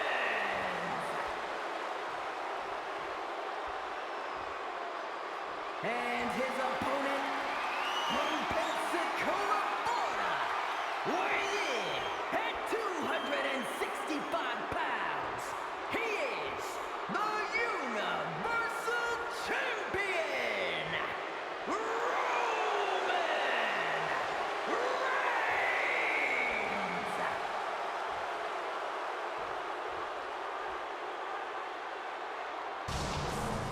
And that title, the WWE Universal Championship, has been in Reigns' possession for a record-breaking 516 days. Can he extend the reign even further tonight? The Royal Rumble Premium Live event kicks off with a match between two former brothers. Roman Reigns in his record 516-day reign as Universal Champion versus Seth Rollins, donned in the old gear that they used to wear in the Shield. Rollins looks very comfortable in that tactical vest yet again. But he's even more Want to do something better, 2K26? Take the freaking timers off or give you an option to turn them off. So annoying. In 500 plus days.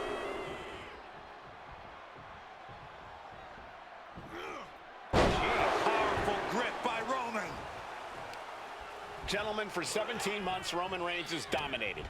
He had special counsel and cousins to help him stay in control, to keep his cool, to concentrate on the business at hand. But now Paul Heyman is gone, and the Usos are barred from ringside.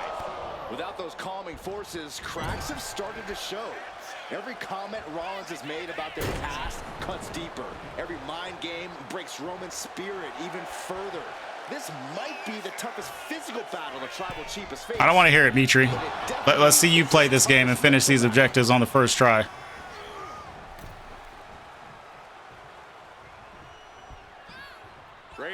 off the top rope. Clubbing forearm.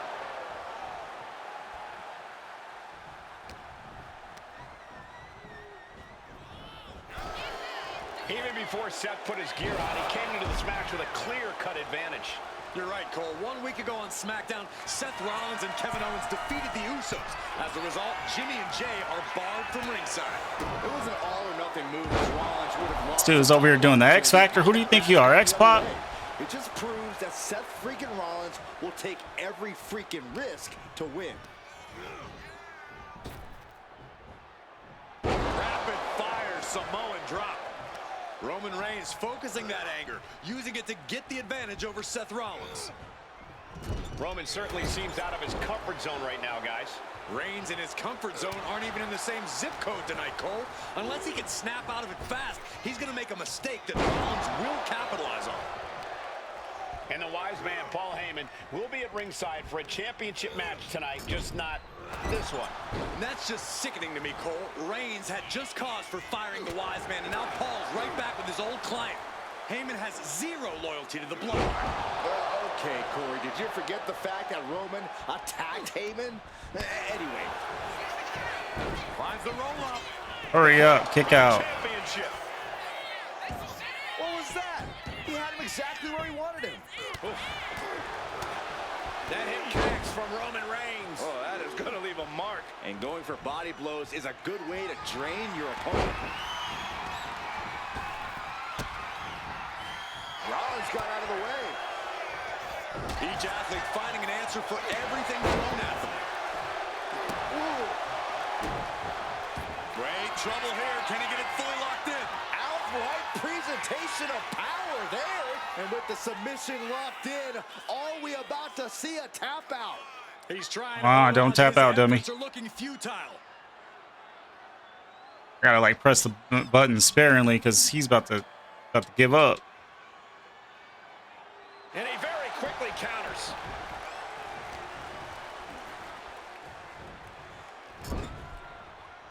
It knew what was coming there. Textbook jumping clothesline. Ooh. Rollins getting worked on here. The power and rage of the tribal chief is just overwhelming Rollins here.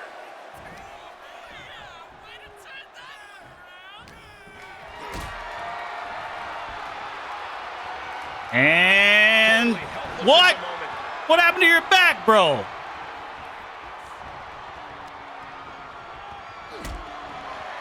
Bro, come on. Hoisted up high here. There's one. I hate to say this, but the tribal chief has become extremely frazzled without the benefit of having the bloodline by his side. Every little move Rollins makes seems to put Reigns on edge. This outfit, the Shield's entrance music. I bet if Rollins gave Roman a fist bump, it would make the tribal chief go nuclear. He's hurled out and crashes down to the floor.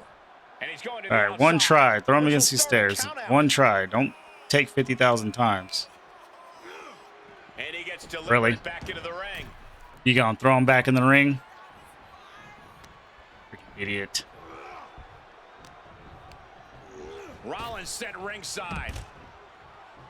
Let me just do this I first. don't know what he's got in mind heading to the floor here. Seth Rollins says he knows Roman Reigns so well, says he knows how to prey on the insecurities of the Universal Oh my Champion. gosh, dude. Rollins knew there was one thing that Roman Reigns could never, ever get over, that it was Seth Rollins who chose to end the Shield. That blow to the back of Roman Reigns with a steel chair so many years ago broke up perhaps the greatest faction in WWE history. One Who'd have thought Irish that whip Roman into the would stairs. move so Thank you. large and be the biggest key to victory for Seth freaking Rollins. Holy meat. Thank you. Finally. Get back in the ring. Back in the ring, dummy. Ref, stop counting, ref. The end of the officials' count. Stop Come counting. on. Let's not end things Shut like up. this.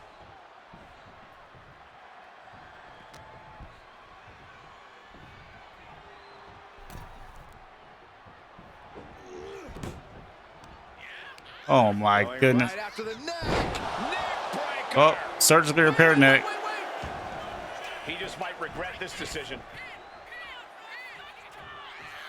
Can I do it right now? Let me see. Jeez. Meat face. He got out of dodge just in time. Dude, this guy is close to getting a finisher. And stayed one step ahead.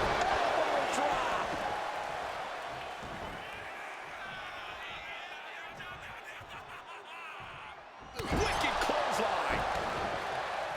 All right, stand up. Slowly I better get the Superman punch first try. and he is not gonna like what's next. The Tribal Chief has been dominant over the last 516 days since he captured the Universal Championship. Month after month, he's dominated every top contender on the SmackDown roster. Roman Reigns has beaten big names over the last year and a half. But Braun Strowman, Rey Mysterio, the Demon Finn Balor, even John Cena. But Reigns has to be bothered by the fact that he has never been able to knock off Rollins in a premium live event match in his career. Never successfully defended a title against Rollins. Indeed, two of the biggest PLE losses of Roman Reigns' career have been at the hands of Seth freaking Rollins. At Money in the Bank in 2016, Rollins defeated Reigns for the WWE. You're bleeding now. And a year prior to that, Rollins committed the heist of the century and used the Money in the Bank to steal Roman's WWE Championship in the main event of WrestleMania. Unparalleled intensity from Roman Reigns. And you can see Seth is being run into the ground by Roman. Got him right where he wants him. Boom! Absolutely laid. All right, get him outside and do a finisher. Can finally overcome his Oh my, Shield dude. runner. Continuous count. 30 seconds is not enough. Locked in. I need like a minute. Just sent crashing to the arena floor. Okay, stand He's while heading standing to the while outside. running. Better watch for the referee's count.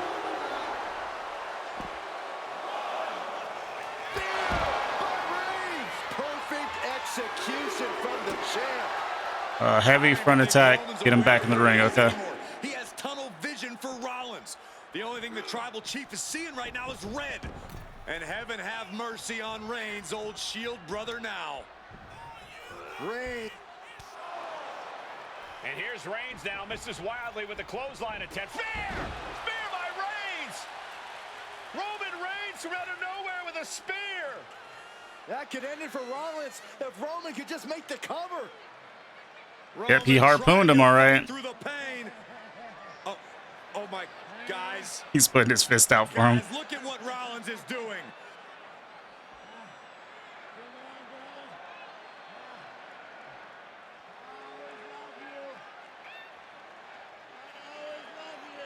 He's like, I always love you. These two have been through. Rollins wants that Shield fist bump. All right, Mitri, you banned. Get him out of here.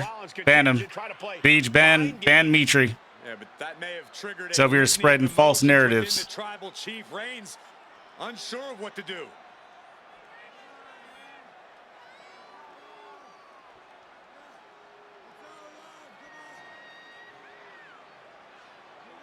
Roman Reigns determining what to do now. Will he slay his former brother?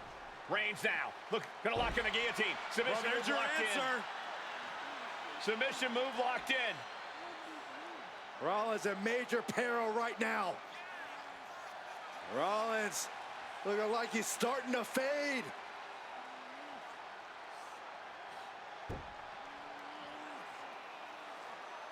Seth trying desperately to make it to the bottom rope. I'm not sure he can make it, Corey. Trying to make it to the rope to force some sort of break. Seth trying to hang on. How can he do this here? Is Rollins going to tap here? What's Rollins going to do? Is he going to tap out? Well, he makes it to the rope. Reigns has a 5 count to break the hold.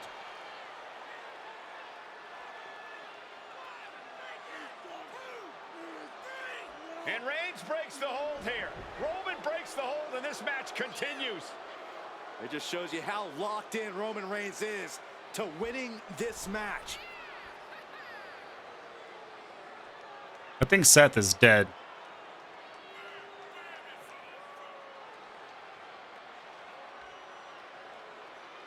This What's my next objective? Rollins just motionless now. Roman had that guillotine locked in far too long. Well, the oxygen slowly circulating through Seth again, but I feel it's just a matter of time. The fun and game. Spear by Reigns. Champ close to ending it here. Oh, Roman Reigns locked and loaded, measuring his opponent. Here we go. The spear by Reigns. That's it. The title's going nowhere. Oh, going right into the pin. What? That's how much winning this title means. How did this fool kick out? Reigns has identified the target. Stand by. Spear. Consider your title dreams dashed after that for the win. 2 count. And Reigns retains the title. Here is your winner, and still the Universal Champion,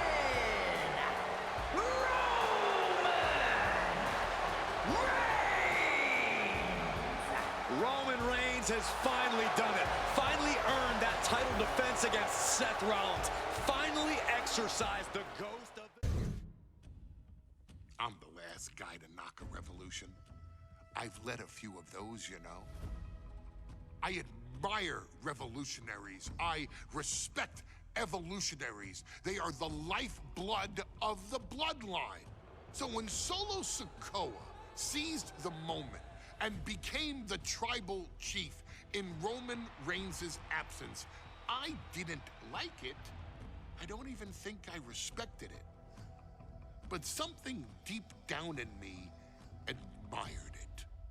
That took some forward thinking. I'm the chief now! Now we all know what happened when the OG bloodline, led by Roman Reigns, faced the new rogue bloodline, led by Solo Sikoa, in the War Games. But there was a discussion here while planning the WWE 2K25 showcase that has me, your wise man, admittedly a little intrigued. What if War Games was limited to only OG bloodline, no honorary uses, versus Solo's rogue bloodline, no honorary uses? It's 4-on-4 Roman Reigns. The Usos, Sami Zayn, versus Solo Sikoa, Tama Tonga, Tonga Loa, and the most dangerous new competitor WWE has ever seen, the Samoan werewolf Jacob Fatu. What happens then? This is your moment to determine who is the real bloodline. This is your moment. What? Who are you talking about? To determine who is the only bloodline. This is where the bloodline's legacy and the bloodline's future What CEO? is in your hands. He didn't pass away, Mitri. Don't be lying.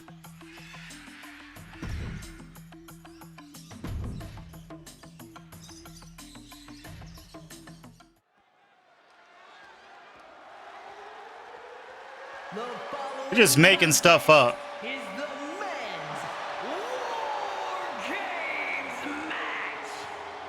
The rules of the match are as follows. Two teams will be contained in separate cages, with one member of each team starting the match. At regular intervals, alternating members from each team will be released to enter the match. The first member to enter will come from the advantaged team. Once all competitors have entered, War Games officially begins! The match can be won by pinfall or submission. Bro, I just looked it up. Will result in a If he passed away, trust me, it would have said let the war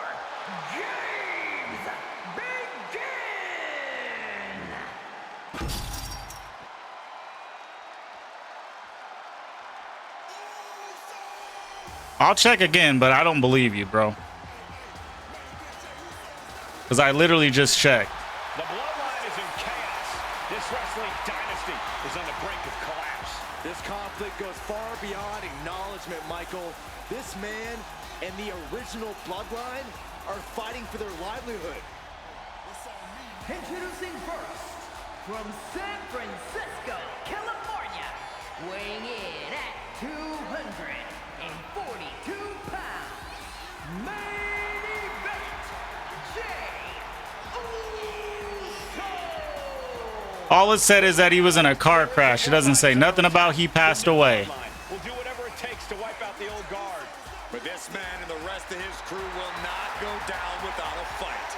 This is a power struggle that could not be contained by a traditional 20-by-20 ring. He's ready to bring that Dude over here just spreading lies. Bloodline.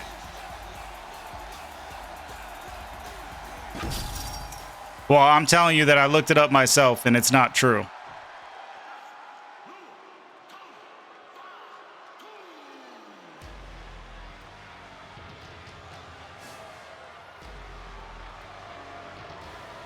The crappy thing about this match is that you got to play it twice. Bloodline was created with the wisdom of the elders, but this man and the new Bloodline are destroying what was built.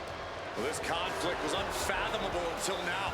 The new Bloodline is ready to hunt. And from Sacramento, California, weighing in at 285 pounds, the Samoan werewolf, Jacob Fatu. The new Bloodline does not live by a code. They do not act with honor. This man says the OG Bloodline will suffer the consequences of their disloyalty. We are looking at a heavy hitter with pure malice in his eyes. And he's looking to make his name at the expense of the old guard of the Bloodline. The OG Bloodline have never faced a threat like this. The island of relevancy is no more. The OG Bloodline is fighting bloodthirsty savages who will feast on whatever they can. There will be no hesitation in pulling the trigger, and the OGs have got to match that ferocity. And gentlemen, it is time for Bloodline War Games. Roman Reigns, the Usos, and Sami Zayn versus Solo Sikoa, Tama Tonga, Tonga Loa, and Jacob Fatu. Both of these sides have a deep and abiding hatred for one another. Solo felt he was held down. His crew never called up during Roman's time as the tribal chief. But most of the men on Roman's side were unceremoniously removed from the Bloodline courtesy of Solo Sikoa. And those who weren't have faced continued attacks from the new Bloodline. And the winners tonight are very likely to be considered the true Bloodline by the WWE Universe. Let's see who comes out on top tonight. Big right hand. Sami Zayn grew so much as a member of the Bloodline, it really gave him a sense of self-worth. Yeah, but part of that self-worth came from... See, Jacob Fatu is the easiest one. Yep, boom, he's busted open. That quick. There's a better way to phrase this. Less than a minute. Everybody else, 12 minutes later, just healthy. Sami seems elated to be fighting alongside Jey and even Jimmy. Those are his dogs. Kick to the abdomen, then go down low, nasty uppercut. And that blow has him wavering. An overbearing assault on Jacob now. Yeah, Jey has all the wheels turning now. Before War Games officially starts, what do you guys think is the key to the old school Bloodline coming out on top? Every one of these men is a proven main eventer, Michael. But that won't be enough if they can't stay on the same page. Yeah, and given how united Solo's team is, I don't think even the Mount Rushmore of WWE could handle the new Bloodline. Roman and his crew need to remember what... That's the dumbest statement I ever heard Corey Graves say. The Mount Rushmore can't beat the Bloodline. That is crazy. That's ridiculous. 8 men in this war, but one seems to be fighting his own internal battle. That man, Jimmy Uso. He's currently on Team Roman, but this might be an instance of the enemy of my enemy is my friend. Well, Jimmy had clashes with Roman. He went to war with his brother Jey, but the men who put Jimmy on the shelf for months stand across the ring. Will Jay end this? Takes a big clean hit from the table. Golly, what destruction. Referee says, here's my vicious side, like throwing a trash can at your fallen opponent. Oh, getting smacked in the head with a chair. Man, what timing on that counter. Leaning on the turnbuckle here. Oh my gosh. Bruh.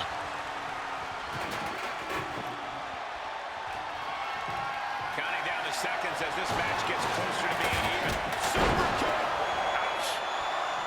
Gotta be a bit tough for Jay to stand up against this team. Some pleasant rise, but some enemies he's yet to forgive. We've seen the wars that Jay has waged with his cousin Roman, with his brother Jimmy, but he needs to put that aside tonight. And Jay has the title wins and big victories that earned him the main event moniker. But if he's the one to put away the new bloodline, he will truly be the main event of War Games. Reversal. And that turns things around. And he's absorbed some stiff offense already. Yeah, Tom Aloha showing plenty of velocity there. And well-timed maneuver there. He's able to slip away from that. Solo Sikoa, leader of the new bloodline, has called himself the head of the table. Called himself Tribal Chief. This dude's headbutting the mat by on his own. To acknowledge him, we're hearing more and more of the crowd agree. Well, Solo has grown in power with big wins and title reigns, but this is his biggest test yet. If his crew can defeat Romans, Sikoa will be everything he says he is and more.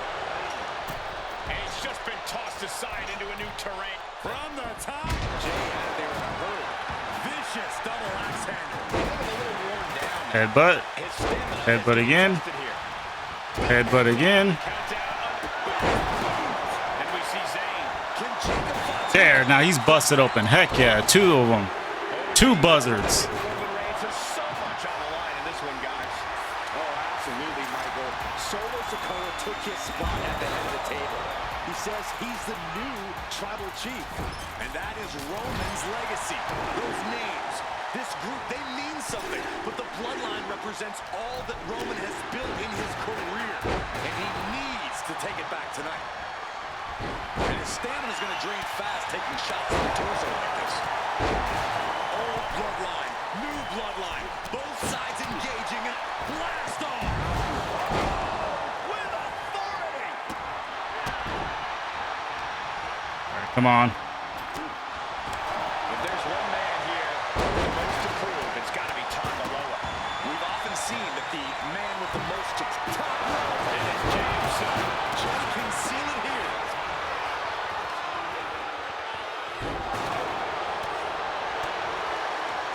His short 12 line hits its mark. Jacob Fatu in a compromised position. Come on. Do a signature.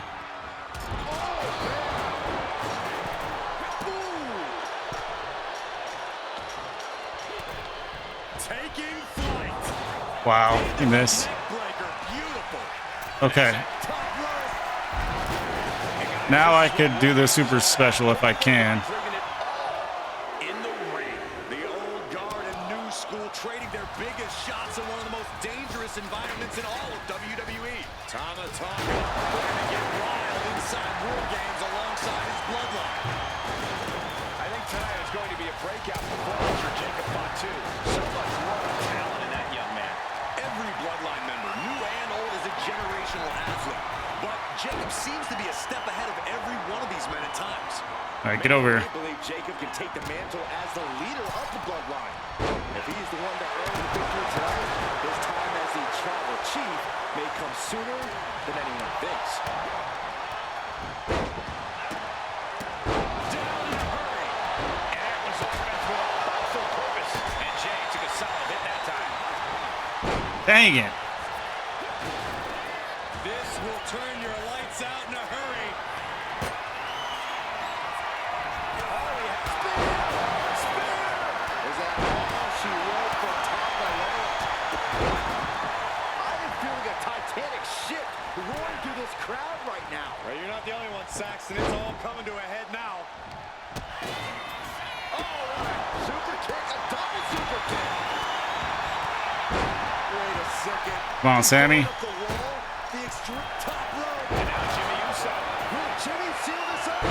Okay, super special time. Yes, yes, yes, yes, yes, yes, yes, yes, yes. Because the crowd's so loud, you find a way to do superhuman things. That's what these combatants are doing here. Yes, yes, yes, yes, yes. Super special, super special. Can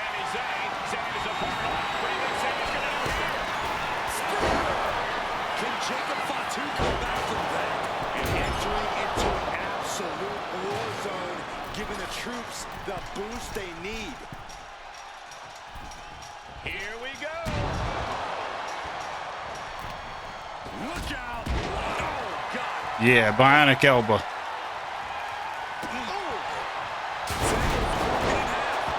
worry, though. There might still be more around here somewhere. I think he's totally gassed. It's time to catch that second, maybe even Roman, third win. stop messing with this dude. I'm trying to.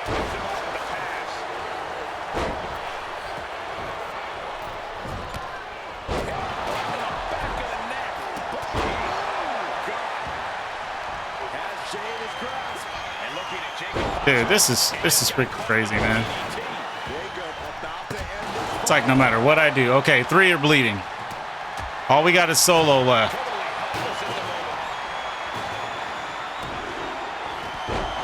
Brad, how are we gonna get Solo? We gotta get Solo to bleed.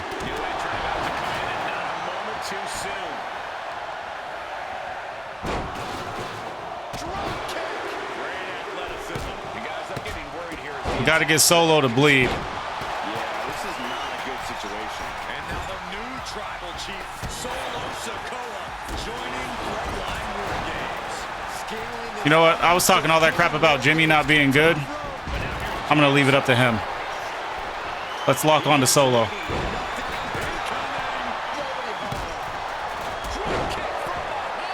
Come on, get in here. Come on. Get in here, Solo. The teams are now equal, but this weapon could be a big difference maker. This dude is scared to get in here because he knows this might be the time. This might be the match where I finally get over that mountain. Too bad I got to do it again with the other team, but hopefully. Come on.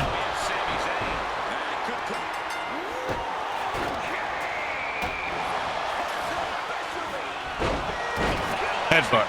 Headbutt him again. Keep headbutting him, Jimmy. What are you doing? Oh, see? I believed in you. Now the belief is over. It was only seldom. Oh my gosh. Somebody get Solo. Get Solo. Make him bleed. See, there's too many people over here.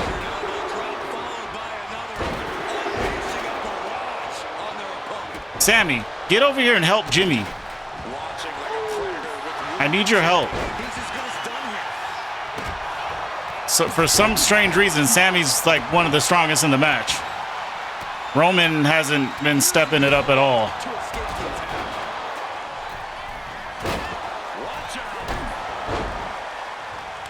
Make him bleed. Crimson Mask, do it. Yes, we did it. Okay. Who? Okay. Who? Wait. Yes, Jimmy, or Jay. Get the win. All we got to do is win now. Come on. Dang. No.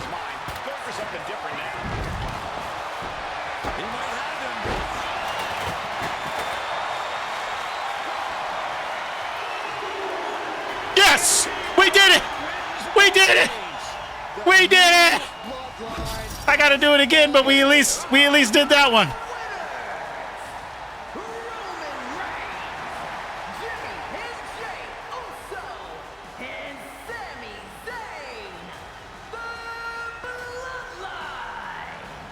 Unbelievable. Roman's original Bloodline crew found a way to work together and reestablish their dominance. You may not know who your brother or enemy is by their last name, but when you're in battle...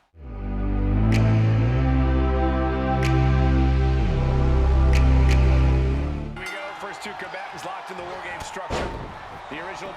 versus the new Bloodline in the match beyond. The WWE Universe has wanted to see this war for some time, gentlemen. Roman and his old guard versus Solo and the new crew. So many questions. Can Roman's teammates put their past animosity aside? Can the rest of Solo's gang handle a match against competitors with more War Games experience? Well, Byron, I think we'll know the answer to all those questions. Just a matter of minutes. I think tonight is going to be a breakout performance for Jacob Fatu. So much raw talent in that young man. Every Bloodline member, new and old, is a generational athlete. But Jacob seems to be a step ahead of every one of these men at times. Many already believe Jacob can take the mantle as the leader of the Bloodline. If he's the one to earn the victory tonight, his time as the tribal chief may come sooner than anyone thinks. Great flurry of offense from Jacob. Yeah, but Uso's just one move from turning this around. Ouch. And Jay saw it coming. Countering each other again and again. Caught with a clothesline. A lot to prove from the new Bloodline tonight. Gentlemen, do you think they can do it? Absolutely flying. We've got a numbers advantage incoming as the countdown is about to run out. If there's one man here with the most to prove, it's got to be Tonga Loa. We've often seen that the man with the most to prove ends up being the difference maker in War Games. Many folks think Tonga Loa is just a foot soldier for Solo. But let's not forget, this man is the son of Haku. Just like his father, Tonga Loa truly excels in a brawl. And there is no bigger brawl than War Games. Taking hold of Jay here. Absolutely spiked. DDT. Jay is out. That is it.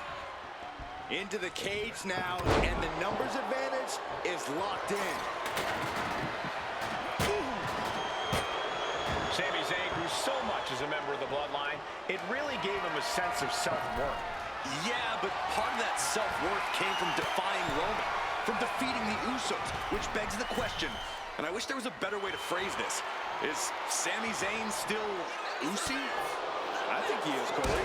Sami seems elated to be fighting alongside Jay. I know you can fight in this little center section. Dogs. Oh, what impact! Going all out now, taking this to the trenches. Boom! Steered away there. Oh, what a clothesline. Things will get back to an even playing field with the next entry. Nice sit-out powerbomb.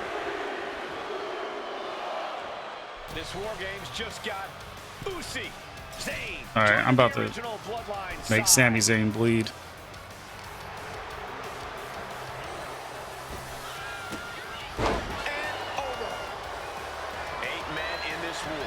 But one seems to be fighting his own internal battle. That man, Jimmy Uso. He's currently on Team Roman, but this might be an instance of the enemy of my enemy is my friend. Well, Jimmy had clashes with Roman. He went to war with his brother Jay, but the men who put Jimmy on the shelf for months stand across the ring. Jimmy's out for every member of Solo Squad tonight, and he'll deal with the rest of his fractured family later. Let's keep busting him. Dodging the attack.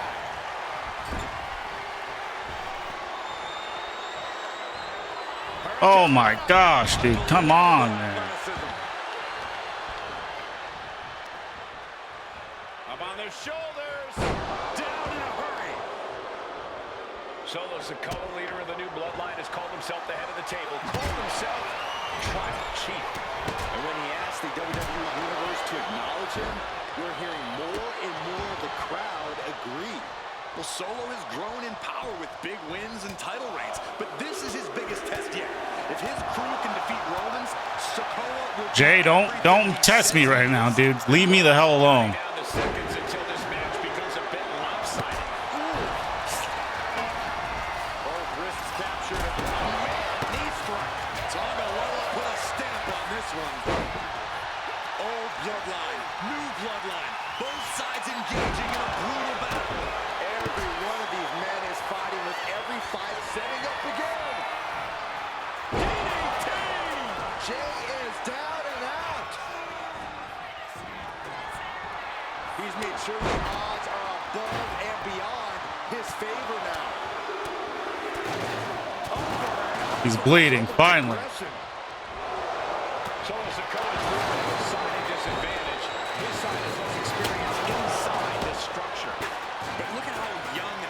Team Solo is. In particular, Tama Tonga is a real wild card.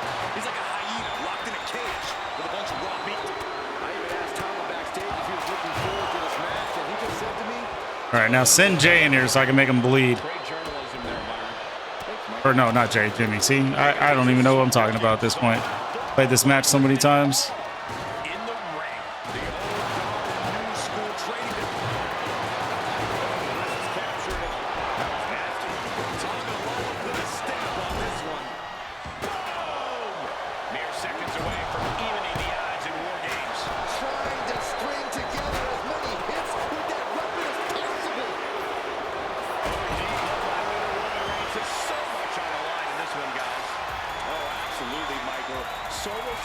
took his spot at the head of the table. He says he's the new tribal chief. And that is yeah, come here, Jimmy. Those names, this group, they mean something. But the bloodline represents all that Roman has built in his career. And he needs Get in the ring. to get back tonight.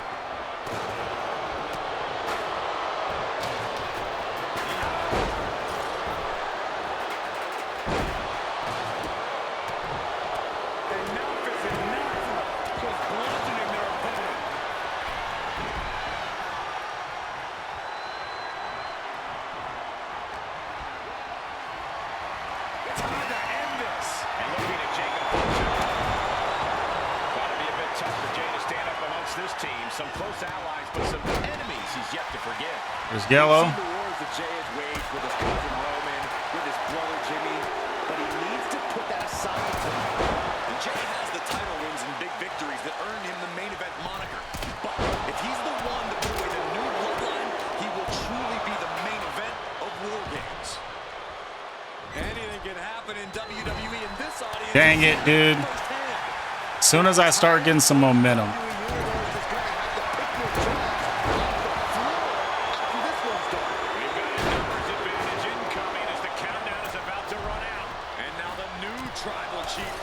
All right, Solo's in here.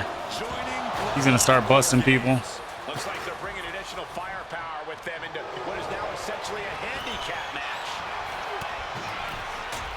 An inverted backbreaker out. Adding some extra spice to the numbers advantage. Is he bleeding yet? He's not bleeding yet.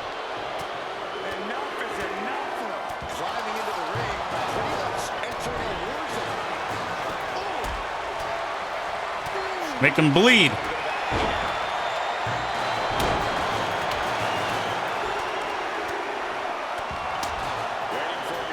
See, I think the AI in this game does this on purpose, dude.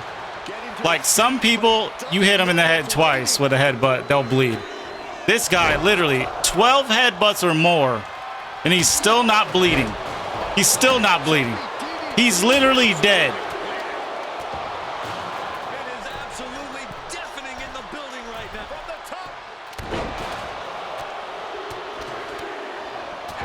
Dude, this is crazy. I've never seen such crap in my life.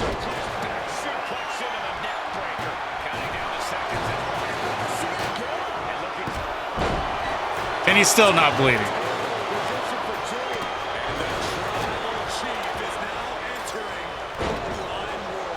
Okay. I gotta get this table for Roman. Come on, Roman, get in here. I'm about to beat you at this table.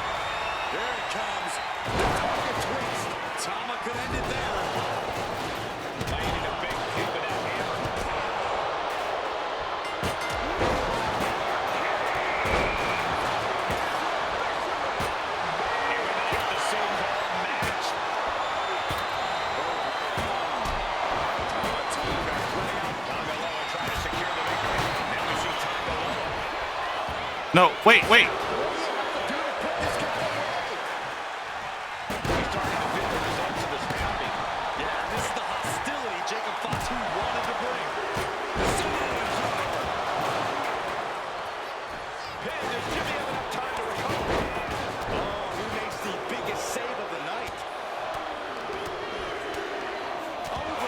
Well, the good thing is that we're all over here, so if somebody tries to pin, we can kind of mess and break it up.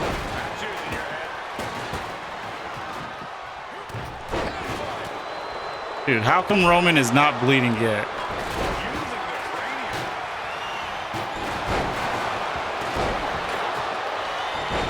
He's a green. He's orange. I said green.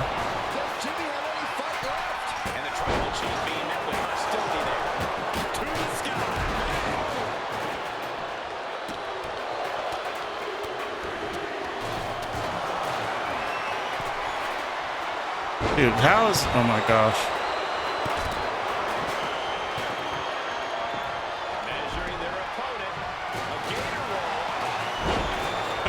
Roman's just like dangling in suspense right there.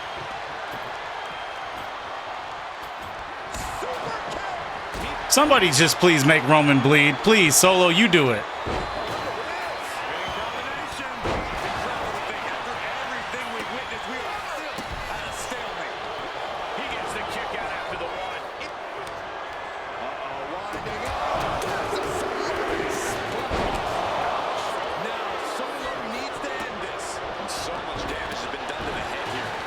Wait, I need Roman. Yeah, I really don't like the looks of this. Yeah, go over there. Yeah, smart. Tangaloa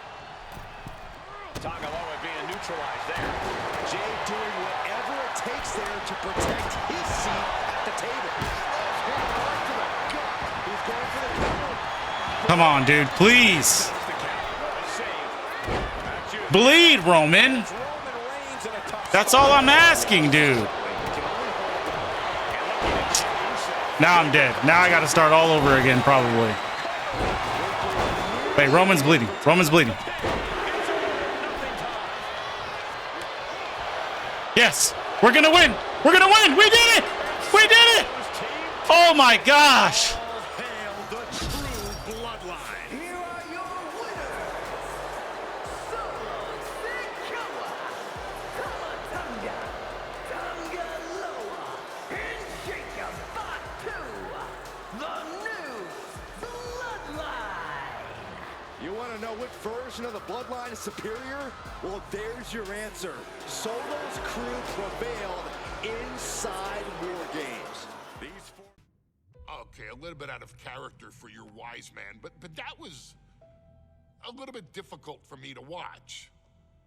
Seeing this family splinter into two groups, fighting against each other, it breaks my dark heart.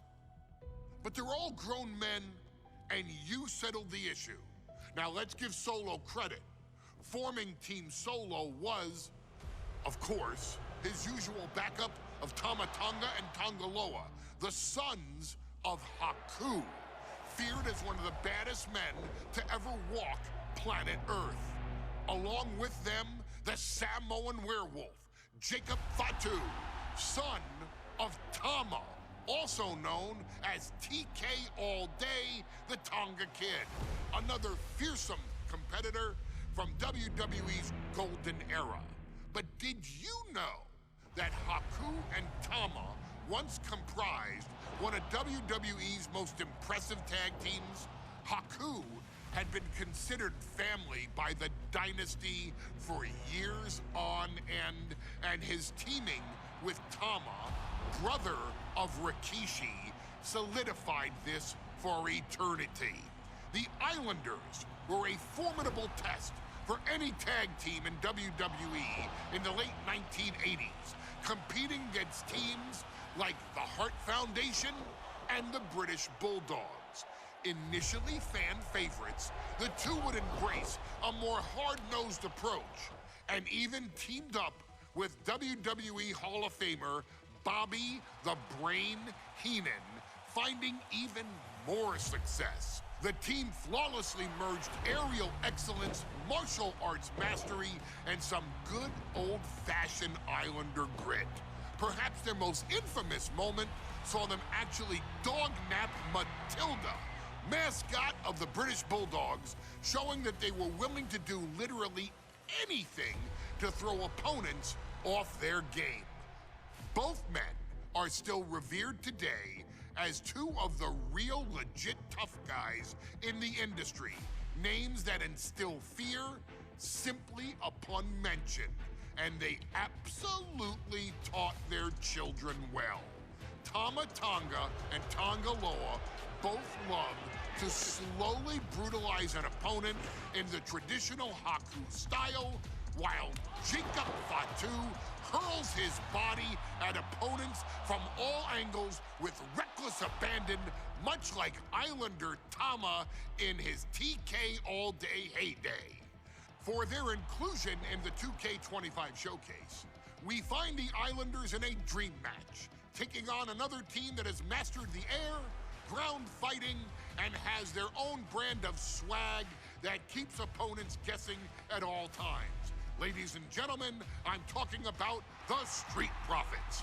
Montez Ford and Angelo Dawkins have put together one hell of a run in WWE, and the perennial tag team champions are going to find themselves in an unfamiliar setting, taking on Haku and Tama in a best 2 out of 3 falls match. Anyone can sneak a win out, but Haku and Tama often competed in this type of match to fully demonstrate the superiority to their opponents. And you can bet that they're out to do the same thing to Angelo and Tez. So get out there and showcase the tag team mastery that the Islanders used to terrorize their opponents. Lift your party cups and take one last sip for the Street Profits. And don't worry, no one will hold you responsible for the damage you and the Islanders caused them, because I assure you, the Islanders can handle the smoke.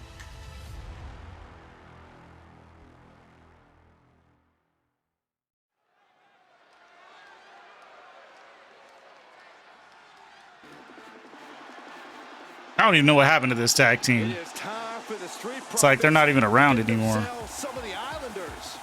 Well, with all due respect to the smoke and the party cups, but AD and Tez need to up their game. This could be the Profits' night, but it's not going to be easy. The Profits possess tremendous athleticism, but so do the Islanders. And let's not forget, the Islanders have Bobby Heenan in their corner. The following contest is a 2 out of 3 falls match. I think just in general, the tag team division doesn't get any respect anymore. 192 pounds, Montez Ford and Angelo Dawkins, the Street Profits. The Islanders are known for innovative double-team offense, but they're looking to do more than just beat the Profits. Well, under the Brains' incomparable tutelage, the Islanders have become smarter and more brutal. Tez and Dawkins better have their third eye open and their heads on a swivel.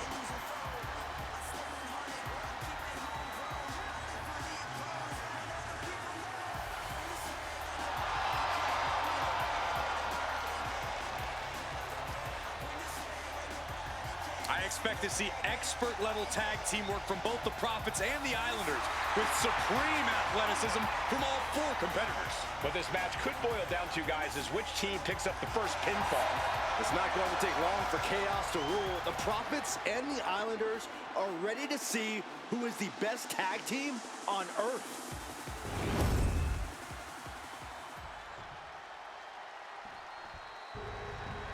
The Street Profits had better be ready for what's coming.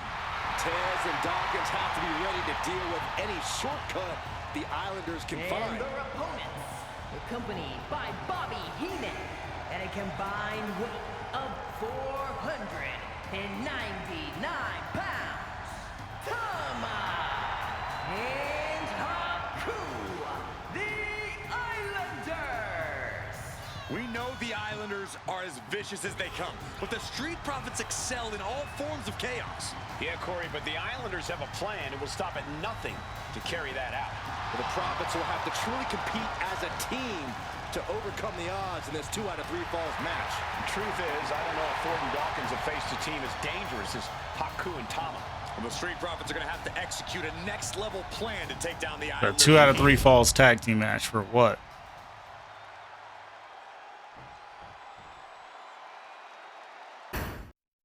The Islanders Islanders versus the Street Profits in a best-of-3 falls match. This matchup represents two teams who want to rule the tag team division and have sharpened their offensive arsenals so one move can put away any opponent. The Street Profits swag levels are at an all-time high, and they told the Islanders they want the smoke. Look, this is the best Street Profits we've ever seen, but the Islanders are exceptionally dangerous. And don't forget their secret weapon in the form of Bobby the Brain Heenan. Oh, so many accolades for Dawkins and Ford. Triple Crown Tag Team Champions, multiple WrestleMania wins. This win could be another major feather in their caps. It could be, but for the Islanders, all those accolades are motivation. Haku and Tama know they're the best tag team around, so they want to knock off the Profits and prove it. Then maybe they'll get the respect they rightfully deserve. Taken down with a body slam, and that might have shook Ford to his foundation. Oh, God! And Ford's resolve might be wavering here. The Islanders putting a beating on the Street Profits. On the top rope now. This superstar is looking to end this right now. This might do it. The distance halfway across the ring. That move wasn't originally intended for the top rope, but that's what we just saw.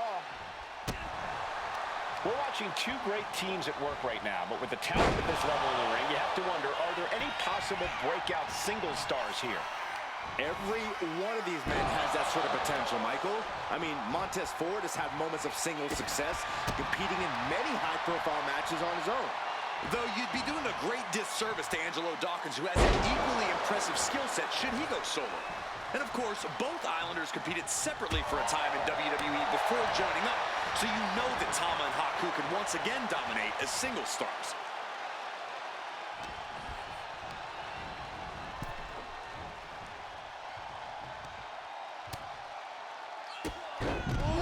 Drop kick all the way to the outside. And Haku is suppressing any offense from his opponent. The Islanders straight up crushing the Profits here. Uh-oh. The slingshot cross body. What a display of fearlessness we just witnessed. That's the kind of attitude you Come on. need to take yourself to the next level.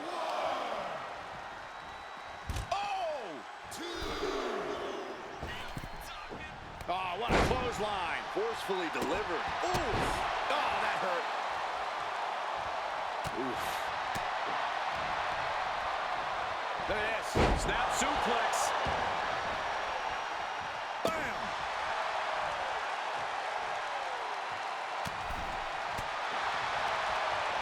Oh, he flips that around. Getting him right into the corner. And he saw that coming from Montez. Something that Tez and Dawkins need to watch out for tonight is the presence of Bobby the Weasel Heenan. He'll do anything for his clients. Don't you dare disparage the brain, Saxton. Heenan is indeed a wise man who has quickly brought the Islanders up the ranks. They'll be tag champions in no time. Ford seems unable to turn the momentum here. One attack after another from Tama. Dang. Chopped his head open. He's bleeding. Oof, yeah, that does not look good. Can he continue like this? Ooh, taking a moment to get pumped off of this crowd's incredible energy. What an overhand chop. Look, I get that the Islanders are brutal, but when I look at Haku, I kind of see something royal about him. Are you kidding me, Saxton? Haku's a big, mean dude who loves to brawl. Nothing about him. Oh, there may be no escape from this. Haku with the... He had it locked in. I didn't expect him to just let go. I don't know what he's thinking, but he needs to focus on the task at hand. Relentless aggression coming from Haku here. Montez is definitely in. All right, hopefully I can get this. Sent into the corner. Turning the tables. Ford showing how much punishment he can withstand before getting his own offense in. Ford weathered the storm. 1 minute to not to disappoint. Some damage of his own. Oh, man. Thrown with such force, the whole ring is rattling. Dropped him with a big shoulder tackle. The Street Profits having a bit of trouble here against the Islanders. There's just something about the Anawahi family that Tez and Dawkins can't quite overcome. Roman Reigns, Jacob Fatu. Watch out! Dude, are you kidding? Okay. Finds the mark. If you mess this up again.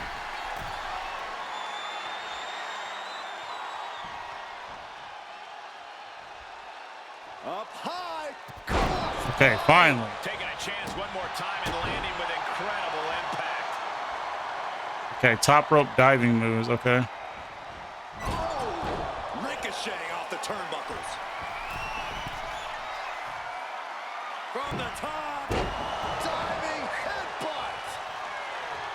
Yeah. Look out. Delivers the elbow. Attempting high Sorry, risk Montez, move but after high risk move and a break you're going to be in pace. sacrificed. Sky high. Finds the target. This is more than reckless abandon. This is showing a lack of all fear. We thought it was going to be the Street Profits going to the air this often. The Islanders beating Angelo and Montez at their own game now. Finds the roll-up. He thinks he has it. Well, count, ref. Thank you. Oh, ouch. I'm glad the Islanders are able to compete tonight. I was worried they'd have to serve another suspension. Oh, what a phony charge that was. Heenan and the Islanders did an amazing job as dog sitters, and they got punished for it. Then again, the corrupt president who handed out that suspension also vacated the WWE Championship for no good reason. Yeah, Corey, there's just too many things to... All right, one more fall. One more pinfall. My God, the Islanders continuing the assault.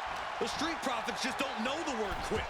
This is not just about winning. This is about taking over. Pass him in the corner, thinking of the next move. Gonna get him the splitters of the splitters. Make a wish. A wishbone. This is a big night for the Street. This could do it!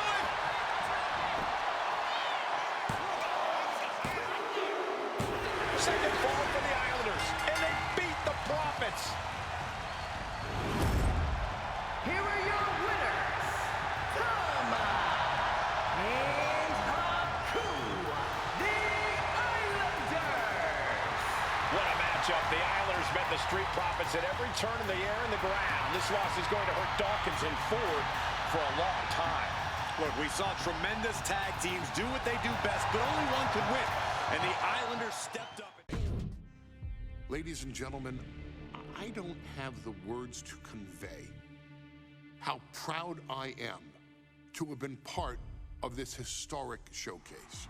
Having worked alongside this family, this bloodline, for so many decades, reliving moments that I got to experience firsthand has been a privilege of the highest order. Introducing you to WWE legends that I hold in such high esteem, and also spotlighting the modern day greatness their descendants have provided you in recent years, all to pay tribute to the greatest wrestling family I have ever known, has truly been my privilege. To be successful in this industry is a 1 in a billion chance. To see one bloodline continuously pump out superstar after superstar, champion after champion, generation after generation, is a testament not only to the skills they possess, but also to the work they put in to become absolute masters of their craft. And it cannot be stated any other way. This dynasty, this family, this bloodline has mastered every single solitary aspect of professional wrestling. And by reliving their magnificent history, you've begun your path of mastery as well. You've conquered former champions, righted some very egregious historical wrongs, survived war games, and even settled the question as to who the true tribal chief really is.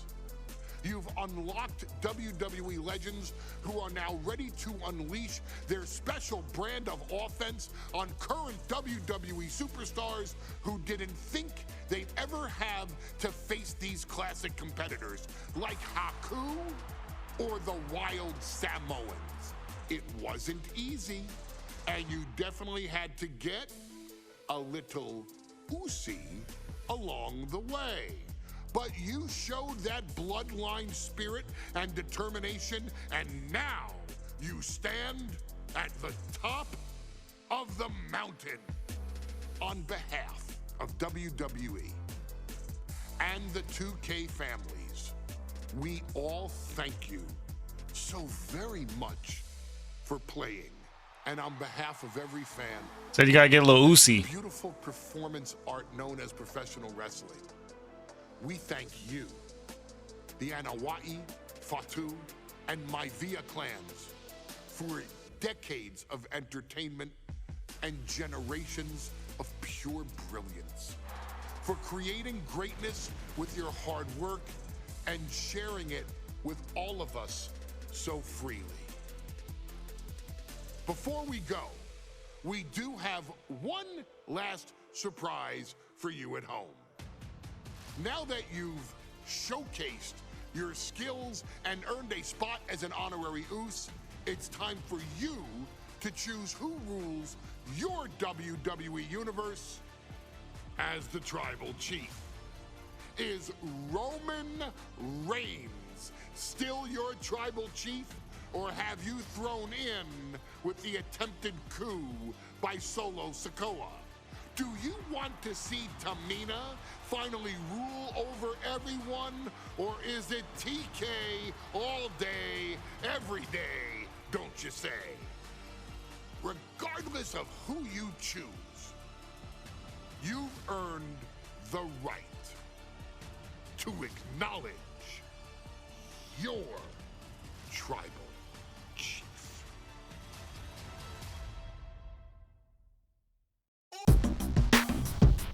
Oh my gosh, who am I gonna pick?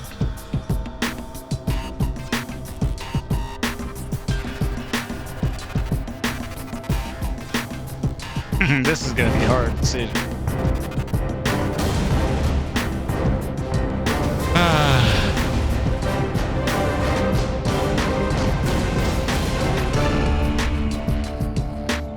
I got an idea. I know The Rock is the real tribal chief, but I got an idea. This is going to be a little bit funner. Roman Reigns.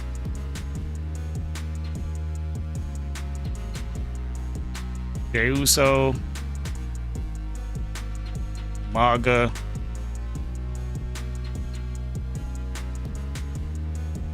Kishi.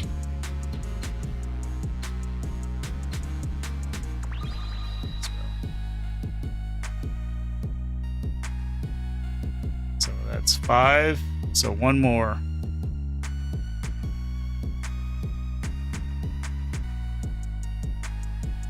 I guess we'll put Tamina just to be funny.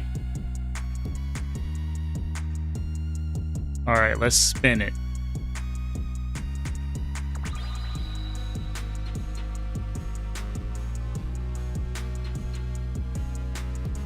Wow, Rikishi.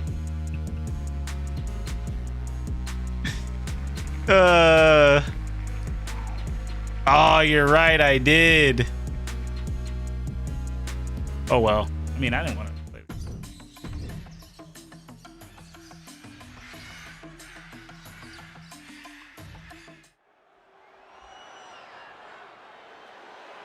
The following match is the 2K Showcase Tribal Gauntlet. The winner of this match will be acknowledged as your Tribal Chief. The rules of the match are as follows. 2 superstars will start in the ring. When one superstar is eliminated, a new superstar enters. Eliminations can occur by pinfall, submission, disqualification, or countouts. The match will be won if the first entrant eliminates all other entrants in the match.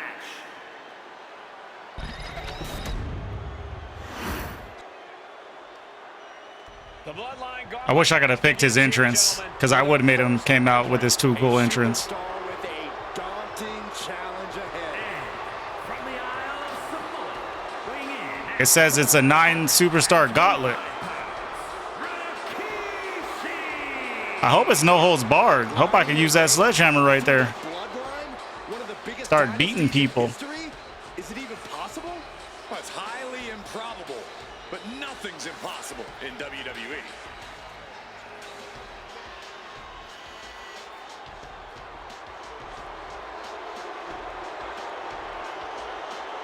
Just start beating people with that hammer. Requires incredible courage to take on the I wonder if they're going to put The Rock to come out last or Roman. The entire Bloodline in a gauntlet match. Can't imagine what's going on inside this superstar's head.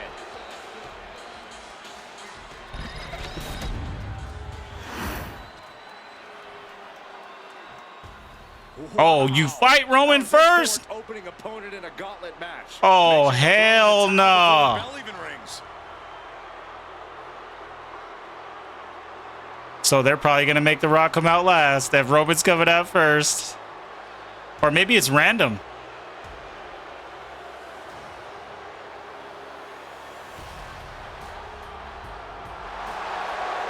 Dude, that's making him come out first, though?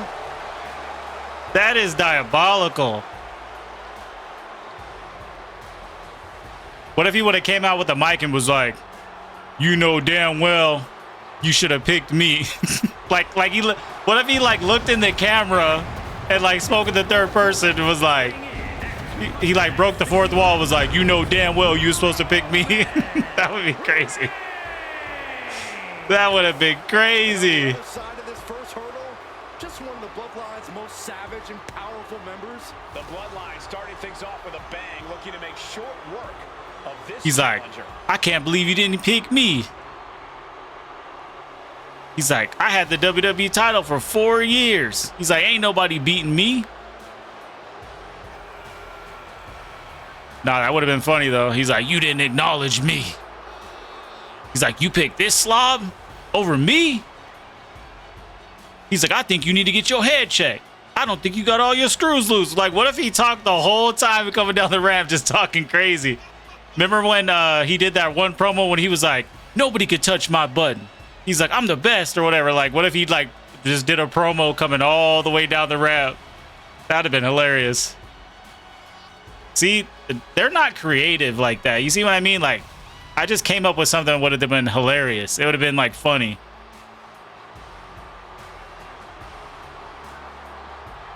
He's got a little bop in his step right now. He's like, I got this in the bag. Watch they do something unorthodox and like make him just have specials like right when the match starts. He's just juiced up. Freaking starts hitting me with super punches and spears.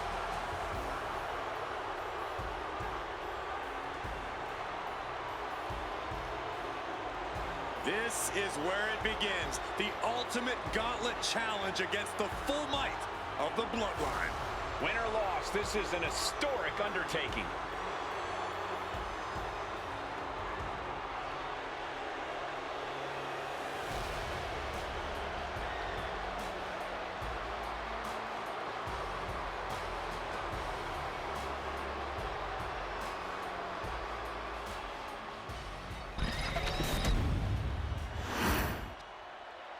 Yeah, that's crazy. Well, guys, wish me luck. History being made right here. Oh, I got to do objectives, bro. That's crazy. Is it war with one of their own members? And tonight will be a battle to set order to the entire Bloodline. So I pretty much have to Is what it will be. You have the use finishers competitors trying to and then win. Just win the gauntlet. being recognized as the head of the table. Up and down. What a slam. Yeah, you don't want Rikishi landing on you. Seeing tonight is exceptionally talented. Each one is capable of taking anybody to their breaking point. Yeah, but I think our prime challenger has a chip on their shoulder. As dangerous as this lineup looks, I do believe the most dangerous individual is the one who's taken them all on. Already he's taken on some damage. Belly-to-belly suplex. Rikishi is picking the competition apart. You're not going to see Rikishi show any remorse. Oh. It's like, I did it for The Rock. I did it for the people. Ooh, went to the throat. Climbing to the top rope here. That was like the craziest storyline ever. Like, I'll never forget that. Oh, coming down from way up top.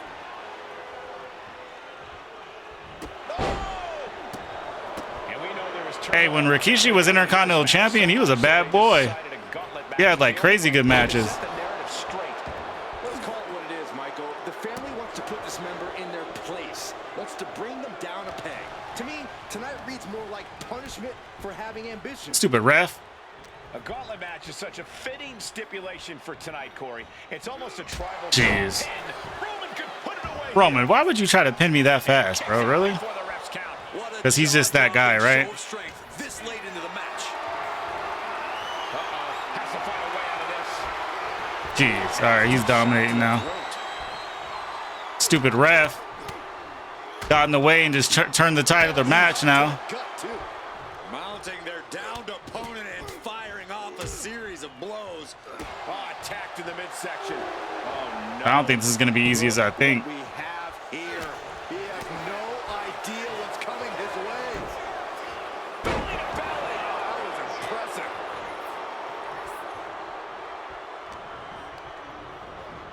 Getting set up in the corner now. Running hip attack. What impact. And he has an Hey. answer for Rikishi.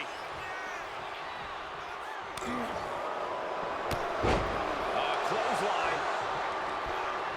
Gonna duck underneath. Big back body drop. Gonna turn this thing around into a massive spine buster. All right, let's do the Rikishi driver. Rikishi hoisting up his opponent. Rikishi driver. Can Reigns recover from that?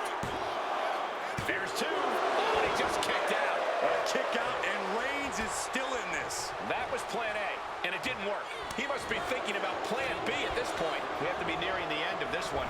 Yeah, he's on his back foot now. I don't see things turning around in his favor. And it's Roman Look at Reigns him. in a tough He's wiping his feet. I think we can consider this He's like the tribal beginning of chief. the end, gentlemen. Oh, man. He's like, who's tribal chief? Attack being brought to Roman. Roman Raise the roof, Rikishi. in a hurry.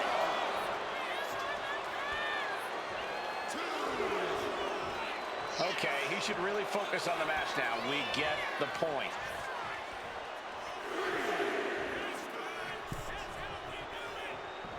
Shoulder tackle.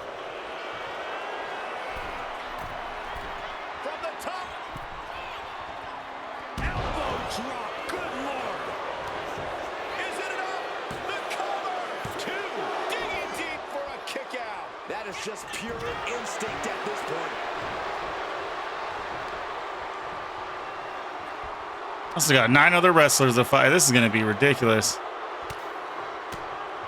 Oh, he timed that counter well. Finally, Roman's able to interrupt these attacks for a moment. Reigns isn't allowing that burst of attacks to throw him off his game. Boom, one step ahead there. What a shot. Now Rikishi has the firm upper hand. You're not going to see Rikishi show any remorse.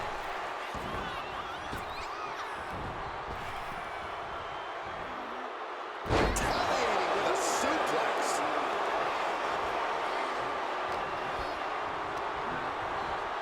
Fired hard into the corner. It crashes to the mat.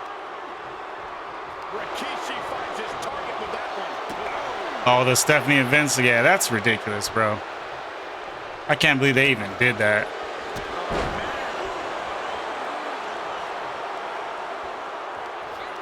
Scooped up. Here it comes. Rikishi drives. All right, there's no way he's kicking out of this. Two count. There it is. Reigns is out of this match. Roman Reigns has been eliminated Roadblocks yet to end the ring. and cooked. The next combatant is Rosie. Rosie? Ready to take a The crack heck? at this gauntlet.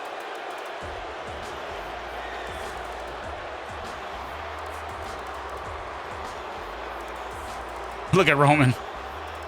He's like, get him for me, big bro. That's Roman Reigns' big brother right there. Dominating shoulder tackle. And let's not lose the reason for this match. Nice takedown, stack for the pin. He goes for the quick pin. Looking to steal one there, perhaps. He ain't getting paid by the hour. Rosie is waiting a bit now. Rosie looks to have been well scouted. Really, Mitri? Nobody asked? All right, bet.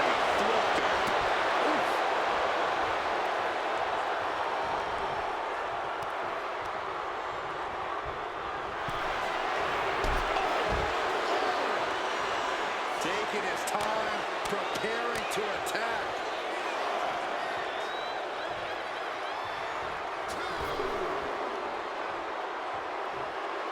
Rosie is really playing it up for the WWE Universe. You gonna just get counted out, bro?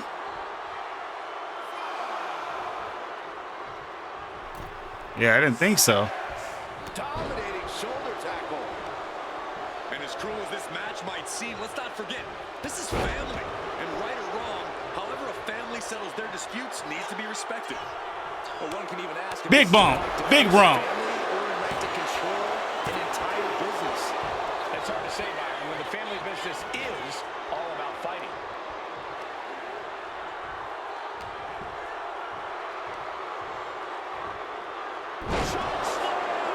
Landon, Rikishi is picking the competition apart. You're not going to see Rikishi show any remorse. From the top.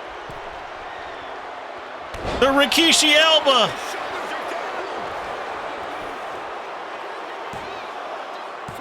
No, stops the count at 2.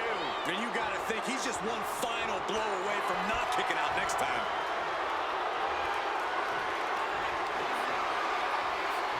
Uh-oh. Rikishi driver. Rosie won't come back after that. Cover. 2. Rosie's adding Look at Rikishi just being a monster among men. match. Conservation is key here as we still have a lot of entrants still waiting. Uh-oh. Now entering Yoko. the gauntlet is Yoko. Yokozuna. We got 2 super heavyweights, guys. 2 super heavyweights. All they eat is ramen and pig feet all day. And extra shallots and mushrooms and stuff like that.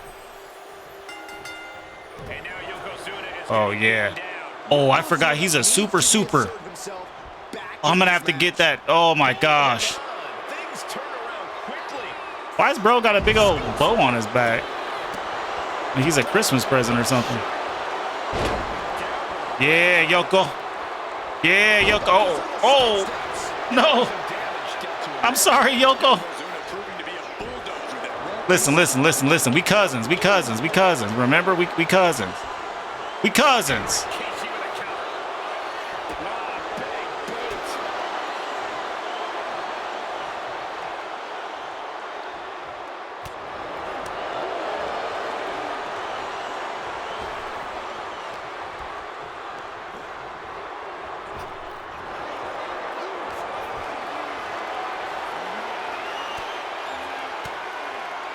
Well-placed elbow to break up the maneuver. Oh, what a quick blow. Yeah, hit him in his throat.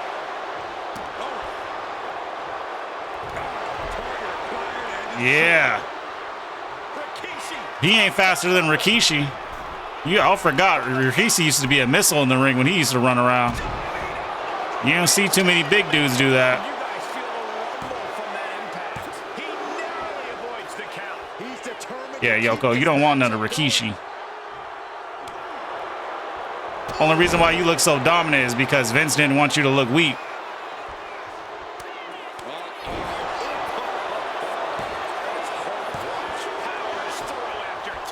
Able to squeeze that shoulder out. So close. Oh my gosh, he could Rikishi driver this fool. That dude's big. Ref, count.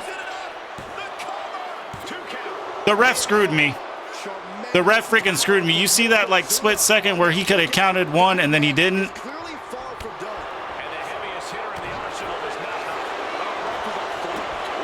Now Rikishi has the firm upper hand. You're not going to see Rikishi show any remorse. What a headbutt. I'm gonna do the Rikishi elbow again. Oh, that was a Rikishi splash.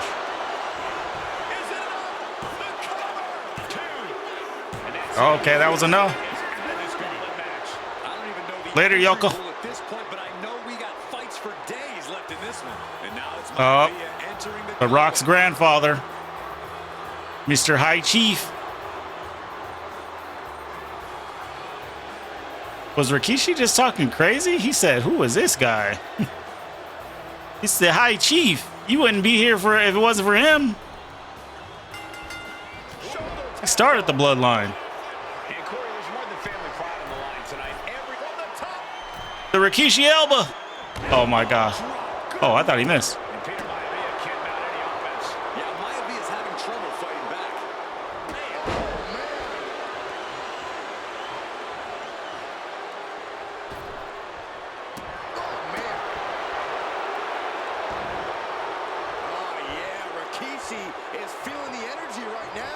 Uh-oh. He said he's going to school you on how to really wrestle. Oh, jeez. This guy is strong. No backing down here. Oh, hell no. Want to make sure the best man comes out on top in this one. This guy is a monster. Catches the kick. Rikishi is picking a competition. Yes. Splat. Rikishi isn't giving any quarter. And shoulders are down. 2. He gets the shoulder up at 2. He really thought that was it. Oh, did you hear that? What? Vicious. All right, let's give him the Rikishi driver. Give him the Kishi driver. His opponent. Rikishi driver. And as Peter Maivia rocked. Cover. 2. Oh, he was Okay. Yeah, this guy is the truth. I don't know how he just kicked out. Kicked out of the driver. I don't really think he knows either. When your opponent can hang after all that, you're wondering if earning a win might just be impossible. Oh, is he going to give him the booty shaking? Uh-oh. He's about to give him the booty shakes. Oh, no. Never mind. He's going to give him the booty quake. Ready to inflict more damage. Here it comes. Rikishi got all of it. See? The ref with that delay. His freaking delay counting. Down they go, Boom. but there is no time to even process. Who's next? elimination with 5 Haku. competitors left in this gauntlet. The Gauntlet's next entrant is Haku. I'm sorry, but Rikishi he's doing stupendous, but he wouldn't have lasted this long in the match like this. He would have ran out of gas real quick. Shoulder tackle. Distress showing in the face of Haku. Looks like Haku is having trouble generating any sort Yeah, of you can't pick him up. Too big. I'm kind of glad I spun the wheel because Rikishi ain't doing half bad. I would have picked The Rock if I was being subjective, but yeah, it's all good. And he has an answer for Rikishi. And Haku needed that badly. This could be a good chance for Haku to get some distance and rethink things.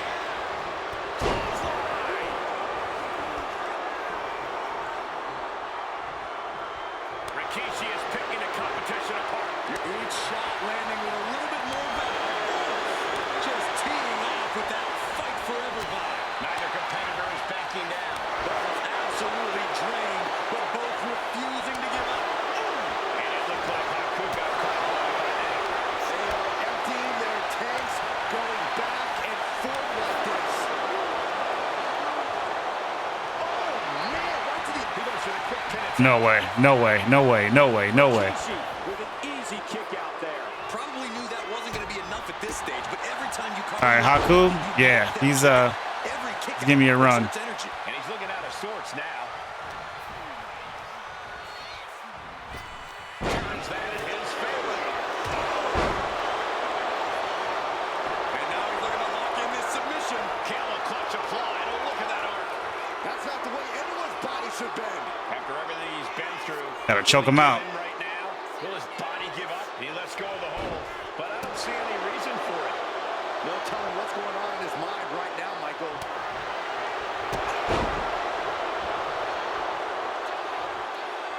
The splat.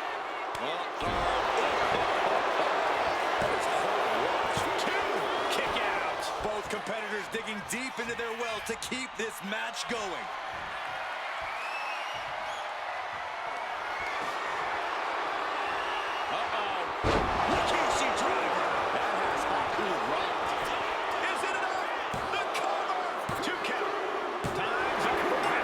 All right, who's next? One down, 4 more to go.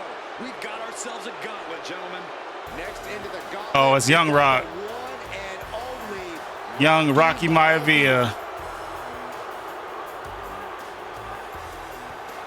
But he's gonna have that young energy.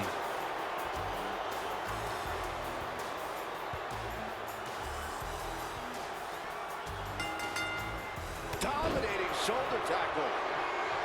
This has been an epic encounter. Rikishi Elba. Flash. Huge impact. Rocky isn't being given any room to recover. Heavy work being done to Maivia right now.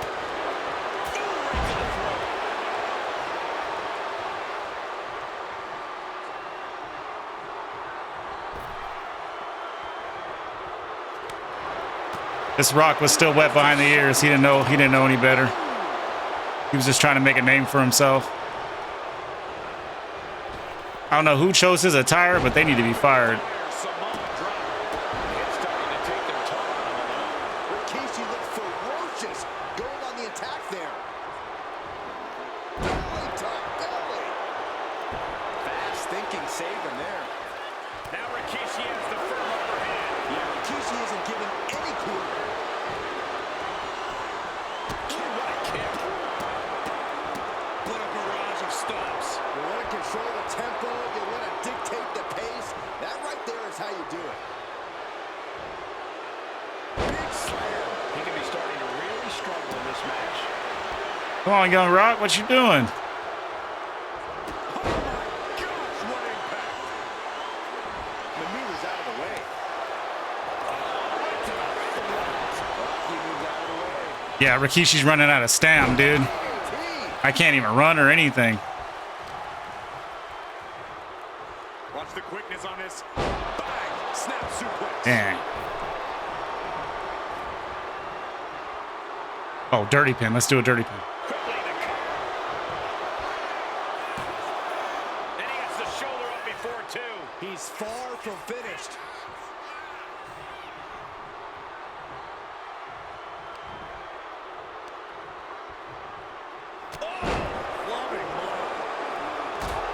Oh, wow. He reversed that?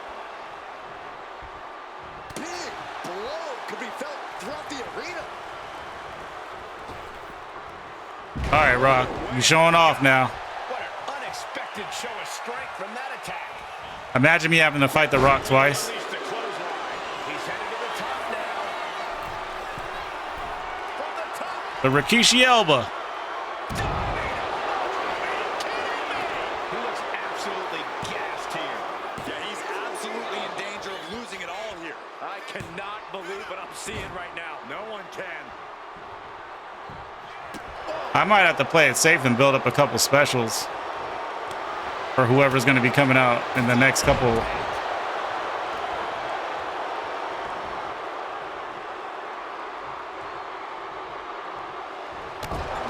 a bruising use of their body. From the top. Piercing elbow. Is it enough? The cover. 2. Kicks out. He still has life. I didn't think Dude, we'd it's see still two alive. there. It's crazy. Rocky's looking sluggish. Things could be winding down for him. Scooped up. Here it comes. There's no way he's kicking out of this. He may have put the exclamation on this one. His freaking foot was on the rope.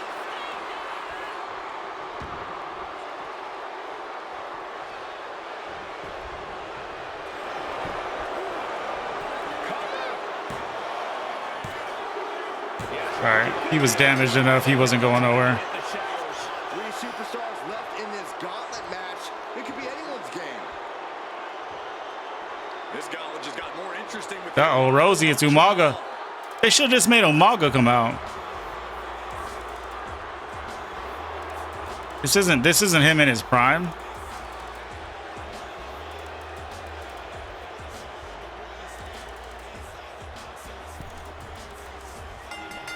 Dominating shoulder tackle.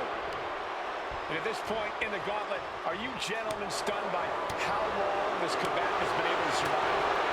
You should never underestimate the fire of the Samoan. In any other circumstance, I wouldn't be surprised. But if you look at the caliber of relatives already eliminated, you can't help but be impressed. Jamal is getting picked apart right now. You gotta wonder, what does this do to Jamal's confidence?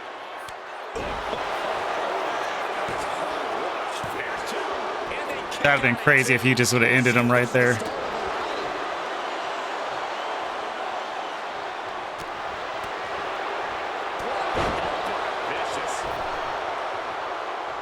Let's get another Kishi splash going. Oh, he missed. Eee.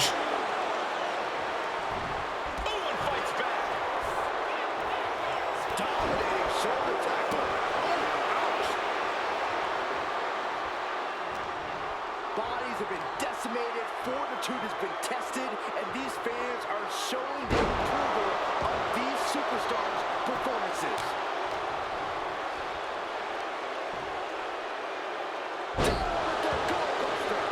He looks defenseless as he struggles to get his bearings. Oh, the reversal by Rikishi. Yep, too fast for you.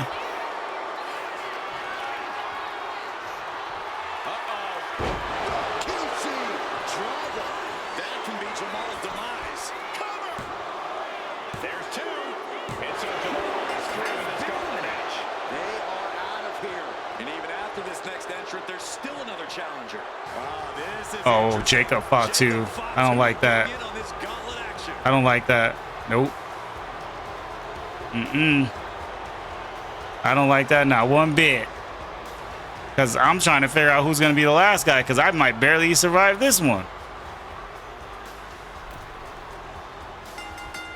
Dominating shoulder tackle.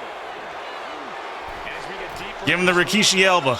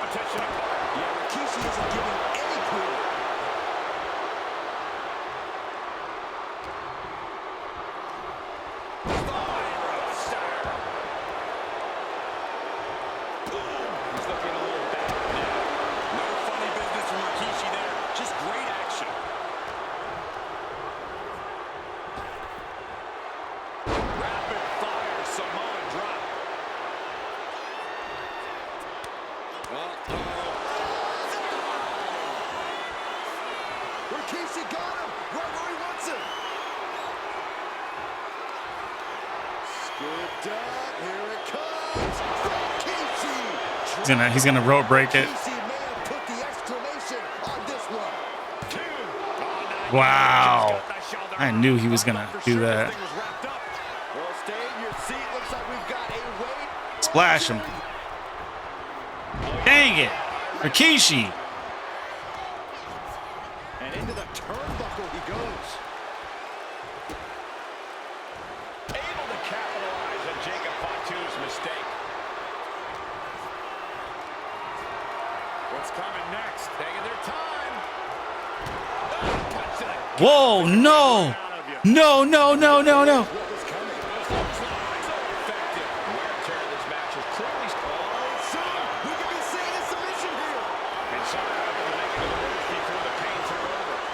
Excellent ring awareness saved them from certain peril.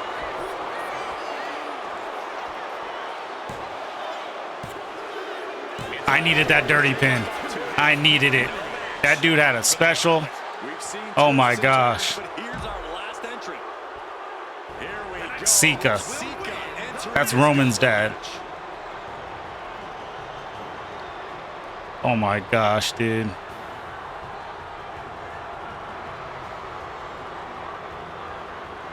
This guy's the final boss.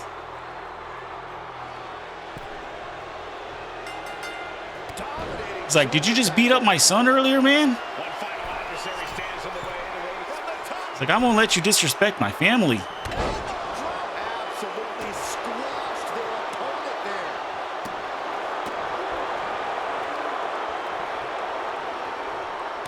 So it started with Roman and ended with his dad.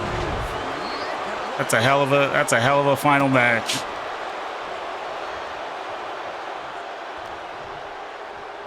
Oh, he's got him here. He's got him up.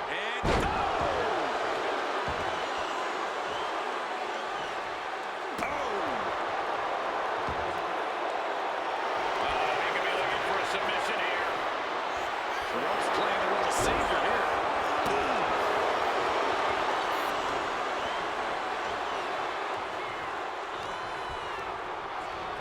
Set right into the corner. Compressed in the corner. That was one big behemoth flying down with authority and force.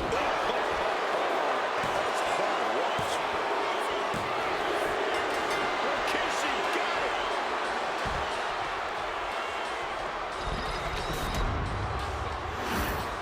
The winner of this match, and official, your tribal That's our tribal chief, guys. Acknowledge him. It's Rikishi. The field was laid out. The gauntlet was fierce. Pain will live tomorrow. Scars will remain for life. But in this family, you will rule your own kin from a seat